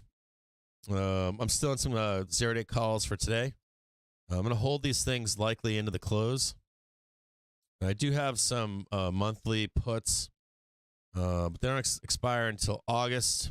And therefore, that scenario where something goes wrong, not just that, like the consolidation part of the market, the consolidation part of the quarter, the positioning of the quarter. Sometimes you get a nice low price to buy. I'm looking to buy the markets in size around that time period too, right around that 15th, 19th, 21st. I'm looking to put a nice long trade on for the quarter.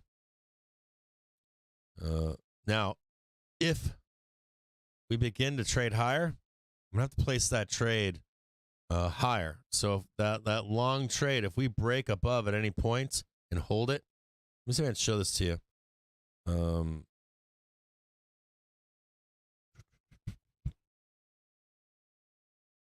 If at any point, right,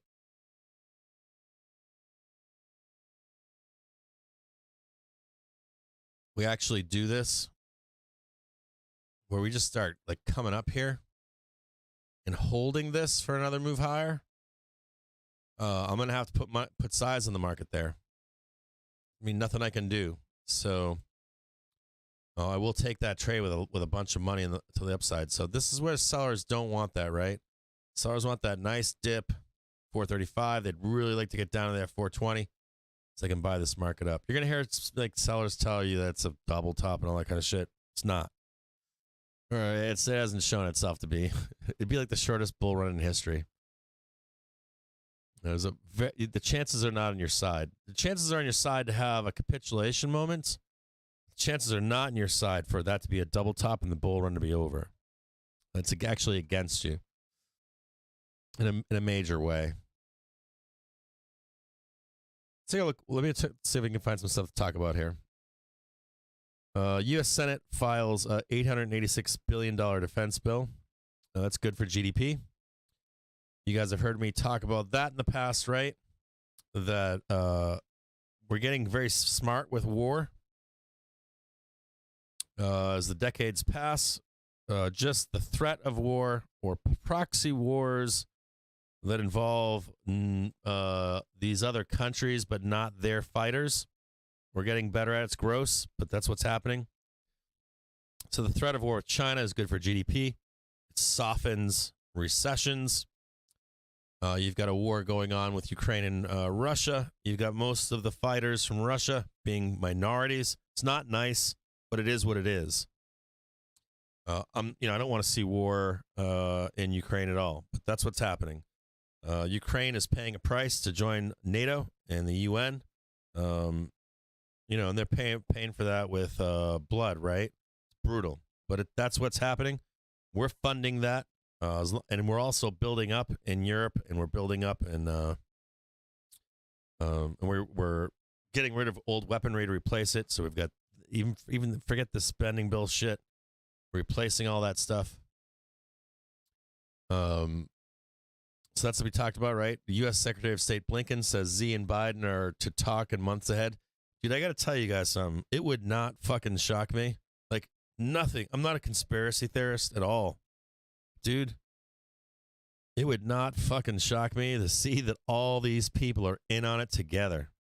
Like China, Putin, and the U.S.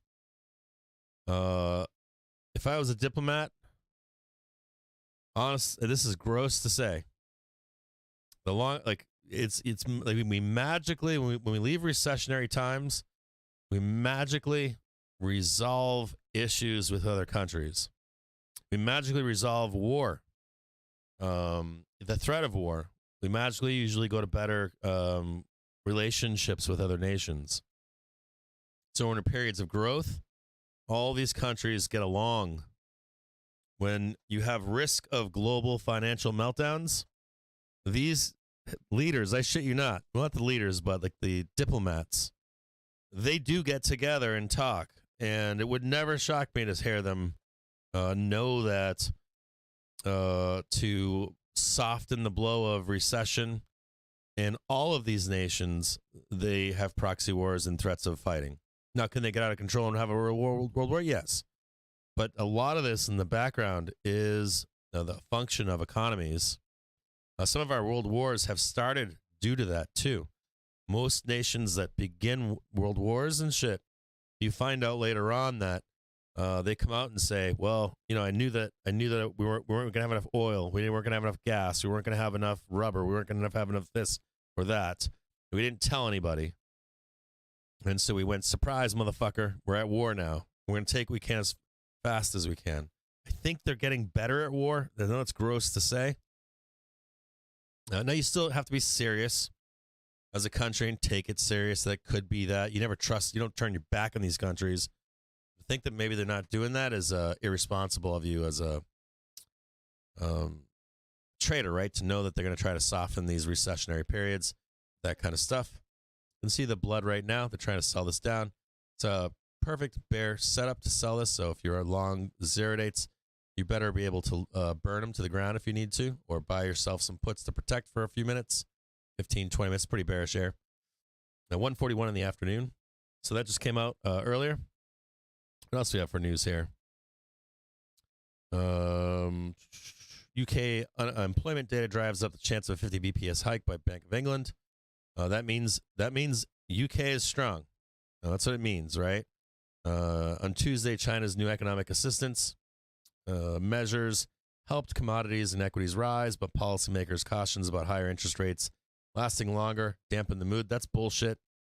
No company cares about interest rates. Zero companies do not care about interest rates. They take loans through all up and down markets. They just need the money available from central banks to be given to them. They don't care about the rate, just that the money is there and available. Hopefully you guys understand that concept. The numerous Fed officials reiterated the need to tighten further this year. Futures on the S&P 500 and NASDAQ 100 struggled to build on Monday's small gains, raising worries that the world's largest economy may enter a recession. That's all bullshit, too. Treasury yields decreased, and the dollar index fell for a third day in a row. While central bank officials in Europe and the U.S. are warning that the fight against inflation has turned a corner, they equally caution that higher rates will need to be in place for a longer period of time in order to maintain price stability. I'm in agreement with that. Either they pause the maintaining of rates, and we are coming into a time period of a question of so we're at 4 right now. We want to be year over year at 4 right now. So we will start to question at some point, will the Fed be a hammer again? And so far, they're not acting like a hammer. Hold on a second here.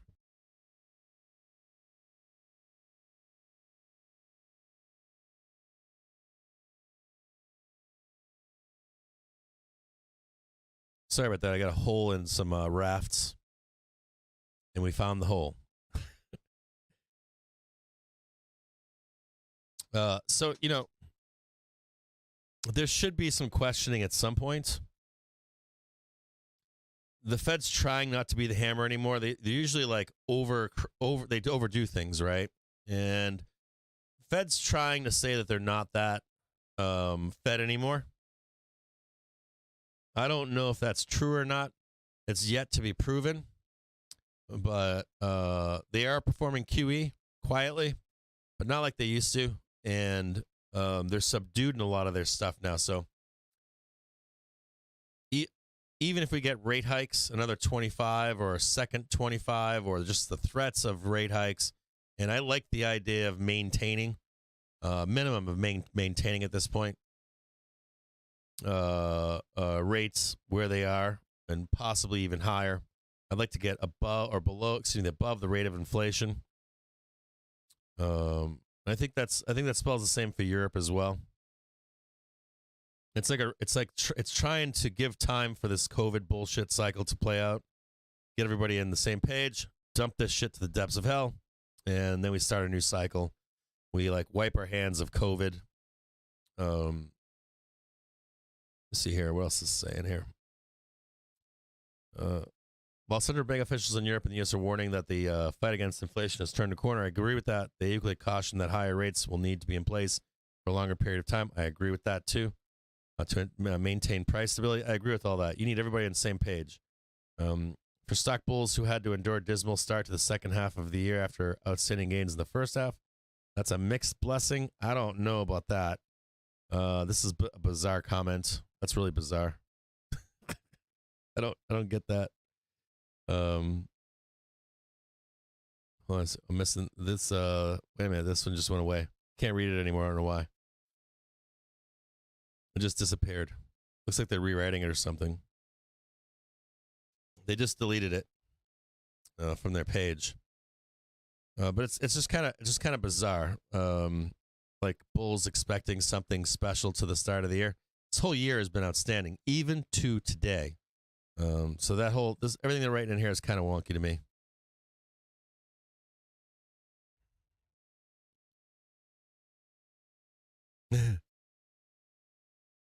Yeah, I'm watching IWM here. It looks great. IWM looks great. Spoo's looking a little bit weak right now. I'm watching it in the background. What else am I going to bring up here? We'll do some talking while this happens. Be careful here of this weakness in SPY right now.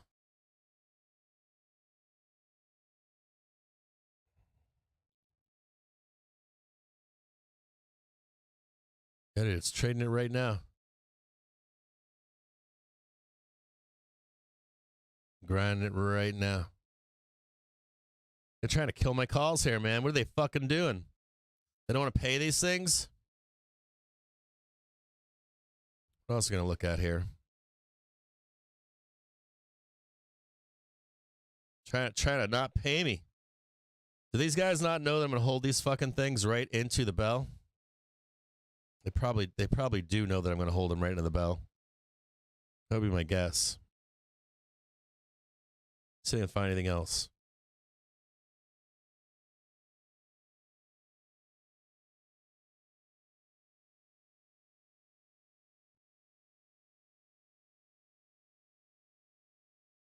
Come on, baby.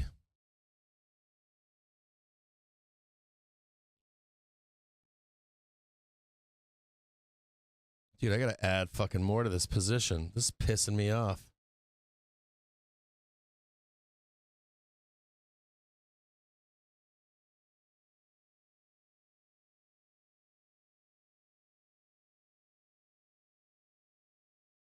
All right, adding some more.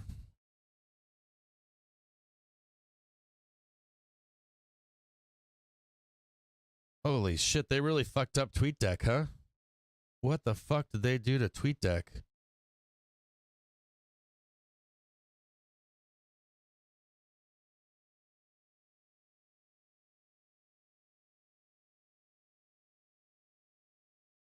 Did they really fuck up TweetDeck here, huh? I haven't been on TweetDeck in a dog's age. What the fuck did they do to TweetDeck?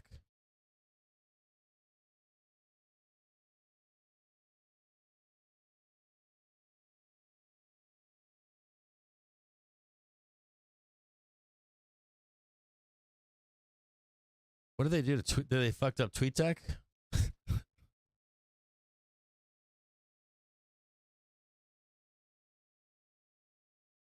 No. Did they kick me into the new TweetDeck? Did they delete the old TweetDeck?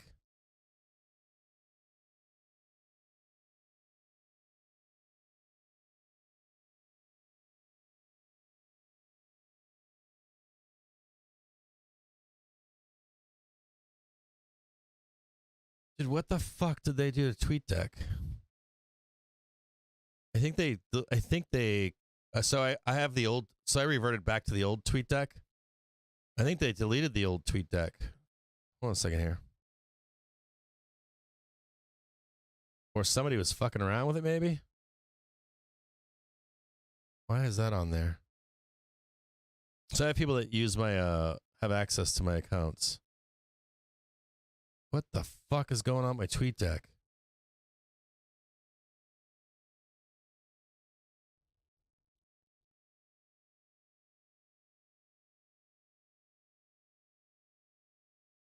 My TweetDeck is all fucked up.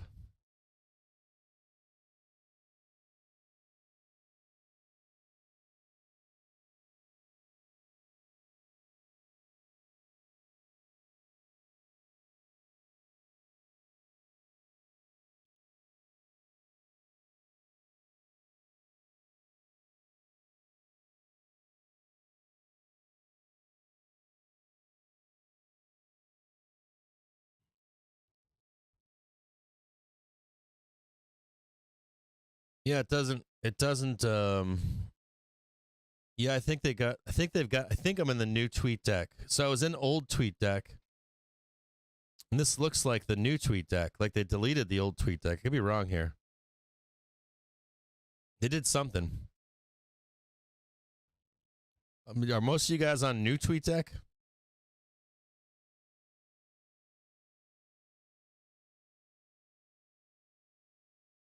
Yeah, I kicked off all my follows, and now it's just has my accounts on there, plus one person that I follow. That's it.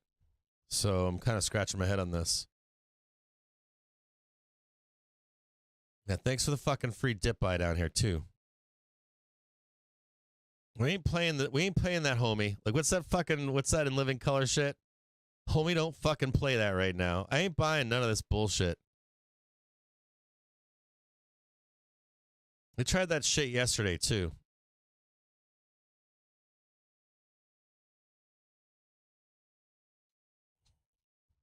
Yeah, I want Legacy. I got to figure... So I was on Legacy. Originally, they put me into the new TweetDeck. If you switch back to old TweetDeck, there's a bunch of functionality that's kick-ass that you can't get in the new TweetDeck sucks. I don't know if you know that or not. I'm going to have to do this later. I don't know if you guys know that or not. Son of a bitch.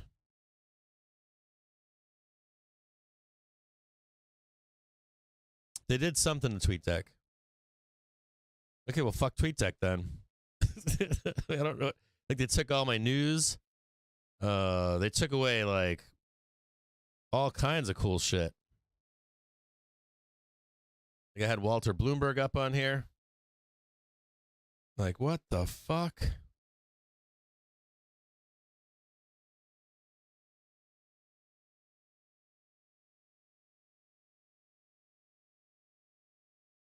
Put him back up there. This is really bizarre.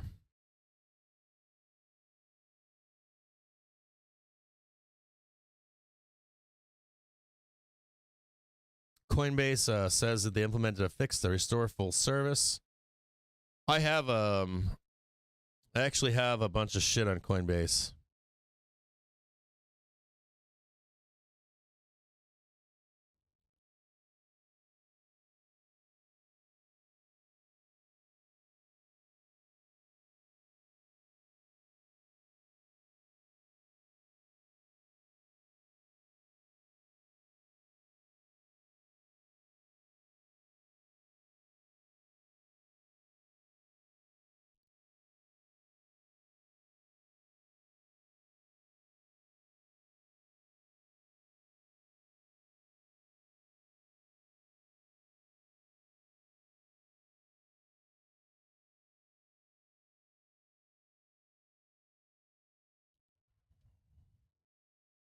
You remember that? Remember Homie Don't Play That?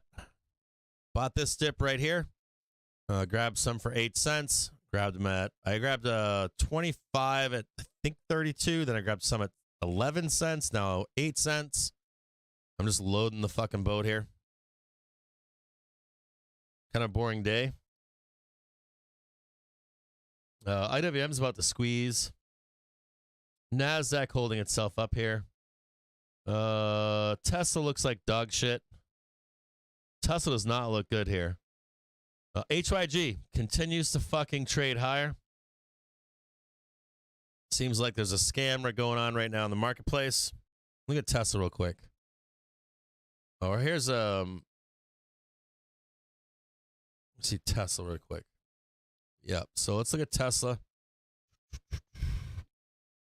I'll meet that. We charted this one out yesterday.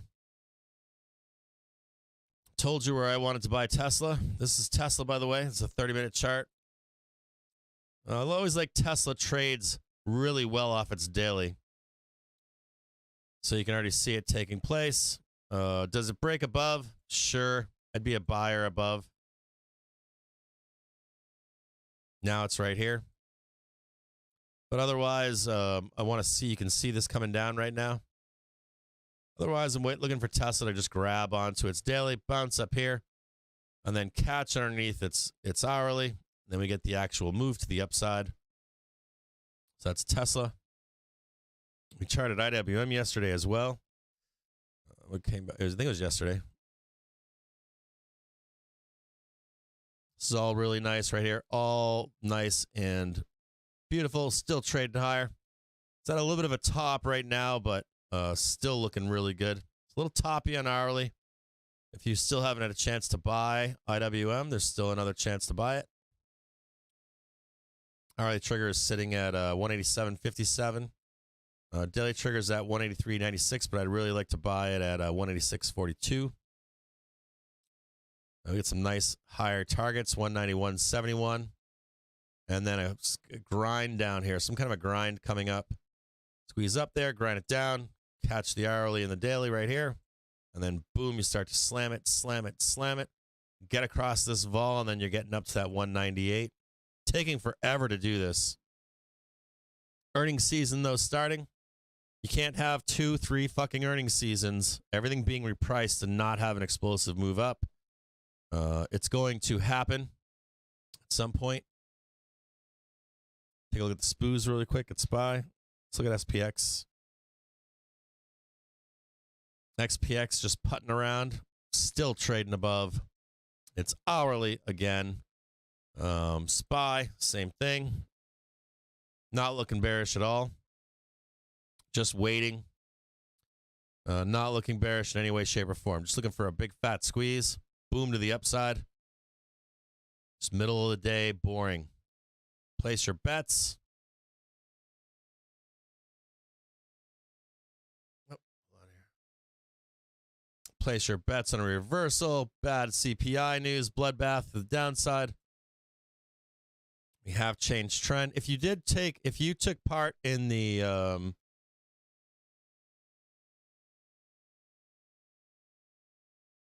437.04, if this is bottom, I'll be sending you $100 and Winky's gift to you guys. I'm gonna write that down. That is bottom so far. 437.04. It'll be confirmed. It'll be confirmed as soon as we break out from this downtrend. So the moment we break out from here, if we break out, it holds. We start to trade up, and we continue like this. You would have. I'll find out from that channel if this was the actual low in that downtrend move. SPY moving its way up right now.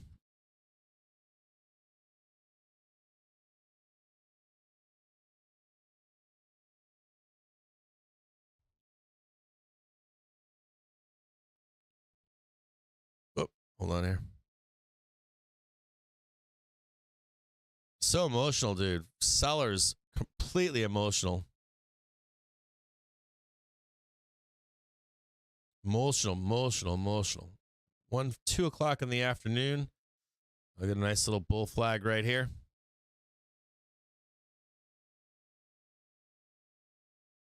See if the buyers can do it. Give me a fucking dude. If you give me another win today, I'd probably take the entire week off. Let's see one more win. So, dude, I gotta see who I gotta put on my tweet deck now. I got Volwiz on here now. I got Jedi on here. I got Walter Bloomberg. I need to add some people. You know what? I made a post for people to follow. STT short seller. I'm going to add him on here.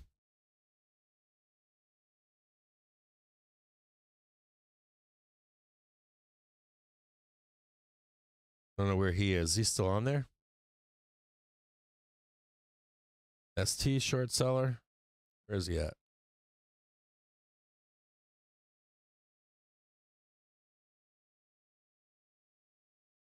It's almost like they don't want me to find people. ST short seller. I don't know what his actual handle is. Maybe it's like underscore or something. We'll put him up here. Oh, short seller ST. Maybe it's short seller ST. Short seller.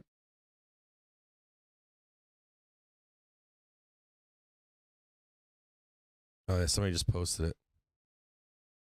Add Jamie Dimon. There he is. So I added him. I'm going to add Pelk to this too. I always like Pelk, Life of Pelk. I was pumping a bunch of these guys up. Probably going to add who else? Matt Ryan, maybe I'll add him today. Matt Ryan as an Matt Ryan. There he goes. Add him in there. And then there's another good guy I like out there right now too. Chris DeMarco. Is it Chris DeMarco? Chris. There he goes. Chris DeMarco. Put him on there. Sweet. So right now I got Volwiz, Jedi, Walter Bloomberg for news. We already have Financial Juice on here, so for the voice and all that kind of stuff, we have their news up. So we got enough news, I think. So right now I got Jedi Marcus, Bloomberg, Short Seller ST, Life of Pelk, Matt Ryan, and Chris DeMarco on here.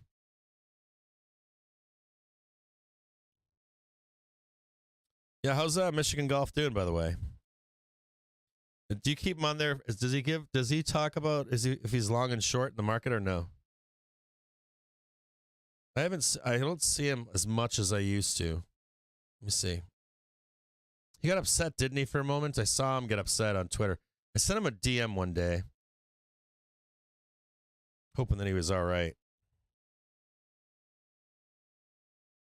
There he goes. Horse Lover Fat. I like Horse Lover Fat. He wrote, taking a Twitter break might not come back. Is that true? Looks like he's taking a Twitter break right now. I think he was upset at, I don't know exactly what it was that he was going through, but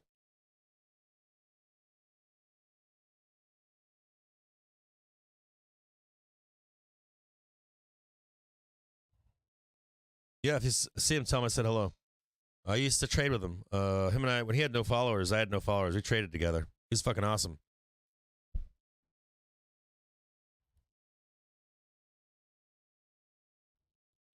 Yeah, baby, just give me that money.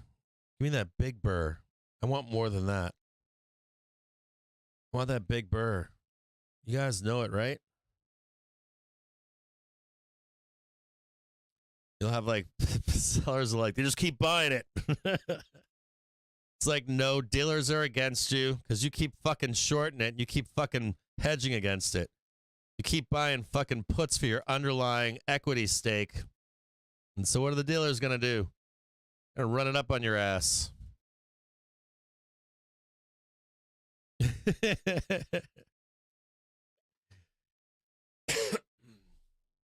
Yeah, I'm up pretty good right now. I'm pretty much back to even, if not up. It says I'm green. So it's not telling me exactly how much I'm up, but yes, I'm not going to put Horse Lover up because I think he used to give signals, but I don't think that he does anymore. I'm always looking for people that are actively day trading, so Like I like M. Laban at long triplex trader. So if you guys don't know him, it's at LONG TPLEX trader. He's a good one. You put him up on your. He gives some pretty good signals if we're going up or down. There's a couple other really good guys too. I forget their names right now. There's a couple S&P 500 traders. There's some badasses. So you can find their names. A couple other guys in my feed that my like regular Twitter feed. So you can find these guys. A couple S&P traders. Froggy Trades, he's awesome. He usually posts long, short signals. I don't have him up here right now. I used to have him keep him up, but I haven't kept up with him. And this, whatever this craziness is with the this tweet deck's fucking me all up too.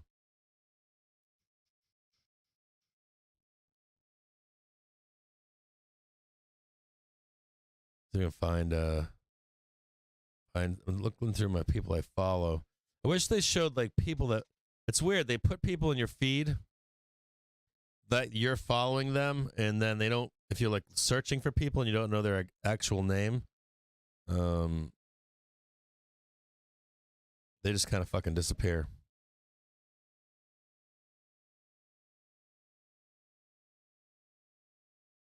Dude, so much drama.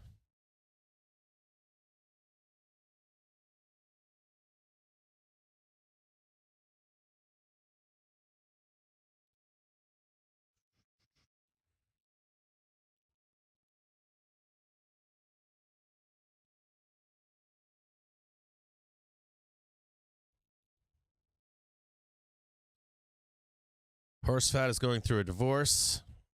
I didn't know he was going through the divorce. I thought maybe he was, but I wasn't sure. I didn't want to broach it. But I didn't know he was going through a divorce. That sucks. Divorce blows. Divorce is really nasty. It's such a fucked up thing. No, not Adam Mancini. I don't like people that give all three options and don't tell you which way it's going. Farm is awesome. Farm DKS is awesome. I like him a lot too. You got a scam follower? Let me see. We'll check right now. Let me check limit buyer. Thanks for pointing that out. Hold on, let me look. He might have me blocked. Let me see. Let me look this guy up. Oh, yeah, J-Roll, dude. Love him. I love J. Oh, that's another good one. Gavin May and J-Roll. Put them on your fucking tweet deck. Hold on here. Hold on a second. Oh, yeah, I'm trying to. Goddamn, Jim. You know what's cool is that I think I'm getting I'm doing some trademarking right now, and I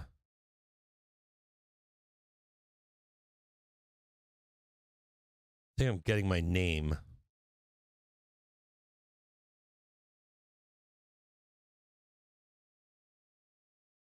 Who the fuck is that? Son of a bitch. Oh, dude, I'm blocked.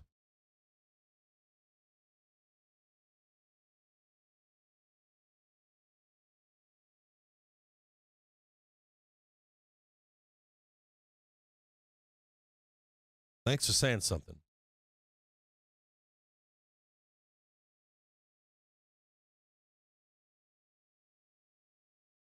You fucking skank whore.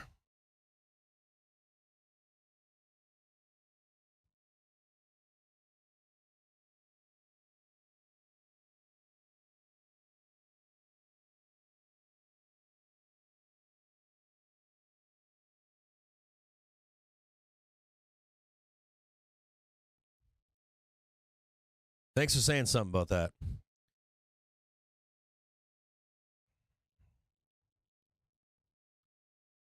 Gotta have those diamond hands. TikTok. I used to be friends with TikTok. I don't know if we still are or not. Let me check and see. I used to chat with him. Didn't he like run off and do his own thing? What's his handle right now? TikTok, is it? I forget his actual handle. Emini Tick. Let me check him out. Oh, dude, he now has 153,000 followers. I used to follow him. It says that I'm not following him anymore. I think I stopped following him because I didn't like his signals, but no, I don't follow him anymore. I used to. We used to talk. So maybe he's too big or something like that. Let me see who else. Yeah, Gavin's awesome. I like him. If you go down tomorrow, what would be your downside target for tomorrow? Always so cryptic. You trade Marks. DeMarks, you mean? He's kind of an asshole, but I think he does it. I think he's an asshole to, because I think he caught a bunch of shit from people. So I don't know if he's really an asshole or if he just does it to. There's like a certain point. There's a certain point in Twitter, right, where however you deal with trolls is like a. People deal with trolls in different ways. And I think maybe he was dealing with trolls the way that he wants to, like, go fuck yourself or whatever. But I don't know. He may be an asshole. He may not. I'm not sure. But I remember there's a time where he was catching a lot of shit on Twitter. And I remember he was, like screaming at people and yelling and all that kind of shit. I didn't want anything to do with that drama. I was like, fucking click him out of here. That was a while ago, though. Mike Silva's awesome, like him. Let me see what else you got. Tom FXE. I think I know him. Thanks for, I put a post up that said, please, Sater, man, he's fucking awesome. I've known Sater for a long time. I've known Sater from Wall Street Bet days. Way back in the day. He's fucking awesome if you can follow him.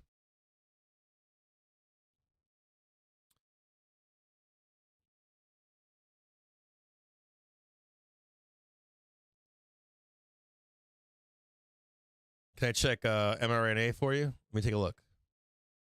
Oh, dude, these fucking sellers, dude. It's so lame.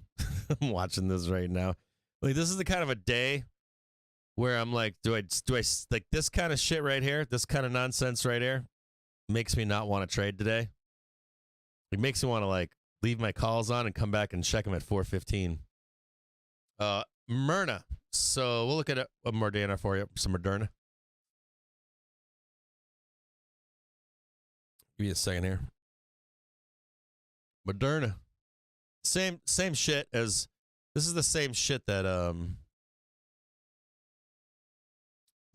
Spy's dealing with right now, right? This is the place, right? Sell, sell, sell, sell. What are they going to do here?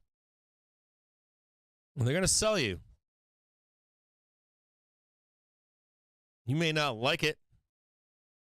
That's what they're going to do. You also have the weekly coming down on you. You also have the monthly coming down on you. What is fascinating about this is biotech is normally the best month right now. So I'm assuming that's what you're wondering. Is do you get a squeeze as biotech's best month? One thing that hasn't happened is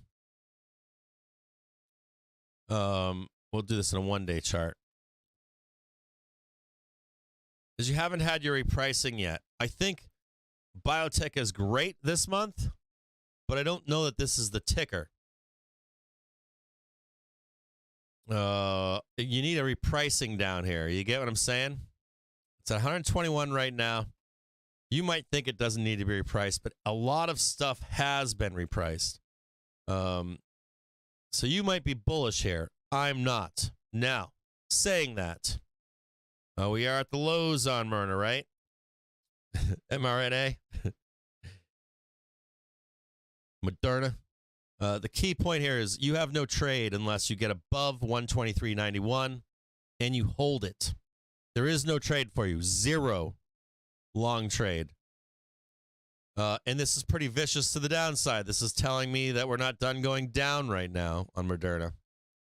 But even if we do, your next target above is 139.18. But, mRNA probably needs to be repriced. Probably don't want to hear that, but that's one of the tickers that hasn't been repriced. So as far as I'm concerned, I'm bearish on it. If you want to get bullish on it, this is like tee off, sell it. Right here, they just sold it.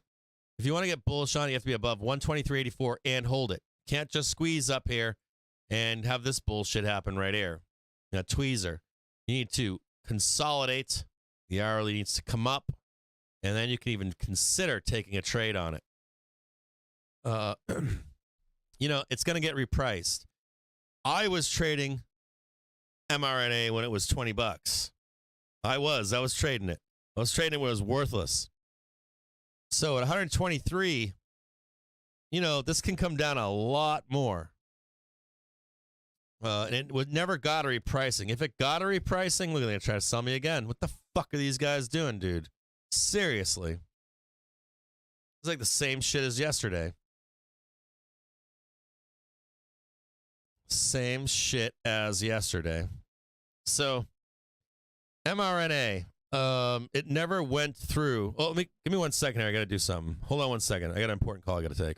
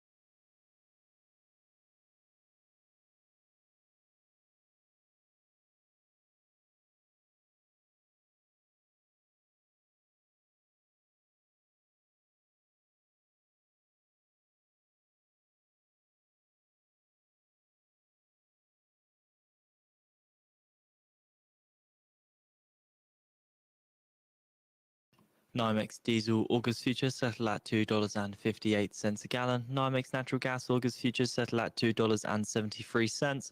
NYMEX gasoline August futures settle at $2.62 a gallon. NYMEX WTI crude August futures settle at $74.83 a barrel. That's up $1.84 or 2.52%.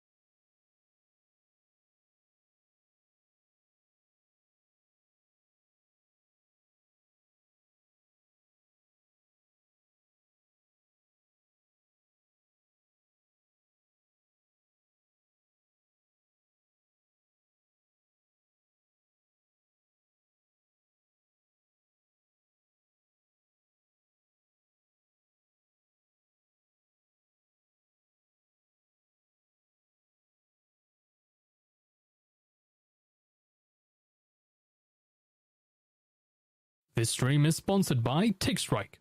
TickStrike allows you to actually hear order flow in futures, forex, and stock instruments. Get a free trial at tickstrike.com.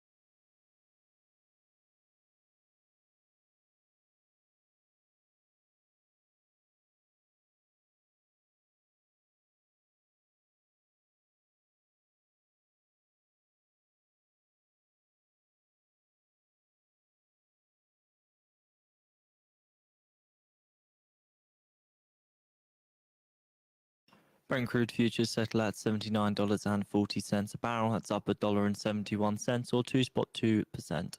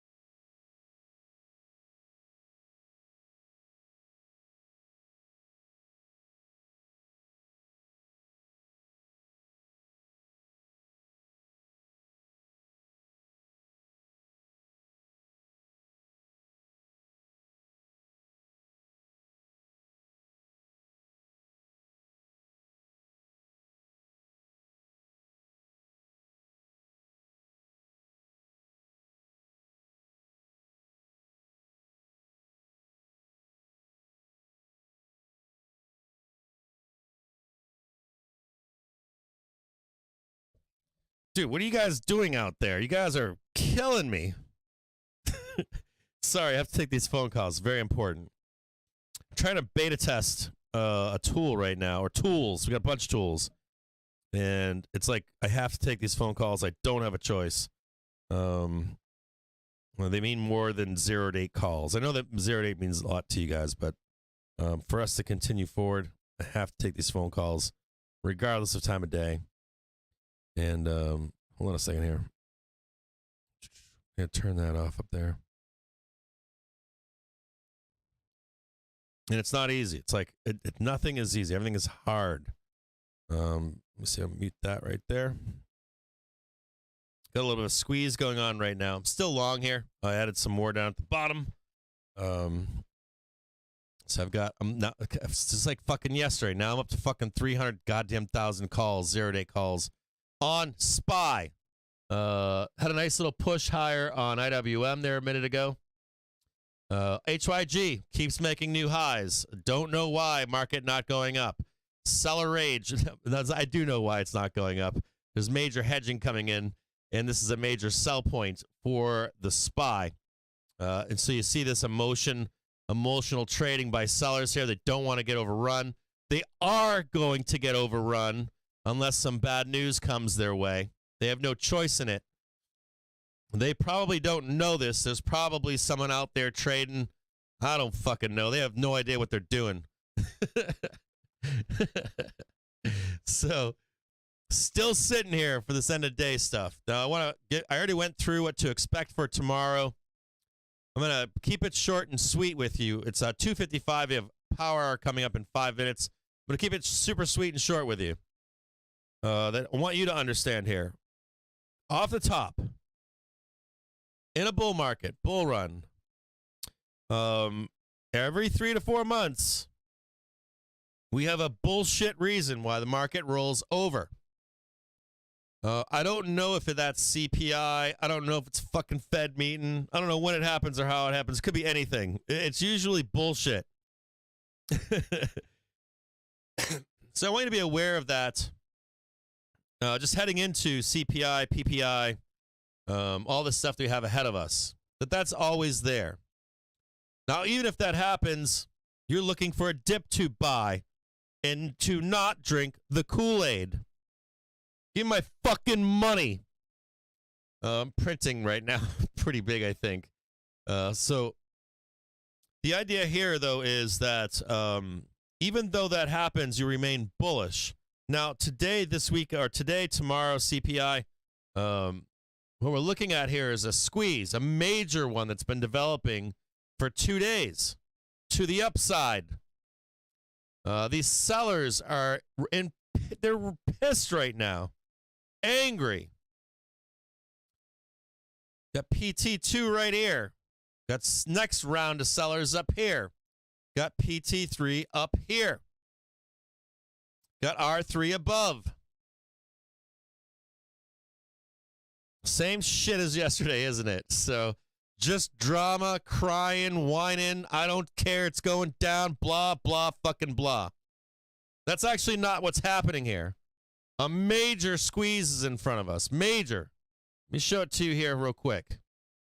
A major squeeze. Now, can they get some news that rolls us over? Sure. But right now, this is as bullish as it comes. This is bullish as it fucking comes. Maybe not as bullish as it comes. But you get what I'm saying, right? It's bullish enough. Like, someone's going to spooze here. It's not going to be bears. You can see it right here. I mean, I don't know if you know what this setup is here, but it's to the moon is what it is. Now, for you to get that reversal, you need some kind of bad news. Outside of that, you're going to start squeezing and ripping fucking faces off. So,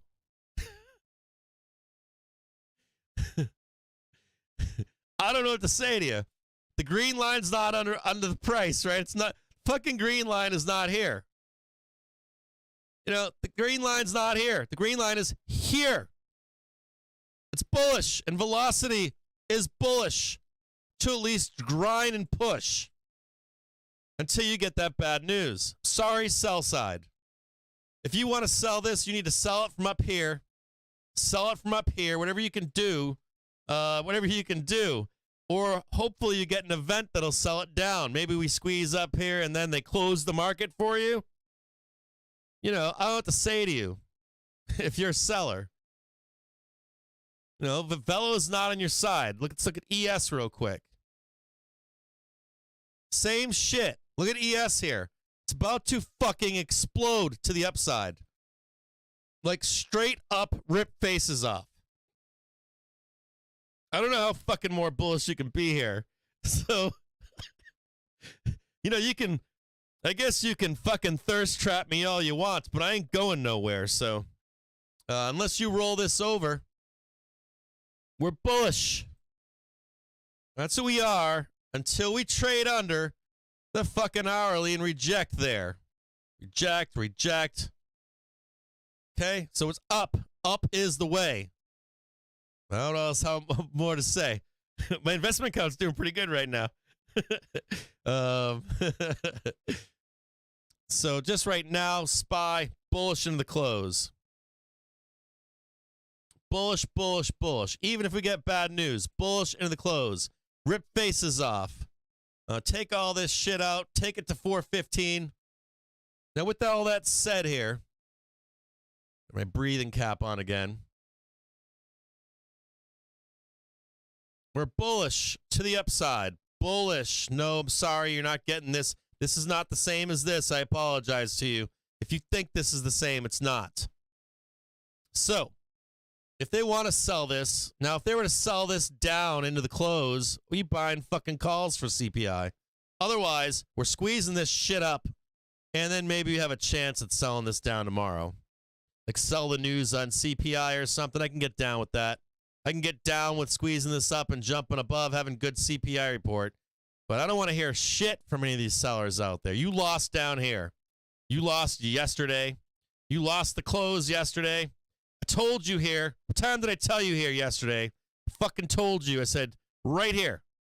Where were we? Right here? I think we were right here. 2 o'clock in the afternoon, I said. Right fucking there, we're going up. And that's all we've done since. To get off your microscope and look where we are and where we're going. Up. Get it? Up, up, up. And so we should go up into this bell as well. We are going up right now. I am fucking now, but at least even now. So I'm buying like 4 cent, 3 cent calls, 9 cent, 13 cent, 32 cent, fucking 20. I only bought like 25 of those, but then I started adding like 50s and 100s and 75 packs and shit. So, you know, like, this is all fucking nonsense. Fucking nonsense. That's all it is. It's all fucking nonsense. Into this report for tomorrow. So just be aware of sell the news report to the upside, that kind of stuff. We're bullish here. That's what we are in the intraday. Now, can they roll us down? Yeah, they can. They can roll us down, but we're bullish here. That's what we are. We know what we are here. We're definitely not selling. Definitely not selling any of this. So not selling that. You're not getting your fucking gap filled. Lick my balls on that shit. You got to wait for some bad fucking news. And if you're a bank or a hedge fund out there, and you took a loan from the bank and you want to fucking long this market, fuck you. You pay for it higher, not lower. You don't fucking get your 420. Kiss my balls. Maybe you'll get it, but you're not getting it today, and you didn't get it this week. You had a whole fucking 2 weeks to do this. 2 whole weeks. Fucking going back to fucking, you had it in June, you had it in July, and you didn't buy it. So now you want it lower? Kiss off. No. The answer is fuck you, no. Bring in that big size money. Bring in that big fucking, bring in that JPM money, and you pay full price and drive it up even higher. That's what you have to do. Get fucked.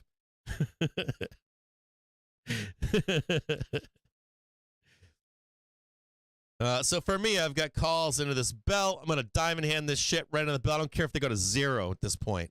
Do whatever the fuck you want. This is going up. And I'm going to hold my puts into tomorrow as well. I'm going to hold them into the end of the month. I think we get a roll at some point. I don't know how we get this roll. I don't know how it happens. And if we don't, if we start ticking these days down, we tick down the 15th, we tick down the fucking 21st, 19th, and this shit's still going sideways, close the fucking puts, and I'm putting money onto the upside. We squeeze up here, we break above any of this yellow line up here, you get a big boom move, woof. right? We're long in the market on a retest of it. Like long, big money. Big money. Okay, so this is your sell side consolidation. This is all you got. This is all you got so far, and you don't have shit as a seller. You have made no progress to the downside as sell side in this market here. No progress. Nothing. This is not a fucking bear market rally. This is no way is it, because you would be down, like major down. None of that. So the way is up. Buy every fucking dip, send it to the fucking moon, and hope and pray you can get a cheap price at some point. Anytime it's down, you add, and fucking add.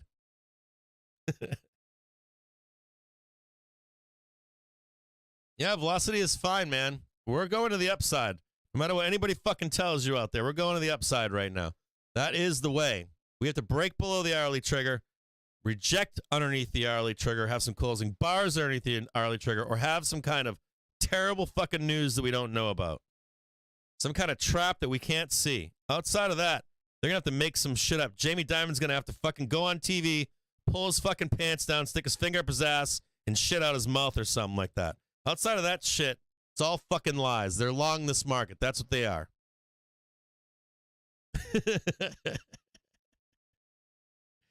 That's what they are, I promise you.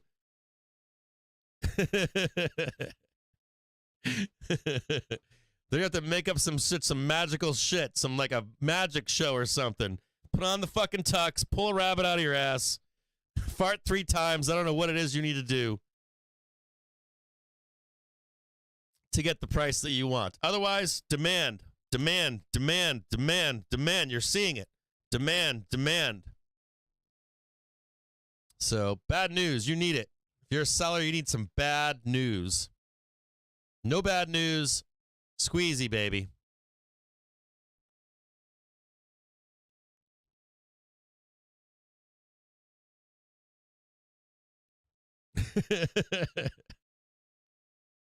$4.46 by Wednesday. No, I think you get it. I think you get one more chance at this. You get one more day. So you're basically getting, you get one more. I think you get one more day. Maybe PPI would put you over the top, but I think your CPI is going to tell what your PPI is. And I think you get this tomorrow. If you don't get this tomorrow, you're as a bull, you're fucked.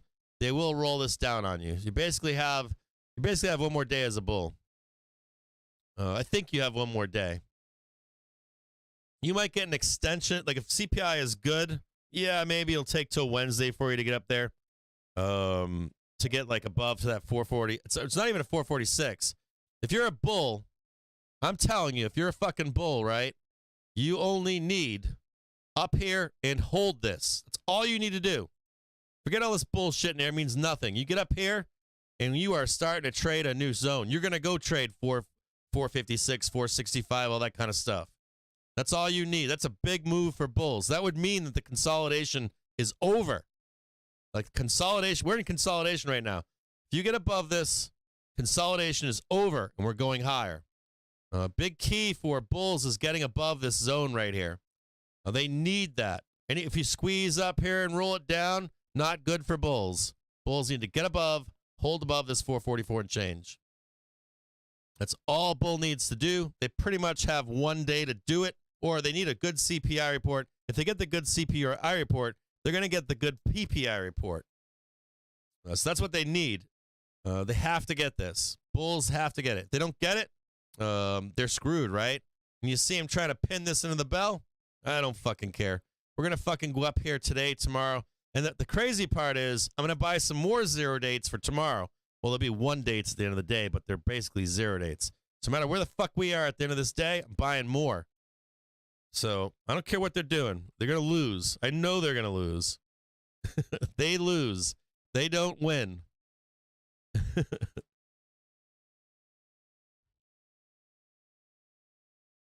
They do not win. I don't care about these sellers up here. Without news, you ain't got nothing. Got nothing. If you're going to hedge this market to, like, if you keep hedging this market, they're going to keep squeezing it higher and higher and higher on you. It's like mind-boggling. I'm watching HYG just rip faces right now. I'm watching Tesla's getting bullish on this close right now. Dixie looks like it wants to die. Got a nice new high just now in IWM. NDX looking bullish as fuck. So nothing here looks bearish to me that I can see. Unless you get some bad news. I've got the calls on. Print them for me. Yesterday I got talked out of my calls. That shit pissed me off to no fucking end. I should have held those fucking things right to 415. We're in this place where you buy a dip, you add to it if they try to sell it on you, and you just fucking hold this shit until end of day, end of week, end of month, whatever it is, 3 months. I don't give a fuck. You just buy them and hold them.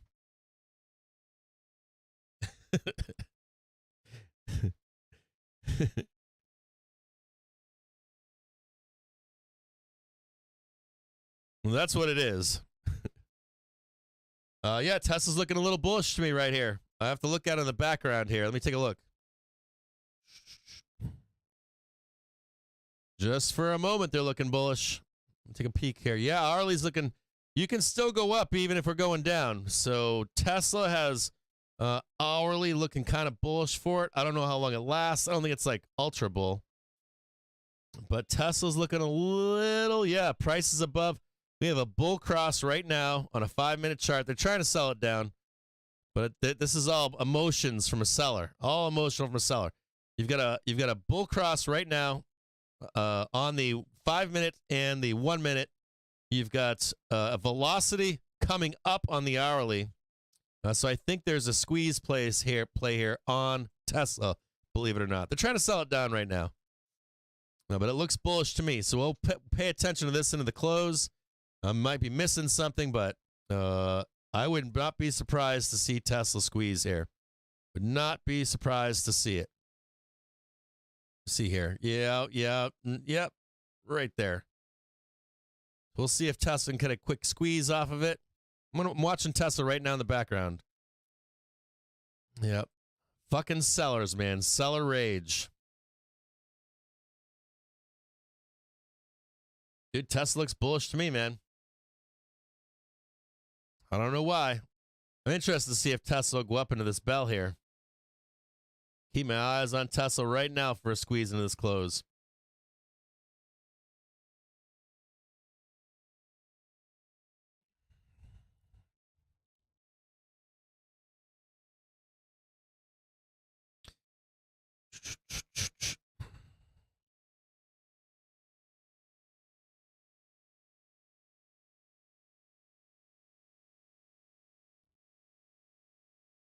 Yeah, you want to see Tesla? I'll show it to you right now. You want to see it? I'm going to show you the dirty. I'm going to show you the dirty skank. I'm sorry, I should have said that. Tesla. Look at it right there.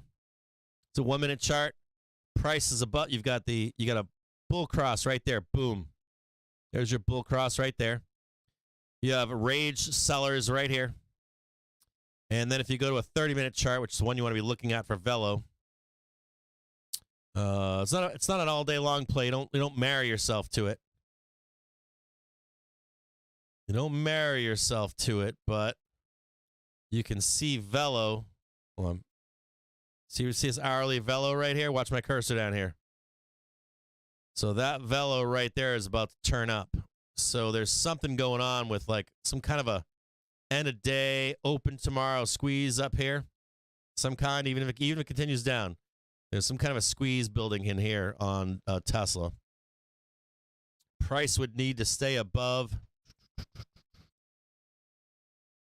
See it right here. Price needs to stay above right about where it's at, like right where we are right now, like 267.69 somewhere in here. Could be no closing bars below this. Just looking for a squeeze on Tesla. Nothing permanent. Just right there. Up into that hourly up here. What is that, 275 or something? Maybe that's lining up for the CPI tomorrow. It's possible. Might be an overnight trade here for Tesla. Maybe you wait until the closing bell or something like that.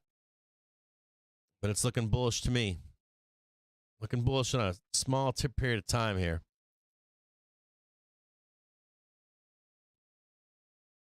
Get your shorts in, baby. Short this market. Short CPI. There you go. You get your chance right now. You can short your CPI, put on your strangles if you don't already have one. I'm going to strangle right now. I've got some monthly puts on the market, and then I've got some 0-day calls. And yesterday, I was so angry that I did not buy 0-dates overnight. So I'm going to do that on the bell today. Add some more. What will be 0-dates for tomorrow. Calls again. And see how this works itself out.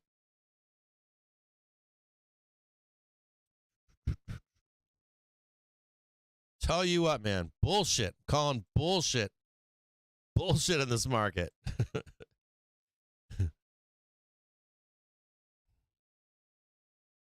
Again, this is like third day.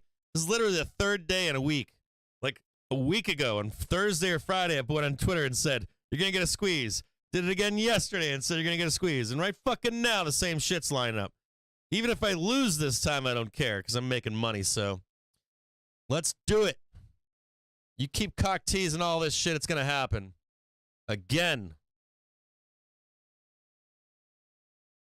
Kid you not, man. So much emotions with these sellers. Never ending in a bull market. Drama, drama, drama.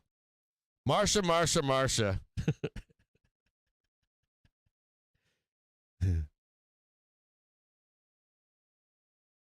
Just pure nonsense. Pay me now or pay me after the bell. I don't care. You're paying me right now or you're going to be paying me at 4:15. I'm going to buy some calls for tomorrow as well. You're going to do one way or the other. You're paying me big.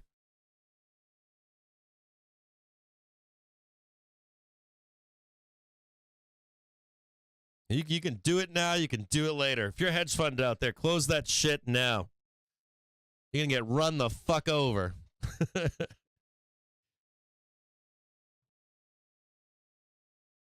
Yeah, I got like an August 10th. Got a bunch of puts on, I think, 420 and 432. And so just a hedge on this consolidation. I don't think we're done consolidating. I think we have like an unknown news event. We rolled down a little bit more. But I don't think we're going to 432 anymore, though. I think it's like 435 right now because bears can't get it fucking done. Can't get it done like they want to.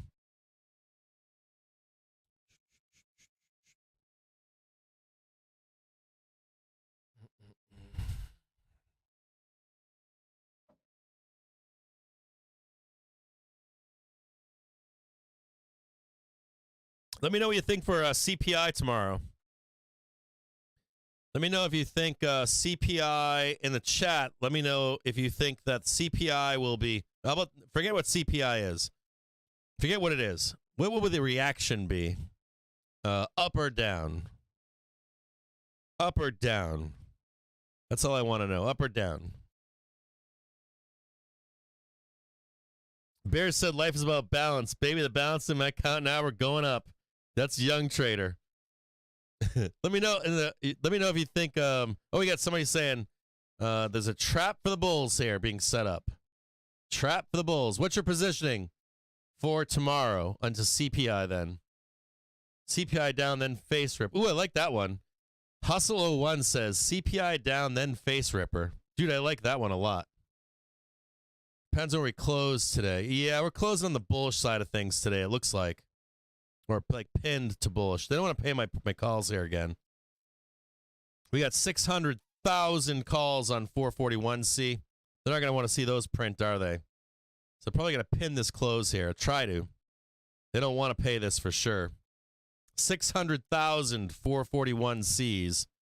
We're already in 441s. So either going to close this where they own the market, right, or try to bloodbath this down, right, so they don't have to pay these calls, close these in the money. It's a pretty big market buy, right? 441C, 600,000 calls. Well, they'd be closing in the money if we continue to trade up here and don't bloodbath these last 40 minutes. So that'd be interesting to see. It's unusual when it happens. It does happen right around this time of the quarter. You will see some closes with puts and calls to try to make people hold this shit. So you've got 601,000 contracts. I wonder what that translates into. How much you're going to be buying of the SPY? Yeah, I do like that idea. The swing trade is better. I do like the idea of the swing trade on tomorrow because you're just gambling at that point. Trading 441.36, 441.37 right now.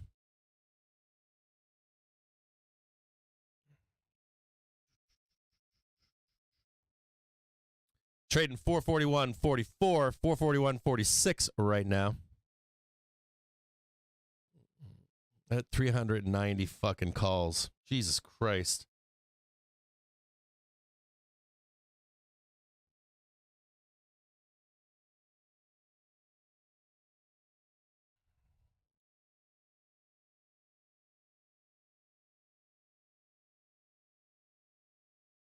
Trading 441.47. HYG, relentless, going up. Tesla, baby, squeezing right now. Squeezing. Tesla go burr. IWM starting to go up. NASDAQ ripping faces off right now. Tesla.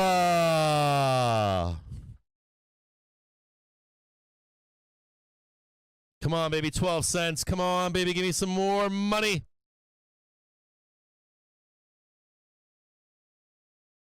Tesla trading 268.58 right now. 55 right now.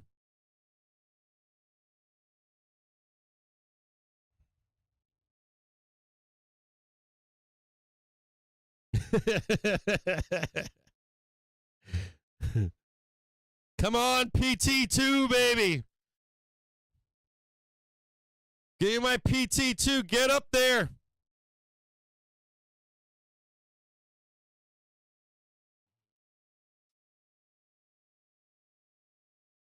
Fucking feeling I'm at a poker table right now with fucking dealers. Look at fucking Tesla just rip faces off right now. You guys watching Tesla? Ripping faces off right now. Dude, just look at this right here. These sellers are just relentless. Hold on.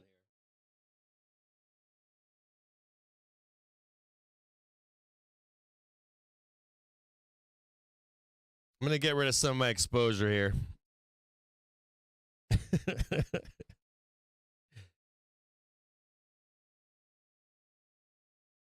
Yeah, Tesla looks bullish here. You fucking A right, it does. Let's get rid of some exposure just there. Not as much exposure as I had on just there a minute ago.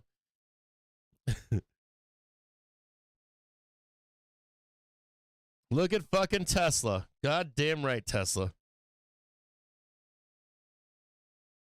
Tesla late afternoon squeeze. Oh, dude. VIX, dude. Fuck your contango, dude. Go close that gap down below, please, VIX. Like so much moodiness.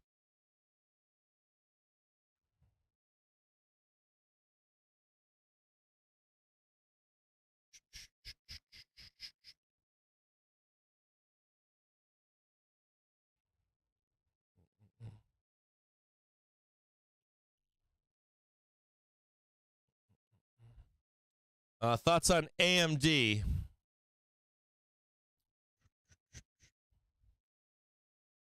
What are my thoughts on AMD? You ready for it? Bullish. Not really bullish on AMD right now, but as long as you stay above 110.66, you can likely trade a 111.53. I'll be honest with you. I want to see AMD get above 112 and hold it. You've got some problems with AMD.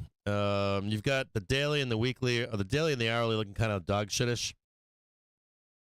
It is showing. Man, it's a tough call on this one.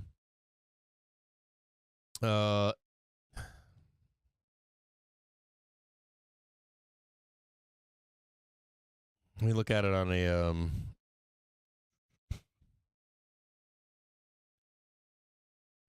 it's on a higher time frame, it's extremely bullish. So AMD, ready? Higher time frame, like 3 months out, I'm extremely bullish on AMD. The daily is still coming down. You're probably going to break above that and continue higher. But this is barring market market conditions. I would still like to buy AMD at $100. Now that sounds completely gonna piss you off or whatever.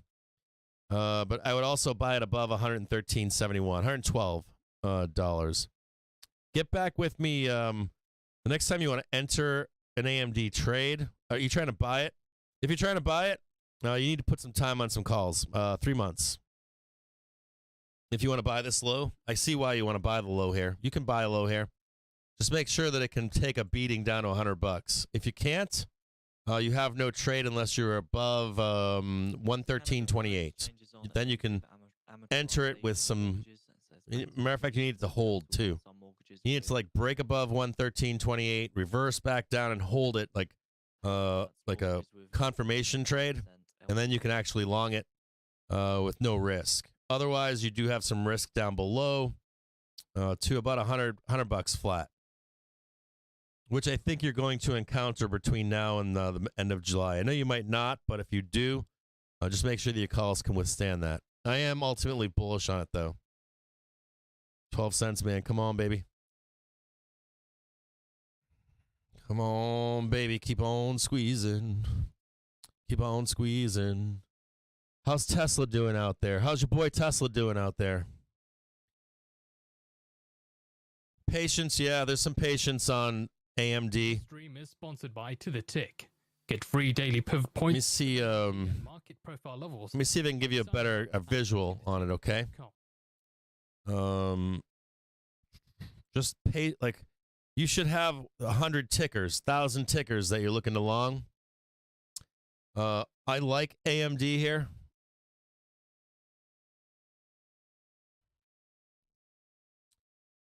So see this daily coming down right here?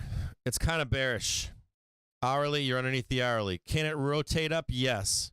But the safest trade here for AMD, like you have a trade right now to $112.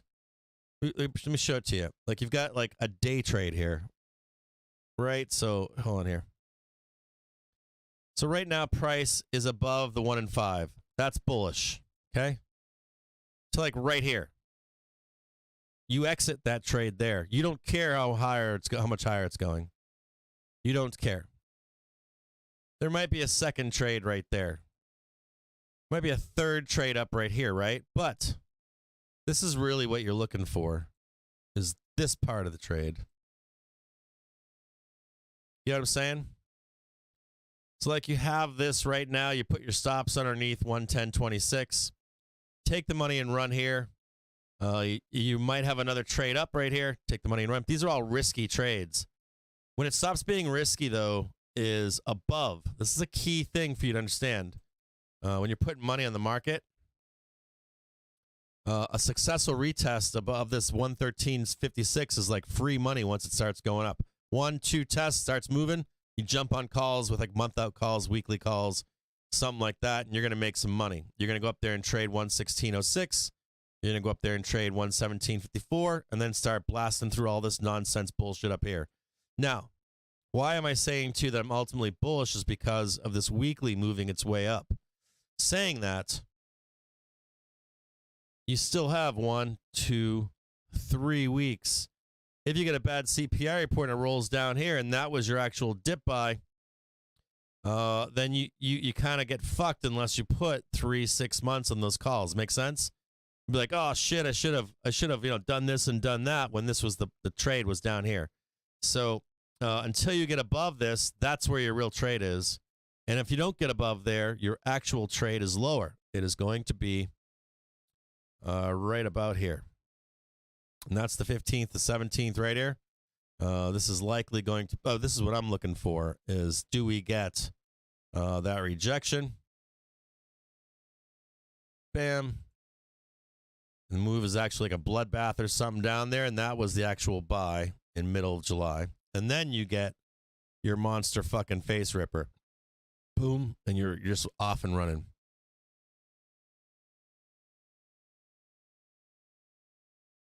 You know what I'm saying? Just get a snap of that if you want.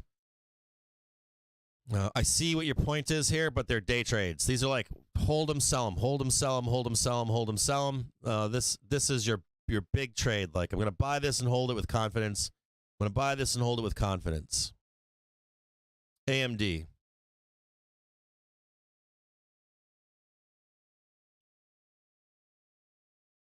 Tesla, baby. Tesla, Tesla, Tesla. What's my boy Tesla doing? If you're Tesla gang, get out there. Say something in the chat if you're Tesla gang.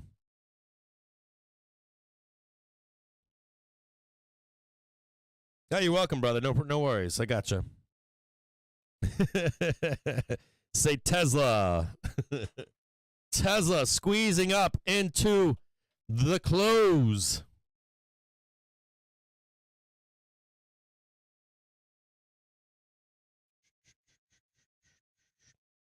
You're not putting risk on. You're not making money. The only exposure I'm worried about is buying calls up here.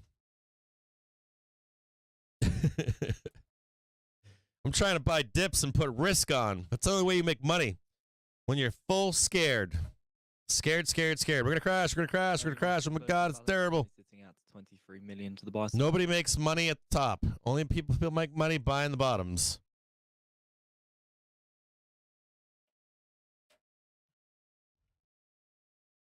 You look at Coinbase? I'll look at Coinbase for you. We saw that Coinbase was going to turn their operations back on today. Squoze right up on that news, huh? Just cranking. Squoze right up on that news, right? That news came out earlier. It hasn't stopped all day long. It's actually trading sideways right now. I would not be buying Coinbase here. If you're trying to enter Coinbase, you're looking for a rebuy at 83.47. 83.47 on Coinbase. Maybe not. Hold on. 1, 2. Rebuy is probably 85.80. Possibly still, though, that 83.37 that I talked about.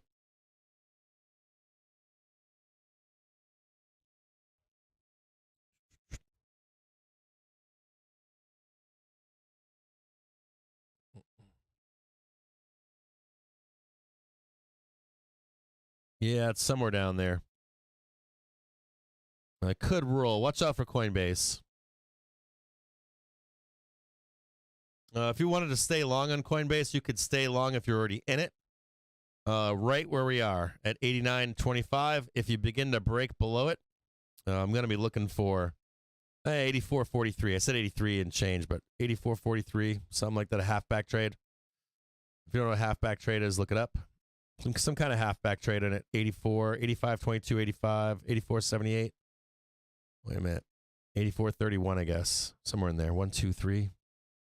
I'd look at buying it again at the, maybe in the pre-market tomorrow. Like 4 a.m. or something like that.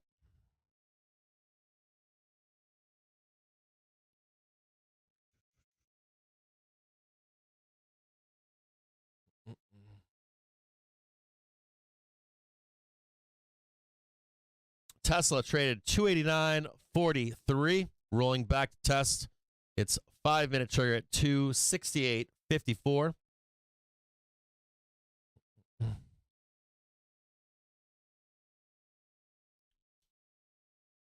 You got 620,000 calls in the money right now.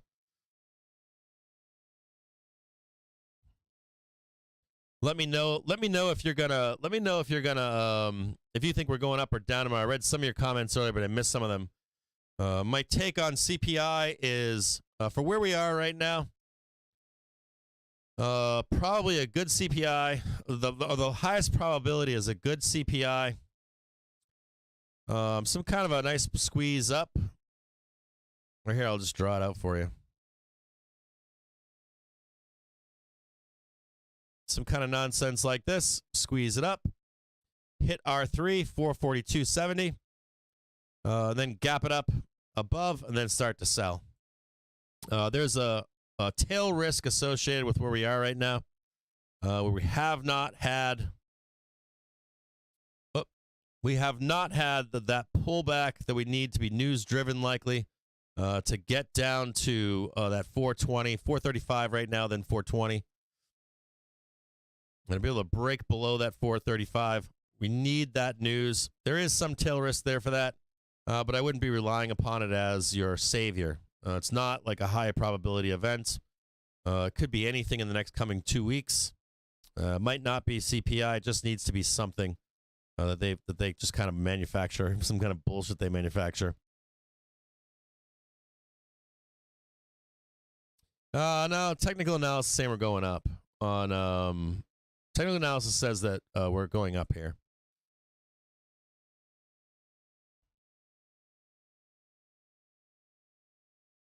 Not down.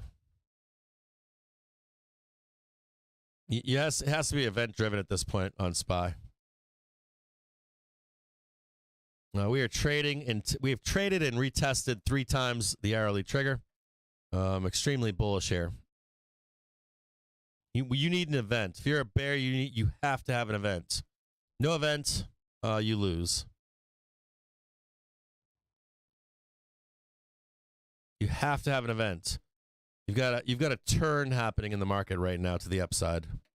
You have to be able to identify that we have a turn in the marketplace happening in real time right now. Very bullish, not bearish.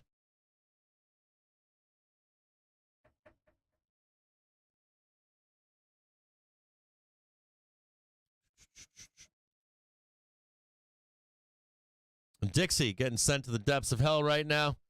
Tesla retesting 268.71. VIX, baby. Looking like it wants to close those big gaps down below. Grinding McCall's down again to this close. Dealers don't want to pay. TA does not say down. TA is right now saying up, which kind of sucks. Trust me, I want it to go down. I want it to go down badly. I will get squeezed. Anything above here, I will get squeezed out of my puts. So anything up here, I will get squeezed out. This is like where you get squeezed right here.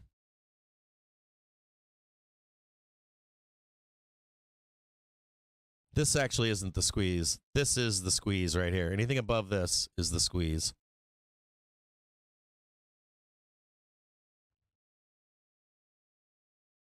We are bullish to the upside.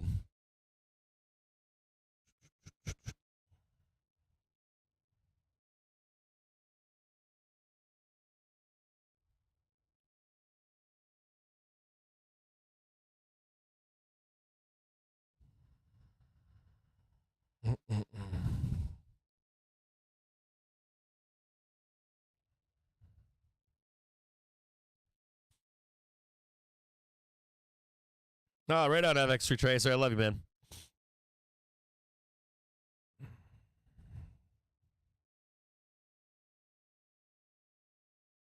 Tesla with a successful retest of its bull plane on the 5-minute on the 1-minute chart.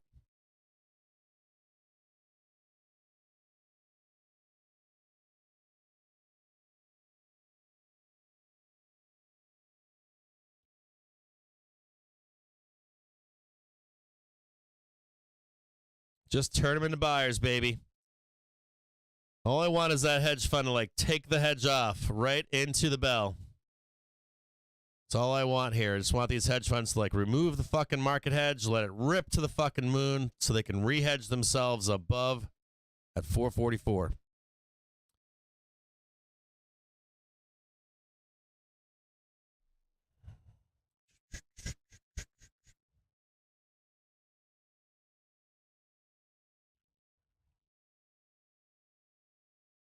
I gotta go pee again.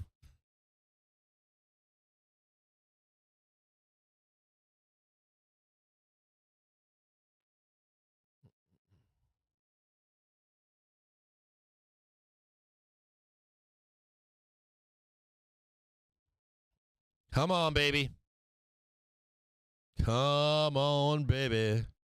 22 minutes left.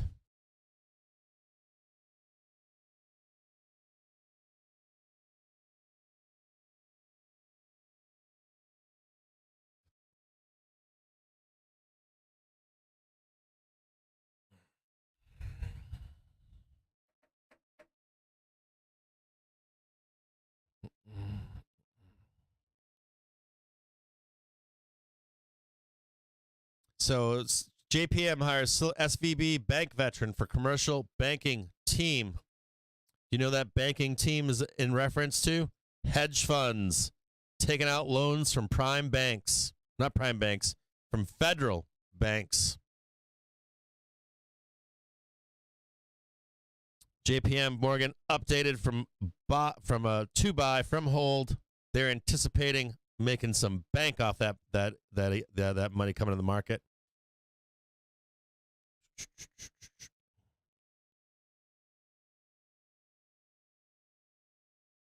Got a bunch of earnings coming up. Whole bunch of earnings coming up.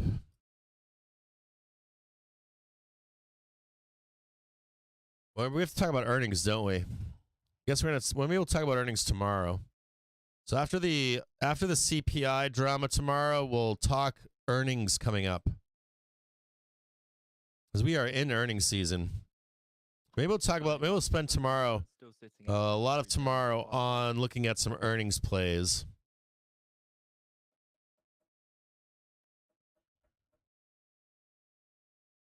We'll do that tomorrow. We're going to spend some time on earnings, not day trade. We'll do some day trading, but we're gonna focus on earnings tomorrow.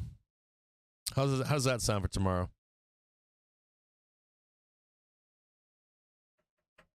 Yeah, I gotta go pee again.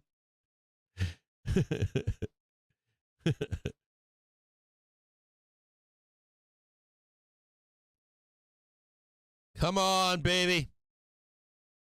Lift your skirt up. Show me the dong hanging underneath the skirt, baby. Let's go. I want to see it. Show me Jamie Dimon. Lift up your skirt, big boy.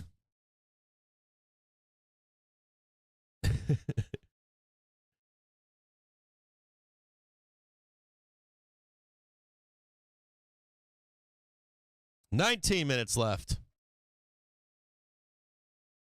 Look at NASDAQ, man. NASDAQ looks like it wants to murder right now.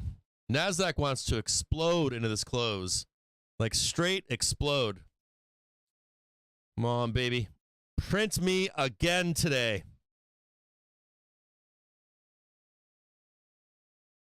Look at Tesla coming back. Look at NASDAQ. Dude, NASDAQ wants to go to the fucking moon right now. Go to the moon. Trading 441.65. 441.64, 63. Let off the market hedge. You're going to get run over.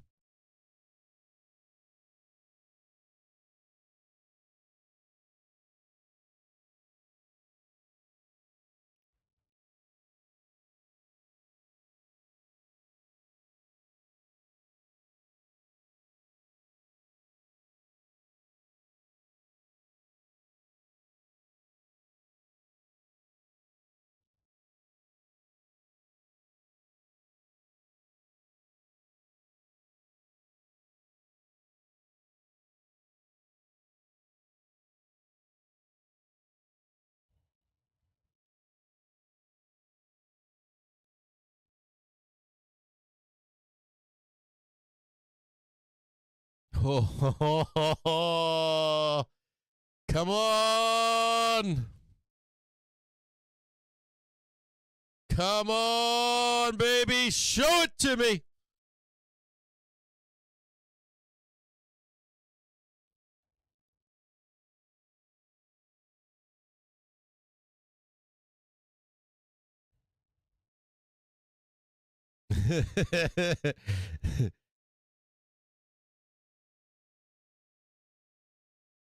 I'm like stirring the hornet's nest right now.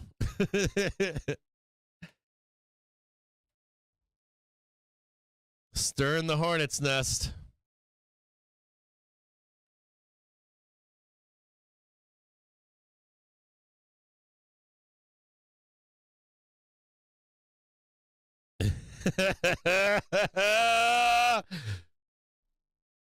Trading 14 cents right now. Come on.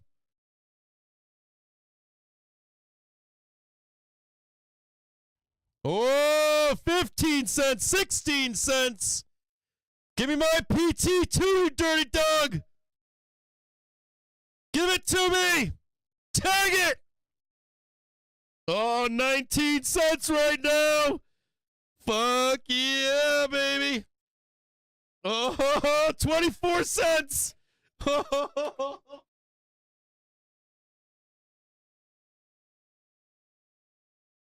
Oh, woo!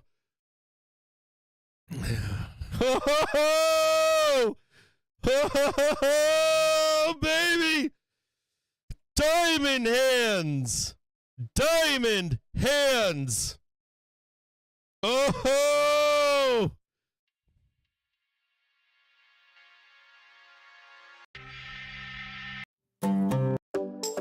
Oh, wait a minute. Wait.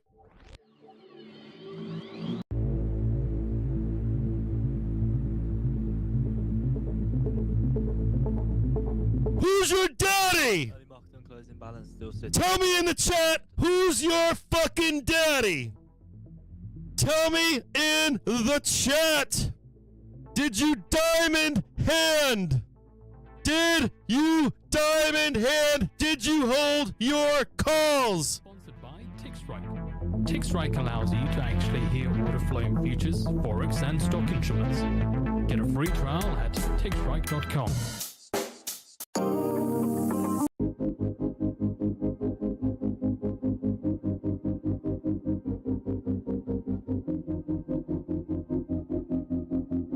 Woo! I love all of you out there. Every last one of you dirty dogs. Look at that tag up there. Look at that tag. Take the money and run.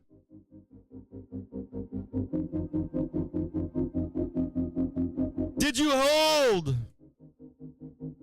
28 cents right now on 442 C's.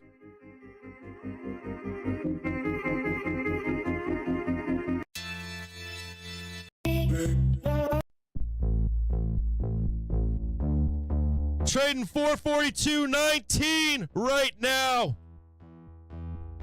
33 cents on 442C.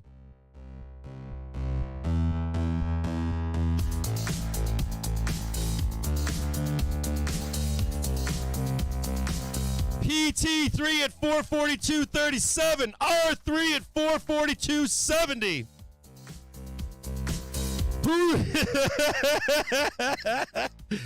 How's Tesla doing up there? What is Tesla doing?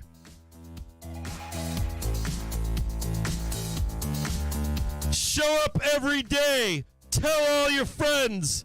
Get on FinTwit and tell them who to follow.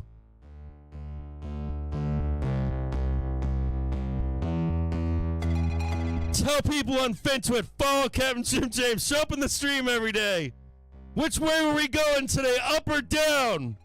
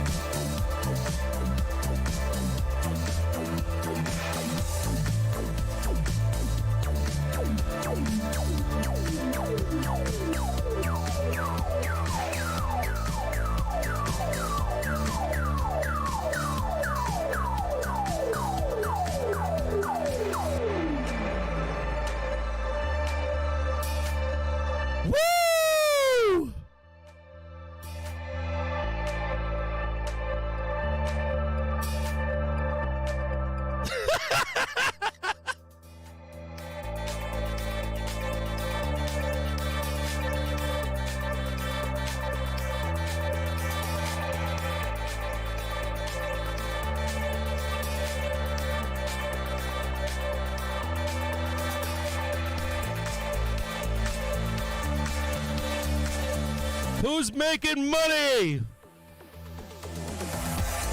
How's Tesla doing? How's NASDAQ doing?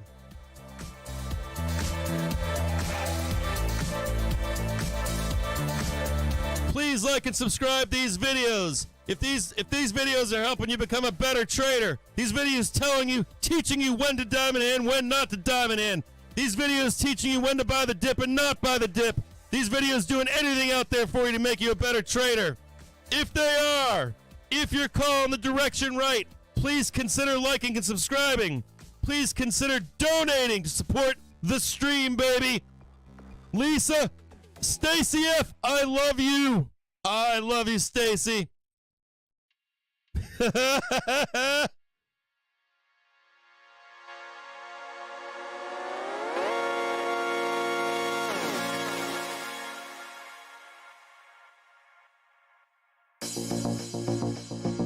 Boom, to support the stream directly. Where are we now?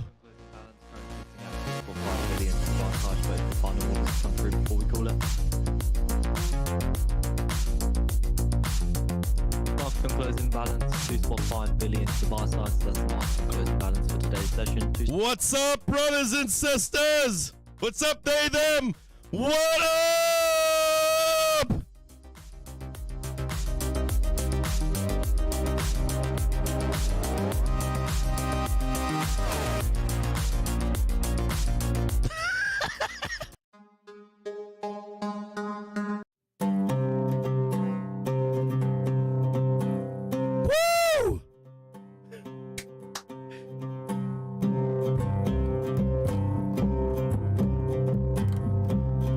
Consider supporting this stream. Follow us in the Discord. Get your asses in the Discord. Discord, free right now. You want to get in there? Now's the time. You want a free live stream, free Discord? Here you go.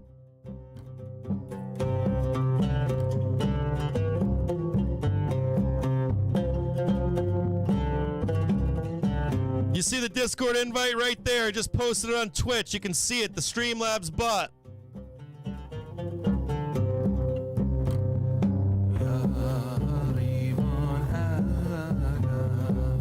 I fucking love you guys. I fucking love every last one of you out there. All you dirty dogs, dirty dogs. Man, woman, them, they, I don't care. I love all of you. Woo!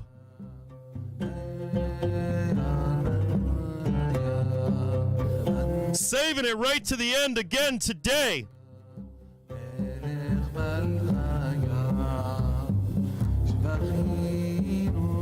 All that noise to get up there. All that noise today.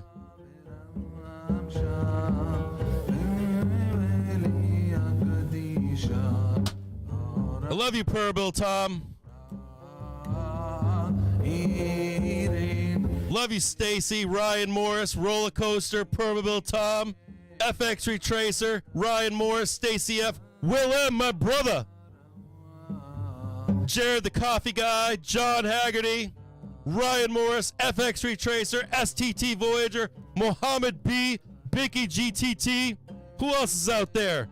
Max Skuzka, Tony Cheese, Email Patel, Limit Buyer. Who else is out there? All you dirty dogs. Who's out there? Legend XX, 2XX, 2XXXX, Cosboda, Kuzik, 808, J Moore X1, Deborah James, William McNasty, Max Skazka, Deborah James, William McNasty. Who else is out there? Z, Holy Croissant, Beartown Sheriff, Porch Baby, I love you, my dog. STT Voyager, blowing it up. Chaz Wilson, blowing it up. Johnny3483, DJ Dirks, DJ Dunks, B Flash 1, what up? Phenom 99, what up, brother? No government cheese for me tonight. Woo! Dude, I fucking love you guys. Gil Batterton, Kenny Tran, baby. Sparky's out there right now. What up, brother? Cannot be helped. David AMS. I love you, David. Dude, David AMS, find him on the Discord. That guy is going to teach you how to make money. Teach you how to make money. Adam Alderman, cannot be helped. Cress P.O., what up? See, it was worth more today than yesterday, thanks to Cappy. I love you, Poke the Juice Box. Fuck yeah! 442s even with the rollover. Fifth trading 50 cents right there.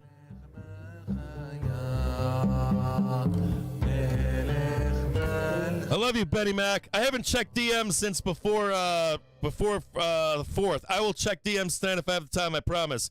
Benny Mac, I love you, brother. Woo! Realized profits are always worth it. Realized profits are always worth it. If you are trying to take realized profits here, as we come back up here to Green Bar, take your money and run. Walk away. Put your money in your fucking pocket. Renegotiate the trade. If you're in zero dates, they're directional. You can re-enter again tomorrow.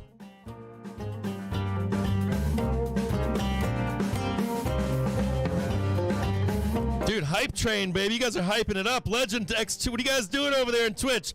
Twitch is out of fucking control right now. Out of fucking control. So what are you looking for into this close? You got paid today, right? What are you looking for into this close? You're looking to renegotiate your trade. Remember that. Take the money, put it in the pocket, renegotiate the trade. Renegotiate it. You want to buy some more for tomorrow? We're not going zero dates today. Let's look at tomorrow's fucking options chain. July 12th. We got what for? Well, they're pricing them up for tomorrow, huh? They're telling you get fucked here. Look at them. They're going to burn you tomorrow. I'm going to promise. They're going to promise you that, but dealers are like, you want some 30 Delta zero dates for tomorrow? Those will be 71 cents, sir. I'm like, yeah, I don't know about that. It's a little for tomorrow. I don't know. It's a pretty expensive right now. 73 cents right now for those 445s. You know where the target is, right? Right up here, baby. Just break above this 44313. It's all it needs to be. I'd be really wary of this. You need an explosive move to the upside and it needs to hold. Maybe, I don't know if you, maybe you start a small position for tomorrow at 445. Not financial advice. But dude, like if that shit comes down, like if this shit rolls in the last 15 minutes here, then that's the buy. You better be able to DC. I would say start small. Small position.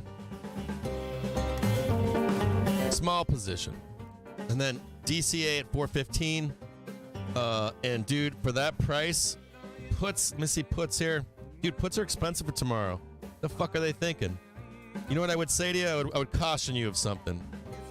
434 P's are 10 cents. I'd throw on some insurance. They're now trading 78 cents, you sick fucks. So think about this. You're buying a call for 76 cents, right? What's another 10 cents? Just to protect your ass in case CPI is bad. For me, I'm not going to buy any calls for tomorrow. I think they're too expensive. 77 cents for a 30 Delta call for tomorrow right now to me is pricey. Without putting a zero date hedge on. 434s sound right. If we got a bloodbath tomorrow, we'd probably trade 435. I don't see that happening, but it's the cost of doing business. I don't want to spend 80 cents on fucking zero dates for tomorrow. I'll be honest with you. I'm a cheap fuck. I fucking love all of you out there. I do. I love all of you out there. James Rowland, I love you, brother. I love you, my man. 8:30 in the morning, CPI. 8:30 in the morning. 445 is now trading 81 cents. They don't even care right now. Just like, fucking, I'm buying them. Damn. Don't care. Just buy the dip, buy the tops, buy it at the top every time. I'm down there at the bottom trying to buy 4-cent calls. I'm buying 3-cent calls, 11-cent calls, fucking 20. I'm like, give me more bags, give me more bags, give me more bags. You guys are like, some of you guys out there are like, what are you doing? I'm like, I'm buying it all. Now we're up here for 76 cents. You guys want to buy calls? Fuck that noise. Buy them down at like 30 cents or 40 cents. 3:59, one more minute left. Maybe you can catch a call down here a little bit cheaper at 4:15. Try to get them as cheap as possible if you want them for tomorrow. The move is to the upside. How high that is, I don't know. Looks like it's kind of sell the news to some extent. Bulls want to be over 444.20.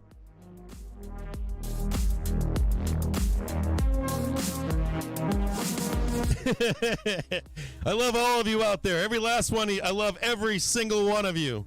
Bears, bulls, buyers, sellers. I don't care. I love all you guys showing up with me every day. Love all you guys. What a day, man. Unreal move up in the SPY. Day 3. 3 for 3. Told you about the one return to see the crime last week on Twitter. Did it again yesterday. Do it again today.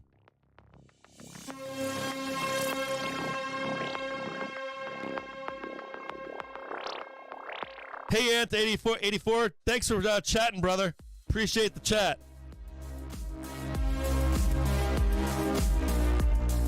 I will see you all tomorrow. Look at 4:15. Maybe you can get some cheap calls for tomorrow. If not, unless you're doing some kind of a strangle there, I don't recommend it. They got a high price on calls. Dude, 0 dates tomorrow at 70 cents, $30. Get fucked. Like, no fucking way. They were 79 at one point. They're 72 cents right now, 71 cents. I'll see you all tomorrow. If you guys want, I'll give you an update on the stream, or maybe I'll do an update on Twitter tomorrow morning. Hope you all had a great afternoon. Made a post on Twitter. What did I say on Twitter? What did I say on Twitter? What did I say? What would I say on Twitter? I said, take the hedge off until the close. Sell side funds, baby.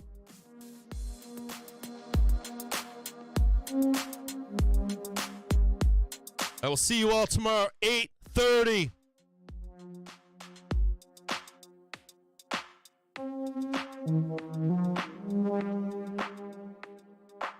It's Miro.